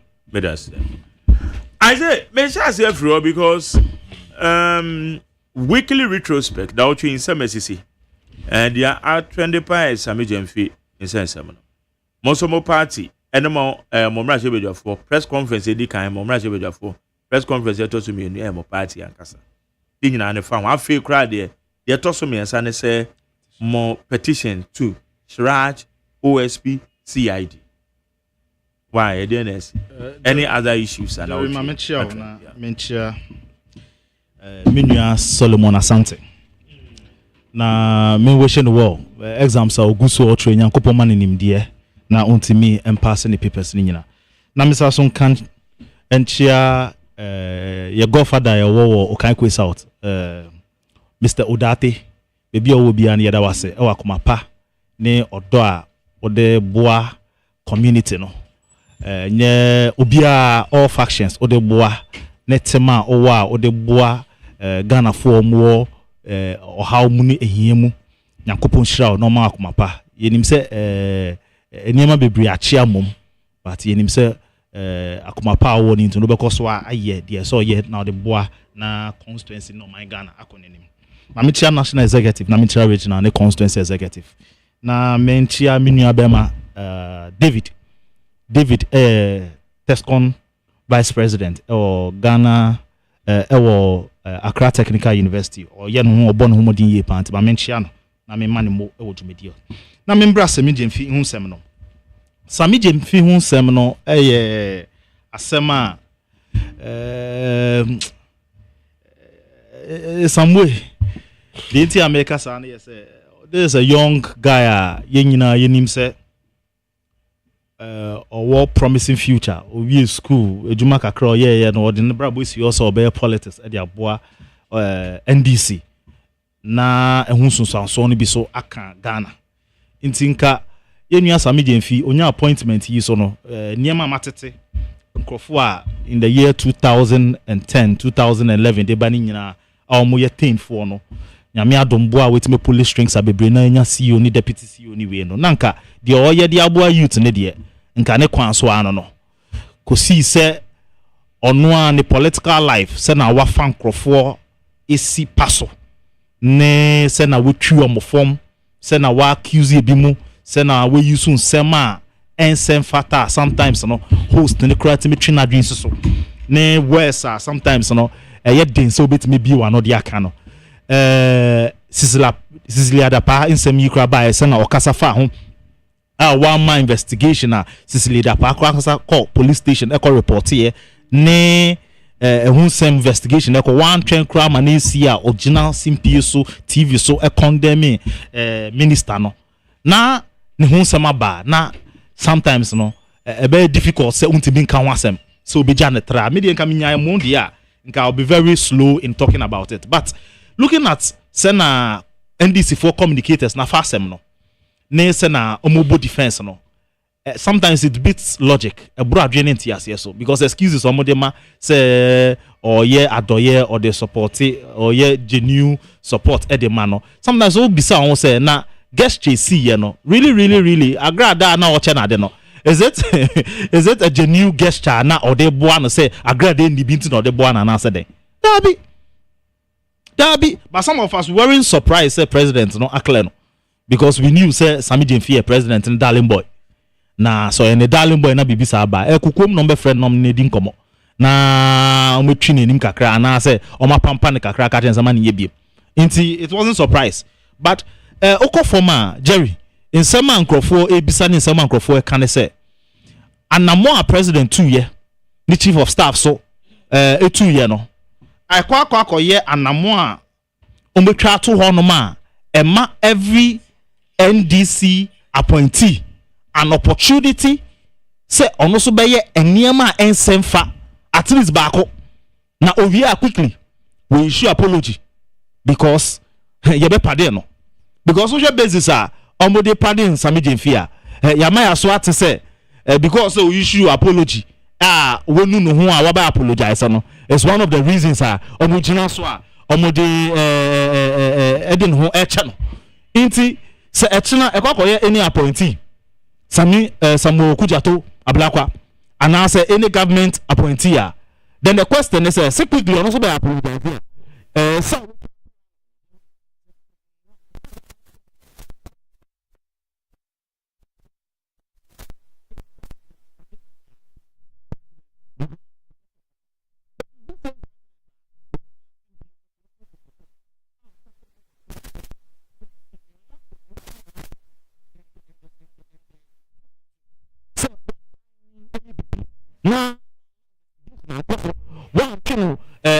nim ama emra ene na nkoso a then wo sa aban no and asa wo sa government and na wo sa president no na che say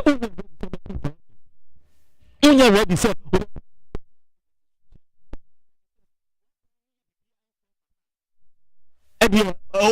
obetimi holding responsible na sa wakasa e 2024 as usual propaganda ne semefa ensefatan waka we nyina na Sami Jemfie asama ba Manka expect to say the least you could have done was that obey allow investigation.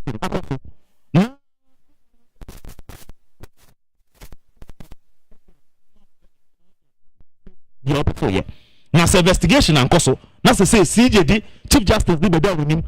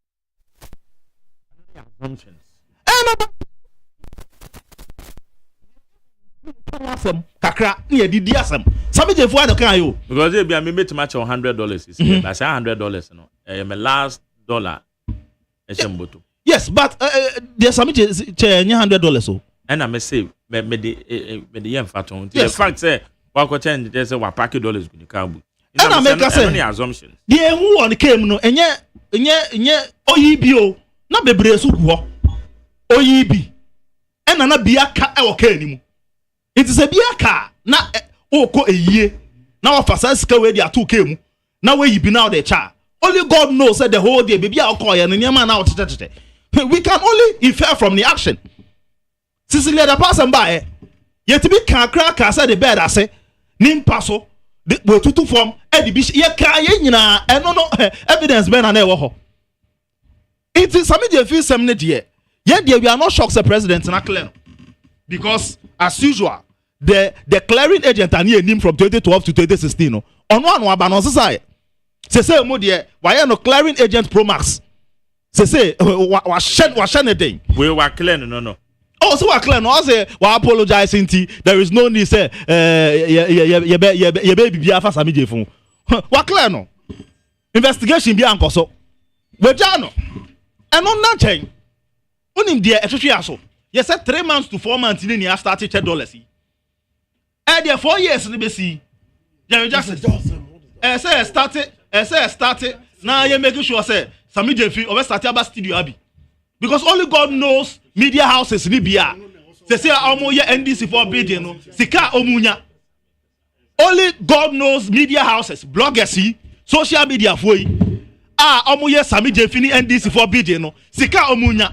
Because when they are grada when they are grada, mama fa no sun see onom. You know, the eye one say the president of the Republic of Ghana, John Dramani Mahama, over the period 3 months, 4 months ye, eniema esisi ni nyina no en trese owope se in some okan ye opposition no be so. In some so be fighting corruption within his government and out of his government. Meaning this or person be so.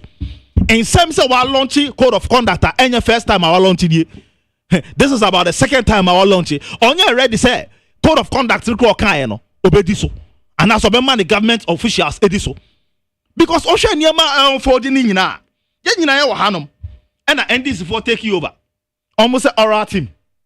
Now oral team your investigation ye na na mikra bisa say is it only for MP before oral team and an normal investigate you. And I say oral for Ghana. Because Ghana in cases be NDC for beto ya attorney general beto ye no. Ana investigation because no. In case attorney general no say no for oral team reports na otu na mo get so tu na mo sa. In case so clear sa case no instantly oba less than 1 month. Also case no ni interest bi. Wa clear case no. Mucheba ya enfa no ho because sa case no efa NDC for ho. When enye insama NDC for John Mahama president ekaja Ghana for time omo pre 2024 so mba befa my Ghana ebunu. When enye insama omo kafa ho. Na the area they say ye clear op paper pani ama appointment. Jerry Justice ye clear op paper pani ama appointment. It wa unim. Ye clear issue about atufo se no ne sema ye clear na finance minister. Bank of Ghana ni pay. Ye clear na hu sema gidigidi ye clear na Bank of Ghana ni na kwa to. Sami Jefi asema bay. Nka odie ti committee po because odie nim se uti committee mo nim ti. Nka president ti committee no mo investigate no mo for report ni bla assembly by la ya clear still CEO okoso edi. Mame fe no to nchen jakpa asem yi be work out e ka ye clear na national security say wadani rambo wo honum pa ni abe invade place wo honum pa ni abe invade place na invade na oye na say invasion na oye ni nyina no krapo no the MR krapo say the president is not even calling him to order ye ni honum e no ko invade nkrofo fie later I be tie no na tuo a whole friend saying obia okwa conduct investigation not to pistol pass up to now president is so who up to now otimi and call jakpa to order when you na your see within 3 months to 4 months you special prosecutor can for reasem can for reatasem obejina media so attack no account sem bebre fa no e ko ni fie ko invade ni fie ente hwe president in country. Last time I met and Mate say this communicator say there or communicator my NDC BBB Pakpajel said then or one of the panel members of TV3 or lecturer Mate say one show on crap on be appointed as special prosecutor. The same I met it no. But me case they say but I say special prosecutor the time Yes, we fit anoka ko yi. Oh, Chief Justice Kra also for bro be. Chief Justice Kra almost for ways and means so they are clear. It is special prosecutor there. I know they a matter of time. But me case they say in some special prosecutor the president has not called him to order.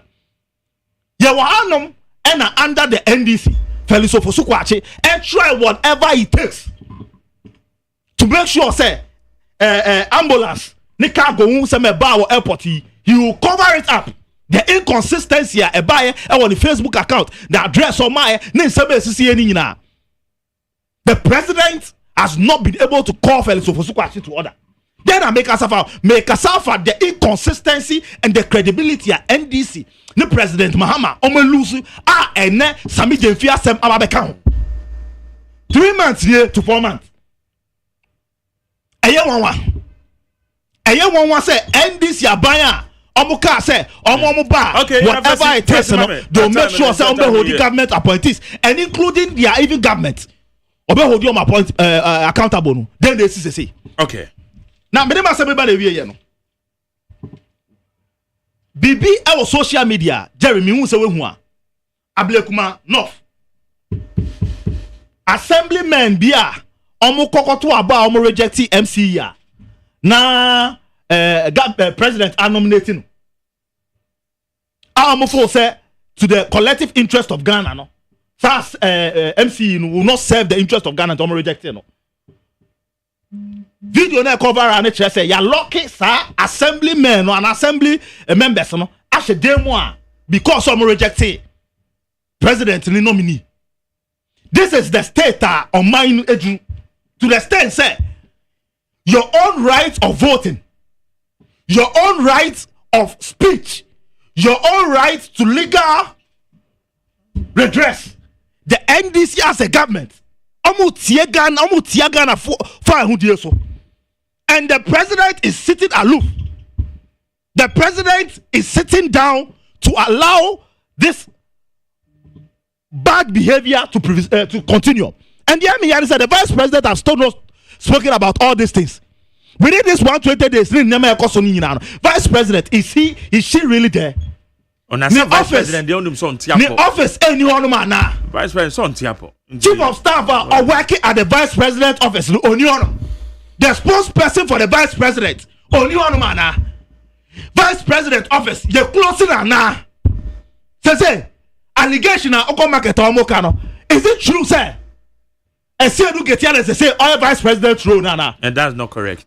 Oko for ma some mo bisa no some bisa sa when you learn it into so we educate we me bisa sa. Yes, it will be case I'm not seeing the office Jerry as the vice president ye ba ko pe but the office and function as vice president agreed but the office no and function the office not got dormant the office now mute the office no me say enye juma it me ma me o Kaneshie market so bisa question na me defend the crap me moral right way Jerry me moral right way because ogo say vice president ba ko pen you be say oni microphone no me juma iti question na no move bisa say esi do get here act as vice president ana Julius Debra even though so a chief justice no say ono and chief of staff no say ono and on a president for against ono second in command ana Jerry question no move bisa no okay better say question na mame ko amaleba George mo move bisa no all right how you need 100.9 Obey trotro mu question so ampa. Hey, also you can say ye trotro mu question o person o kire say. Me am fu trotro, you know it. Same so me fu bi. Very well. That means a pedestrian opinion. Pedestrian opinion, please. Oh, Jerry man you did patch. Pedestrian opinion in the fact that this kind of condescending, irresponsible behavior should never be countenanced. Should never be countenanced. Obia one a time. That's a meteor. Obia True people Facebook are very interesting. Or say prostitution is the only business where the seller goes home with the product after selling it. Isn't that interesting? Anonymous. Papa J. Me better na hey me tie asemo na woka from your initial preliminary comment. Ghana Immigration Service are clearing our street from beggars. They are more arrested. They are very commendable. Now, me bought Immigration Service abaso and the Minister of Interior. The second issue toward the decongestion of the city. For me, decongesting the city, the part. It doesn't matter who does it. Mr. Henry Kote, or Honorable Henry Kote, former, Brano, Greater Accra Regional Minister. Dako, me call Makola, na me kodru Cocoa Board, and all the way to Ghana Commercial Bank branch, Makola. It took me less than 5 minutes to get there. Before, no take you no less than 15 minutes to meander your way through vehicles and pedestrians and sellers to have your way to that place. I hear me one say during that time he didn't get the support from the government, and eventually that decongestion exercise was aborted, and then the sellers came back to the road. Yeah, and and he said decongestion no, for me. We must look beyond the mere political spectacle and propaganda. That's a chronomo dahwa, daho emayina eboa. Empokrano esanso ye threat to the life of you use sakwano anyone monso amonton dioma e kwano. Sanse car bi ba na break feli na wote praka. Enfa na obefa. Obetwa for nipa so. Akra so enkwa from nsemo a egitum ye kopeso enye yebium. It is something which is not replaceable. Was saying everything possible to encourage that. Papa J, at this ready, the governor of the Bank of Ghana, the finance minister, MONTIE Mahama said, and he said, the distortion of history ought to be corrected. In Kebeya, the so-called Big Six, they should change it. So it is the greater distortion of our history. There is nothing like Big Six in Ghana history, and insofar as we still allow that a train on the currency we used, we are supporting that distortion, and we are supporting that mischief and disinformation in our nation's history.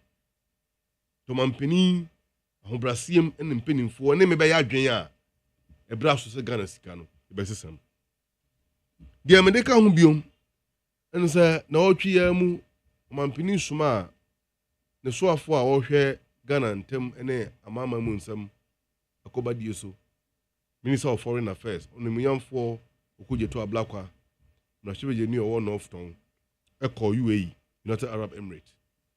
Na enika some wo ni say on buying percent osabie the new national career ya Ghana so ye benya wiemhyen a ebe carry the flag of Ghana around the world. And not only that, Omampeni ebe can say whole airport no obe transform whole airport no into a first-class flight training school in West Africa. Na ebetete airport or the saying air hostess and pilot. Ya ombe di wemhye hu dwumadie ene yakobedi e Ghana ha. Na mejidi say e ade a e abasobode na Ghana for seeing na yusum atadwe atedenne. Bayan papa abakunyo so ampa.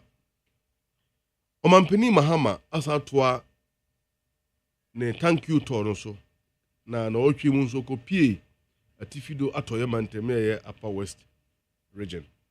Also odekotudwa say the big push under the $10 billion program for infrastructure upliftment of Ghana. The next phase the road network in the country. Now, apart from dualizing Kumasi Accra Highway, Kumasi Accra Takrade Highway, Accra Flower Highway, there will be an access route and it will take you less than 3 hours from Accra to Kumasi. Now, the business center between the two major capital cities of Ghana, Akoba Diebeko Wano, Natimi Abuana, Medibiano, Akoso, Sedia, SNF Fata. And we have all the major bridges in the country, the northern part of Ghana, overcross no less than 3 or 4 major bridges. The white water, the black water, and other bridges, where say they will change and reconstruct them again. They be a bit me and meet the modern standard of transportation network. Papa Jane, during the week, someone captured my attention. The death of former President Flight Lieutenant Jerry Rawlings. Yeah, the founder of the Fourth Republic of Ghana. And then Dr. Nyahu Tamaklo, the book I watch, and the revelations of Wamakiwum. That's what can now what done the womb. The 2 former captains of the Ghana Armed Forces and the 5 nurses, yeah, more share Papano, a bride in the cardio center of Kolebu. Papani Fimi, the nurses were quickly moved out of Ghana. And the 2 generals, some of them captains, and according to Dr. Nyahu Tamaklo, information he got from Susudis, yeah, or your more say, to the effect that a mission accomplished. What mission was accomplished? In military parlance, a mission accomplished is very significant. And the fact that these 5 nurses left the country immediately after Rawlings' demise raises a lot of eyebrow. Rawlings Abushan forward. Omabushan forward. For me, yeah, of course, Rawlings goes beyond the Ghana. Crying more than Rawlings goes, no, I not crying beyond more than the grief. Papa Jane Rawlings. Papa Jane. Say point me who you know. Some of us, yes, and no, where does some of you? Because yes, because Abushan for I'm discuss those things. Now, Rawlings, on my penny that Rawlings, can I proceed? Now, on your busheni, intimate my ball so and because the bush you are for that's okay. They were supposed to be in charge. We should just sweep it on. Rawlings goes beyond the bush of war. Rawlings goes beyond the bush of war. Oh yeah, national. So by me the message also. Message also because number 1, Rawlings was a former president of Ghana and a national asset for that matter, and indeed a leader who have led this country for almost 19 years. And on Rawlings, a chain the bush of war. Menkas won him chedi. What sort of analogy is this? Many concern as a Ghanaian and say Rawlings was the former president of the Republic of Ghana and the leader for that matter. So therefore, he goes beyond the family. He goes beyond the he was a statesman. He goes beyond the family. Okay. So maybe every Ghanaian must have interest in this matter. Interest in what? In this matter. Which matter? The matter Really? Wow.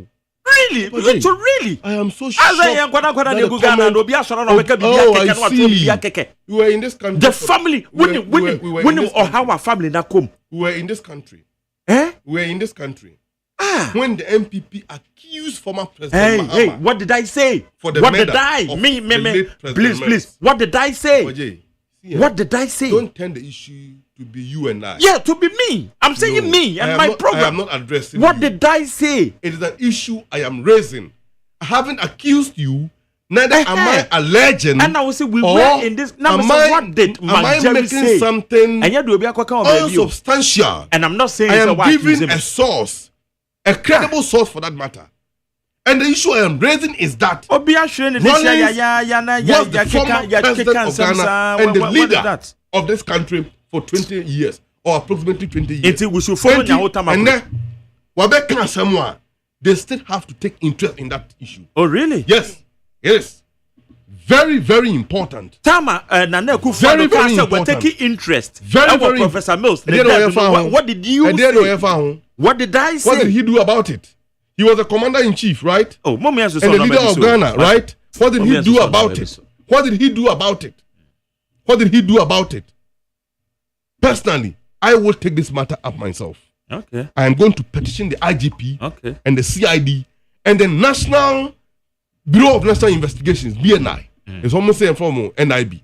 I am going to send a petition to them to investigate this matter. The death of Rawlings. Dr. Yahotamaklu, Otiase. They should investigate it. Okay. 5 nurses now more to Kwano. They should be brought back to the country to tell us what they know about Rawlings' demise. So you can throw it away because it doesn't concern you. But for me, I guess it doesn't concern you because the family is there. Oh, of course. Men can say it doesn't concern you. It doesn't concern you because and for me, the family. Rawlings wasn't the family asset. Rollins was a national asset. And that they are walk and or your national asset. On your and that they are walk. I was my consistent before. But once said and that they are walk and you. I didn't make before. Yeah. I didn't make before. Hey, more. I didn't make before. Oh. I didn't make before. No, Macan sent me in the past. Yes. Now I am inconsistent to the position. Yeah, I am inconsistent. Tell it to me. What is happening? And may cultural direct. Now to hey ya time and another car say Professor Mills ni wo obete key interest in it. Obete key interest. What did you say? Even before. What did you say? Came out. I feel that the one we say Rollins here assets. It's say oh. I have never accused anyone for the murder of Jerry Rollins. Have I done that? I haven't said so. This was the party. Before they came to office, they accused President Mahama of being the murder of President Mills. True or false? How many MPP activists, MPP officials sat on radio and mentioned President Mahama's name, linking it to President Mills' death, and accused him of being a benefactor of that unfortunate national event? Tell me if I'm lying. Have I mentioned Akufo-Addo's name? Have I mentioned any official of his government? What I'm saying is that Dr. Nyaho Tamaklo have written a book. And in that book, he has given a clue and raised issues.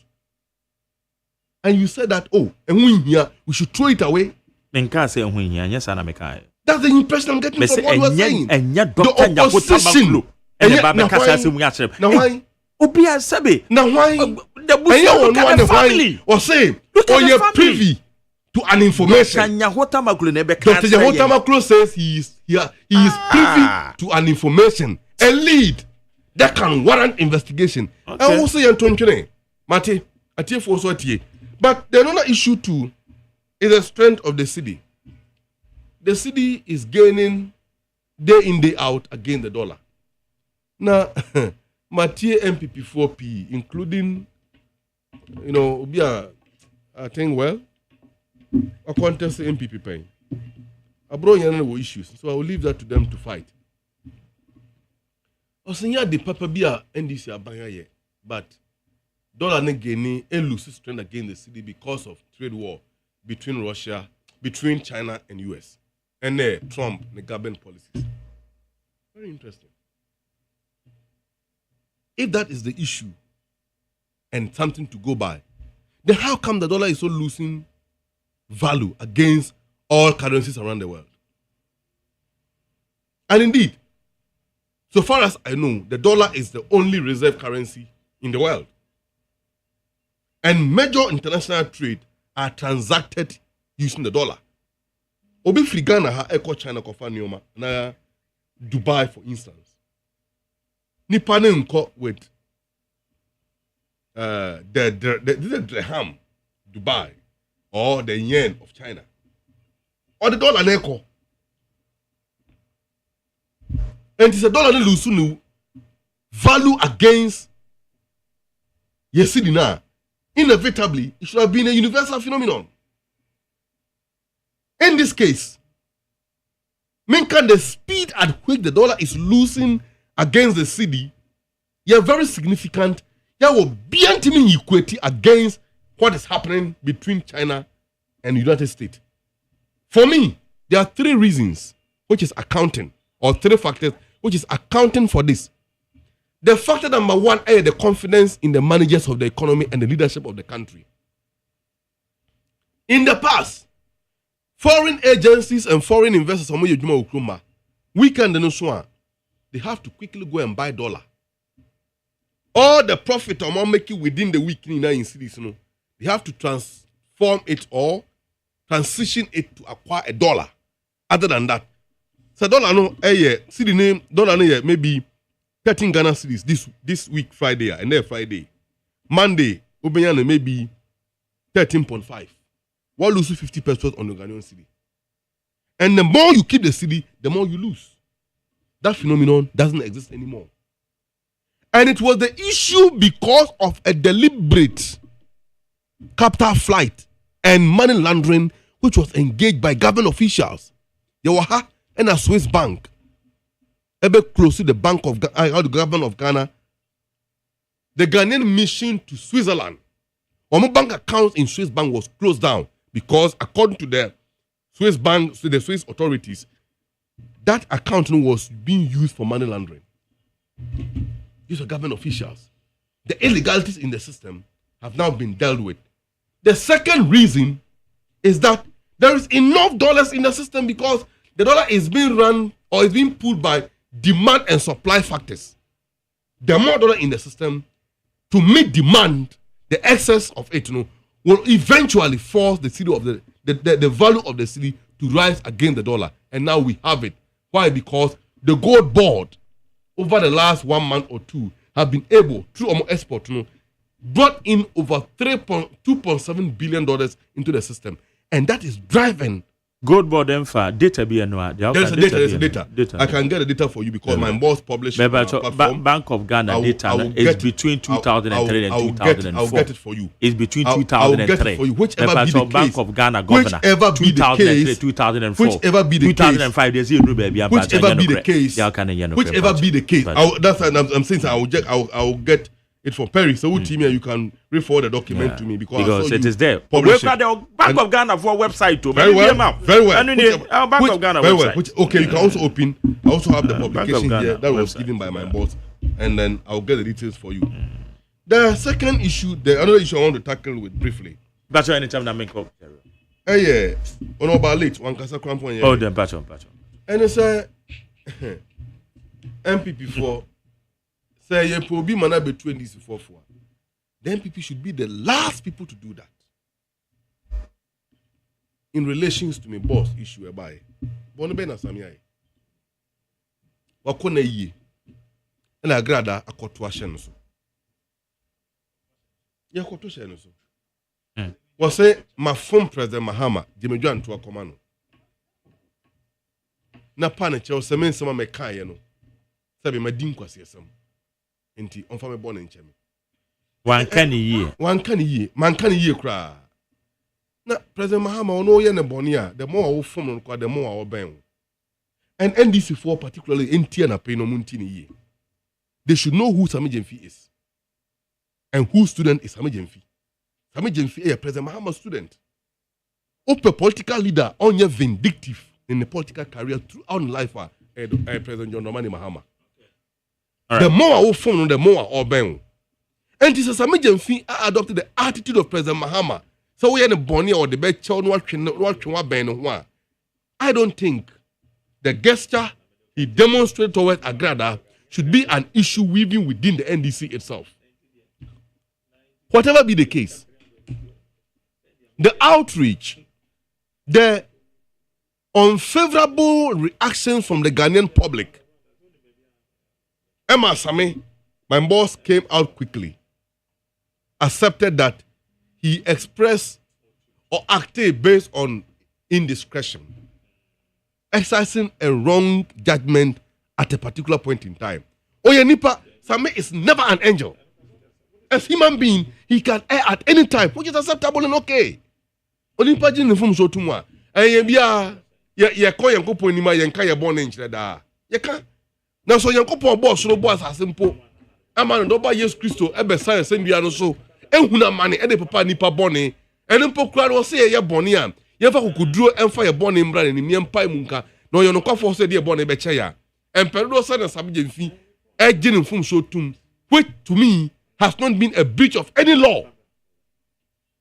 No man penin say akra me ba no ade a waye hwe no wanye biom na Ghana for ahwehwe suban bi efie NDC for ho ne santi menye sa ade ne biom na same so agetum na okoto na dwuma so a emfum so ben ene wom. Okay, me dan say Jerry but yeah. Oh yeah. So what do you see time in your what do you see why but I'm go Jerry yeah but that's it na mama bibi official pa na say adichim bia afefoforo na asema na otwi esisi ye no e be chance free dia started last weekend amaleba de na no si wo ho no sameja mfi nyame anim no nokre wan fom esan say de ɔse ɔnkyɛ obi sika ɛwɔ asase yi so da no saa nipa no na sɛbi dia okita box ebo mu kwan yɛhyɛn yes kra no sɛ ofiri adwuma mu na so kofia kakra ɛwɔ ne bottom no ne nua kokɔkyɛ menim same jamfi efiti Kumase. Now I know him to be Obia Nakumaye. Yemubi tesa. Se dia yadeto bibia dikra no. Ube suchre na osre ya. Yadane de mau. Na mamena oko same jamfi okoko sre niska.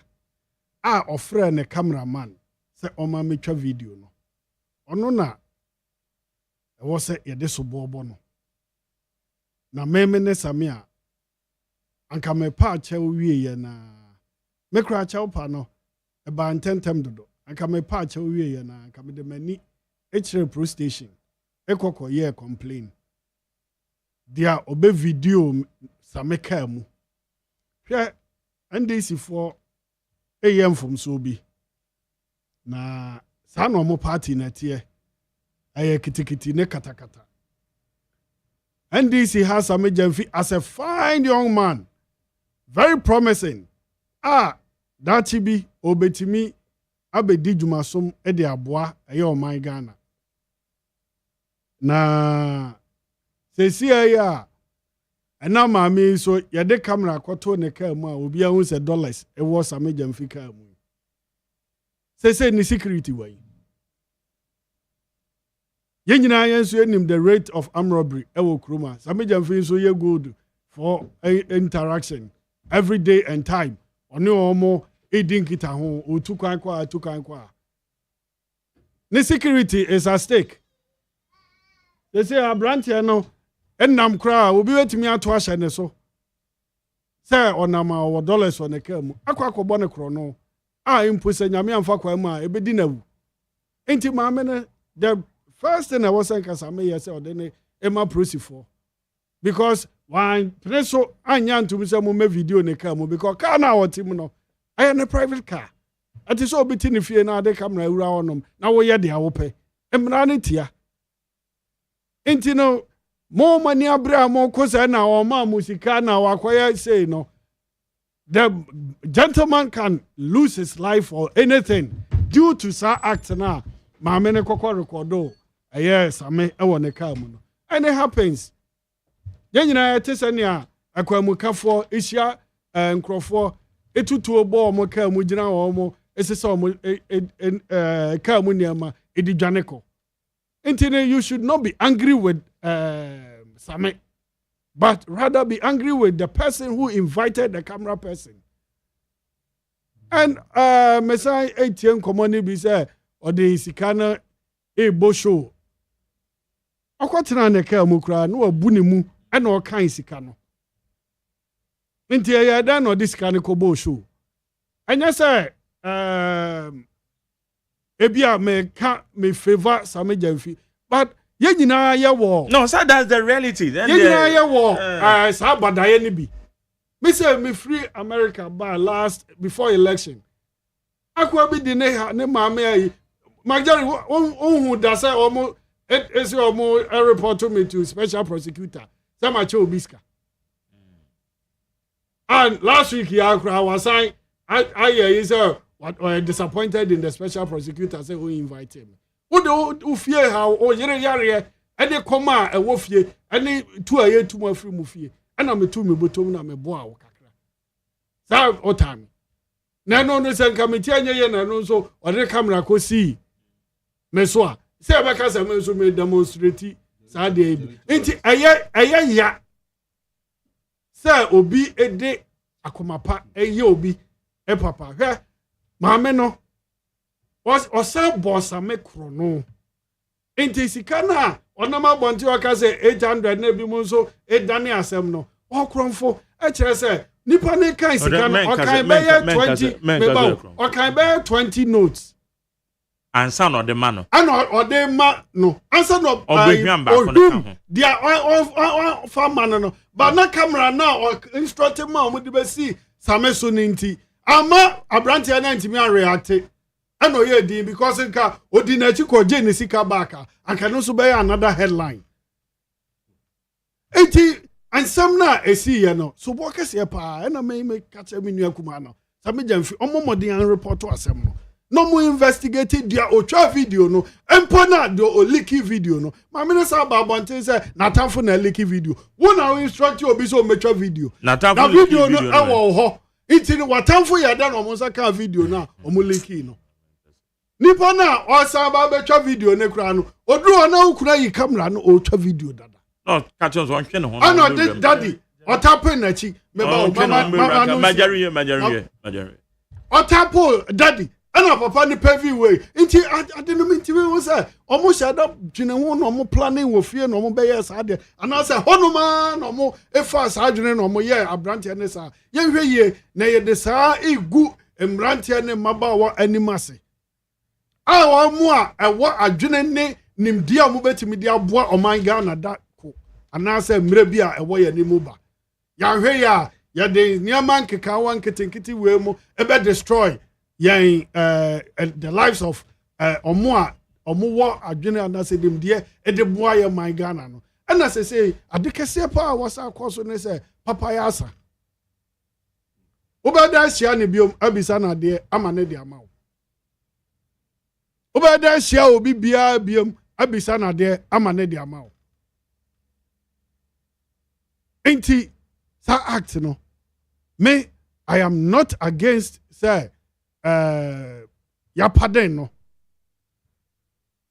I am in full support say president a pardon no because and yet deliberate say okwa flaunt ne cash in public and you been a set trap man no and unconsciously and it all happened in his vehicle and yes so see for mumpo this can be share nipa no sem ana otra ne ka mu ne kra no asa bu ne mu ase a wo di na de esie kode a ma mi fra cameraman ne say cameraman nso am so de same so tie video na chi yi a kasa o kan nyina same betwa video no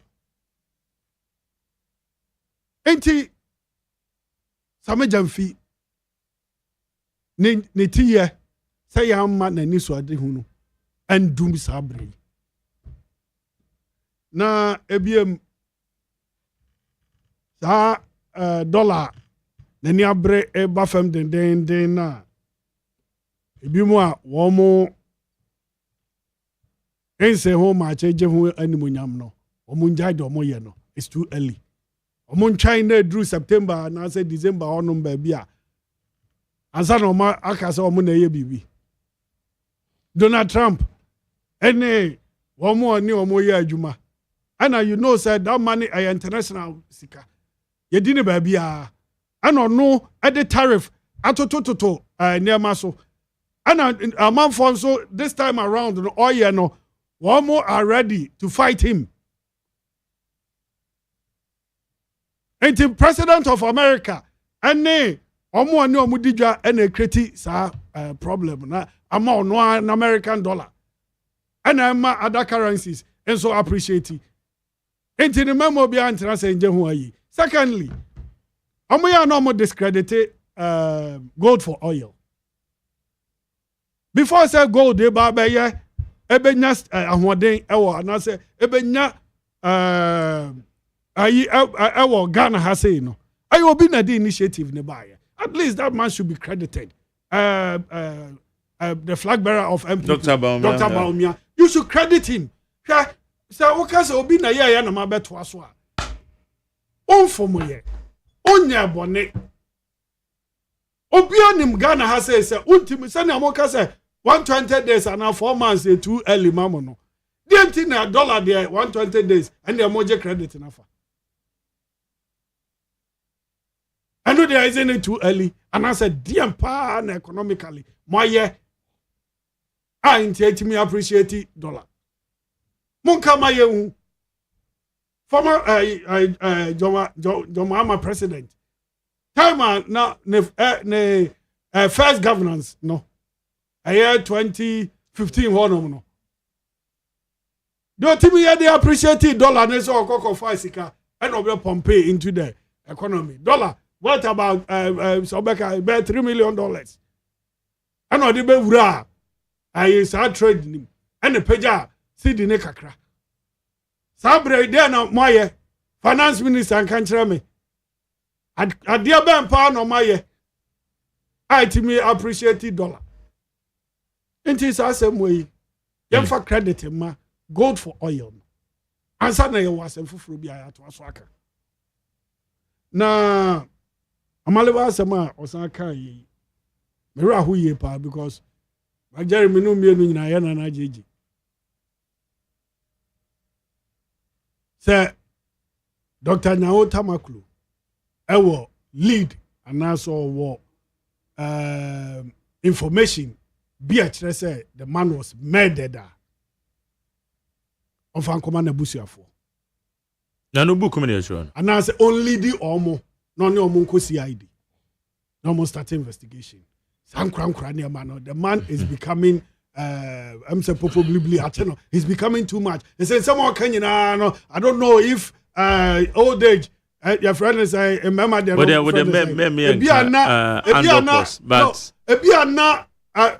abnormalities be they don't go no, to that he's speaking first on Tessa. Yen children the so yeah. Say on no lead be and your book CID.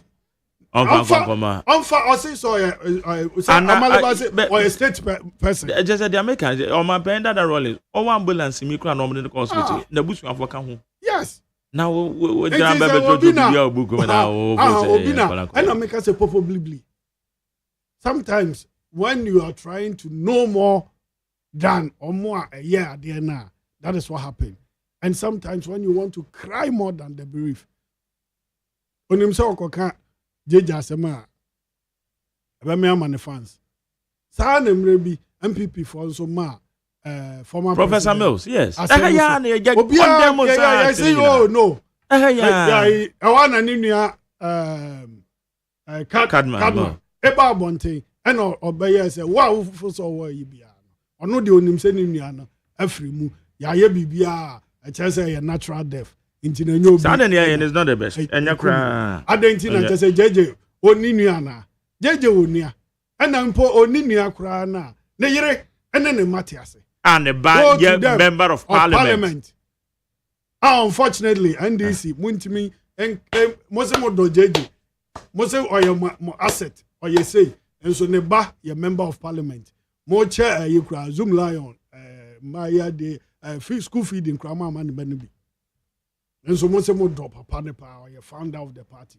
And at the banner, at me, I'm rising, I'll handle MP. On your one term MP. About some sort of appointment, only appointment to be a more can you free and see.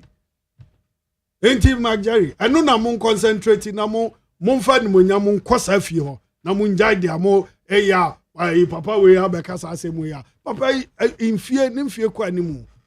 Enti no nsem bi ho no mo bi ka no hu say bi ho no ma eya asum nsem bi no bi te e na book e bi na otro story book.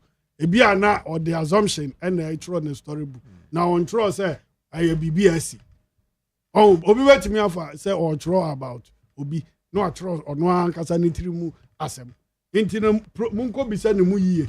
Na so we lead bi a onko onfa enkonko ma CID for na womo enye emu hwehwe mu yie na say nurse for no ye de ombeba na ye de oma bekom nurse for no kra na mpo ebi nti ase na say ebi mo ye adefoforo bi kra na mo kwa disturb bi omo life kwa ehun hye da ehia na emboa Ghana impuntuo enti ni nyina intwa enkonkosi no Marjorie zoom I can say dum so no eguso ekoso pa Energy Minister Kasa the okan ye no so no almost 2 and 2 days and 6 hours. 2.6, yeah. And as I say, I was say full hour.